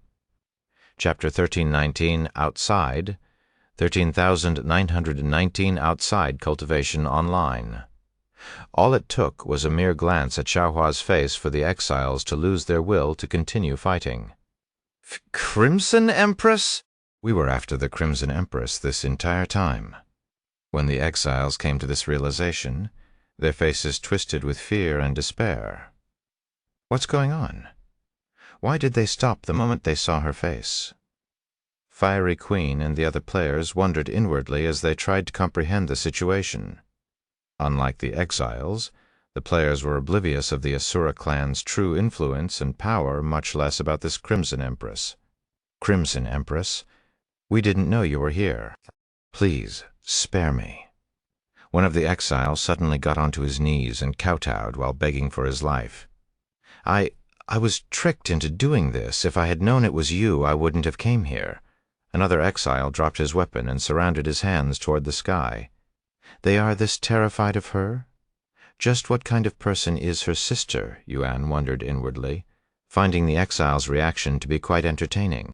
Abruptly, several exiles in the vicinity pivoted and started sprinting away, displaying a sense of urgency as if their very lives hinged on making a swift escape, devoid of any hesitation. Where do you think you are going? Yuan swiftly reacted to their escape and activated 10,000 ghost blades, creating hundreds of starry abyss to chase after the exiles. None of the exiles managed to run away successfully and perished out of sight shortly after they ran.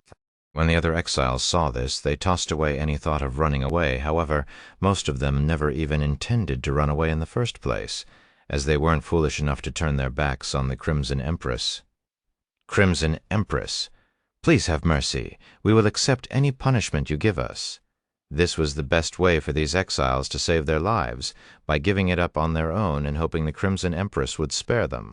However, it wouldn't be out of pity or generosity. In the Crimson Empress' eyes, they were as insignificant as ants, and unless one was a psychopath, they wouldn't go out of their way to step on every ant they saw.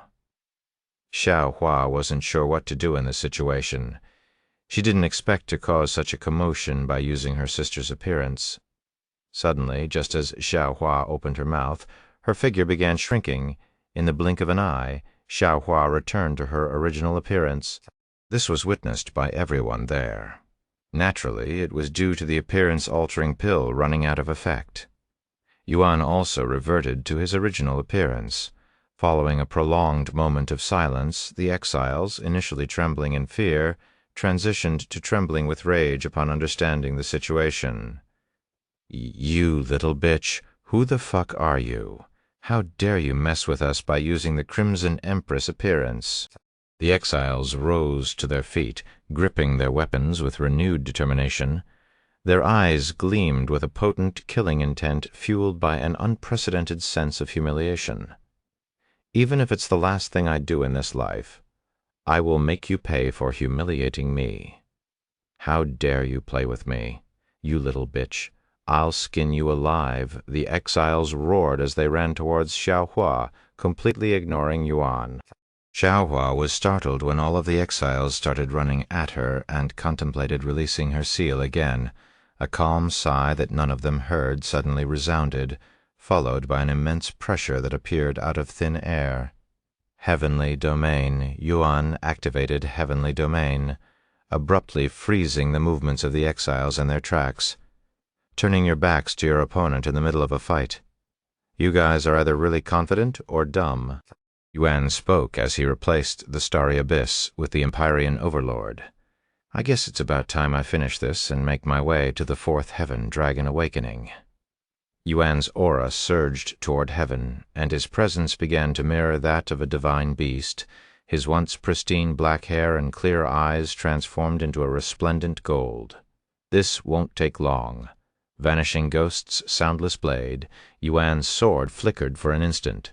The next moment, half of the exiles there collapsed to the ground without realizing that they had been killed.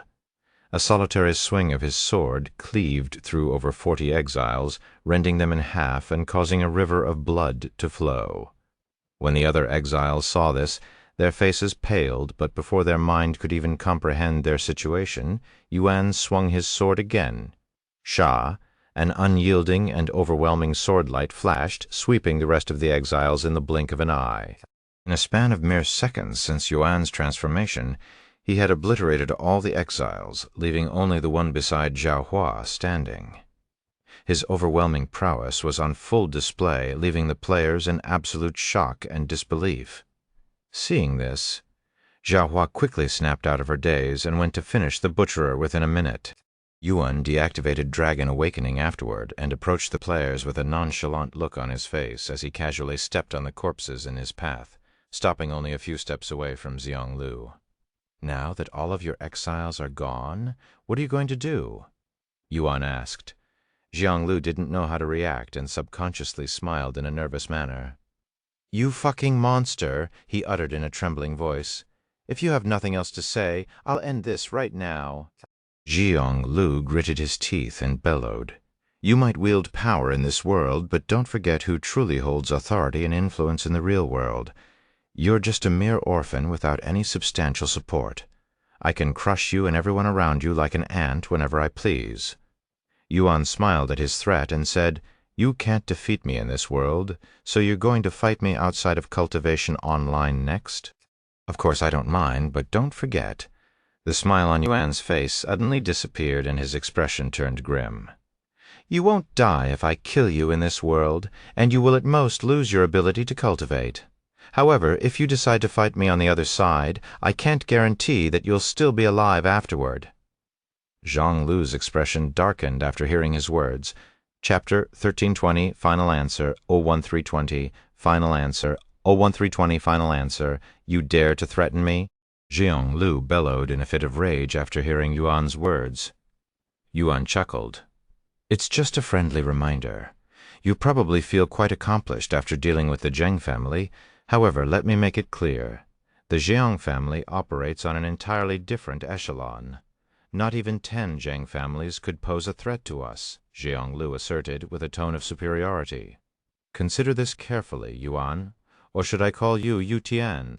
Do you genuinely wish to antagonize the 10 great families?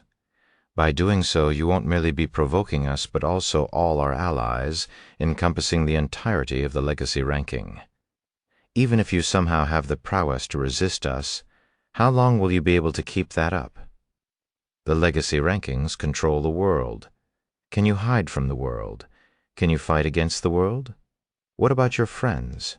How will you protect them?" Yuan fell silent as Xionglu rambled on and on about the legacy ranking and their insurmountable power.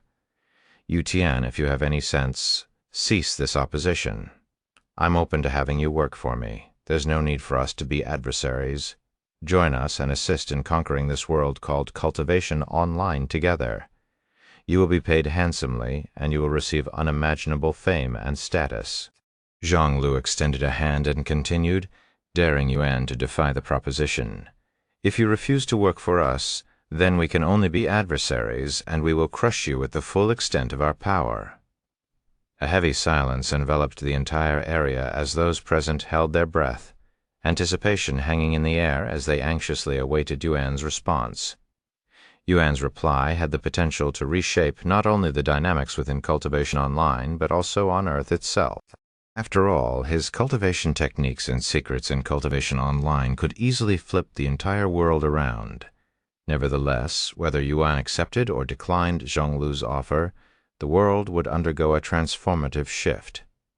The future of both Cultivation Online and Earth hung in the balance, teetering between peace and destruction, all contingent upon Yuan's decision. After a moment of silence that felt like an eternity, Yuan spoke in a calm voice. "I have minded my own business ever since I first stepped into this world, only striving towards my own goals, so I don't understand how I ended up here, surrounded by mostly people I have never met until recently, even being threatened by them. Even when my exile killed your exile, we weren't the ones who approached you, nor were we the ones who started the fight. Now that I think about it, this whole situation started when you threatened us. Are you sure you want to make the same mistake again? This time, it won't end with just one dead criminal." Yuan stood there with a calm expression on his face. Zhang Lu's entire body trembled upon hearing Yuan's words, and he asked, "Is this your final answer? I will keep my hand in this position for another 3 seconds if you—" "No, that wasn't my final answer," Yuan suddenly interrupted. The very next moment, before anyone there could even react, Yuan swung his sword at Xionglu, severing his body in half from top to bottom. "This is my final answer." Xionglu couldn't even respond to Yuan because he was dead, but there was a shocked expression on his face as his body dissipated into thin air. At that moment, Xionglu experienced his first death in Cultivation Online. After killing Xionglu, Yuan turned to look at Fiery Queen and the others from the 10 great families. Tell him this when you guys see him in a bit.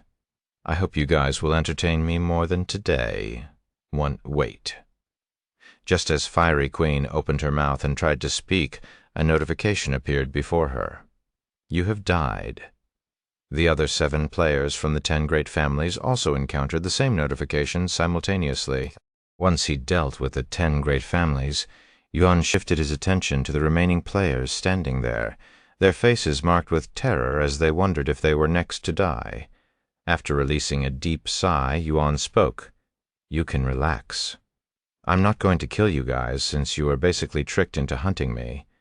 Unfortunately, I had to kill all of your exiles, though truth to be told, I would have killed them even if none of this had happened. As I also have an exile of my own, and only one exile can complete the legacy. If you hold any grudges toward me for this, I welcome you to come after me. However, I won't be as forgiving as today, so bear that in mind when you think about pointing your weapon at me. One of the players there suddenly raised his hand and asked in a nervous voice, Player Yuan, are you really going to fight the 10 great families? The legacy ranking? I'm not going to go out of my way to fight them since I have more important things to do, but if they really want to fight, I won't sit back and be a pushover. While you are probably invincible inside Cultivation Online, the real world is a different story. I cannot imagine how you'll deal with the legacy ranking, as they essentially run the world. Yuan nonchalantly shrugged. I'll figure it out when the time comes, but as I already said, I have more important things to deal with. What is possibly more important than being the enemy of the world? Another player exclaimed in disbelief. It's not like I'm really going to fight the entire world, but for starters, how about the end of the world? What are you? Yuan merely shook his head in silence before turning to look at Xiao Hua. Xiao Hua, let's leave. Xiao Hua silently nodded and flew to him, avoiding the sea of corpses and blood beneath her. Oh, I almost forgot. Yuan suddenly made a gesture with his hand, causing all of the spatial rings and storage pouches that belonged to the corpses to fly toward him. After sucking all of the loot inside his own spatial ring like a vacuum, Yuan quickly left the scene. Meanwhile, the players present remained in a state of bewilderment, grappling with uncertainty as they attempted to discern their next course of action.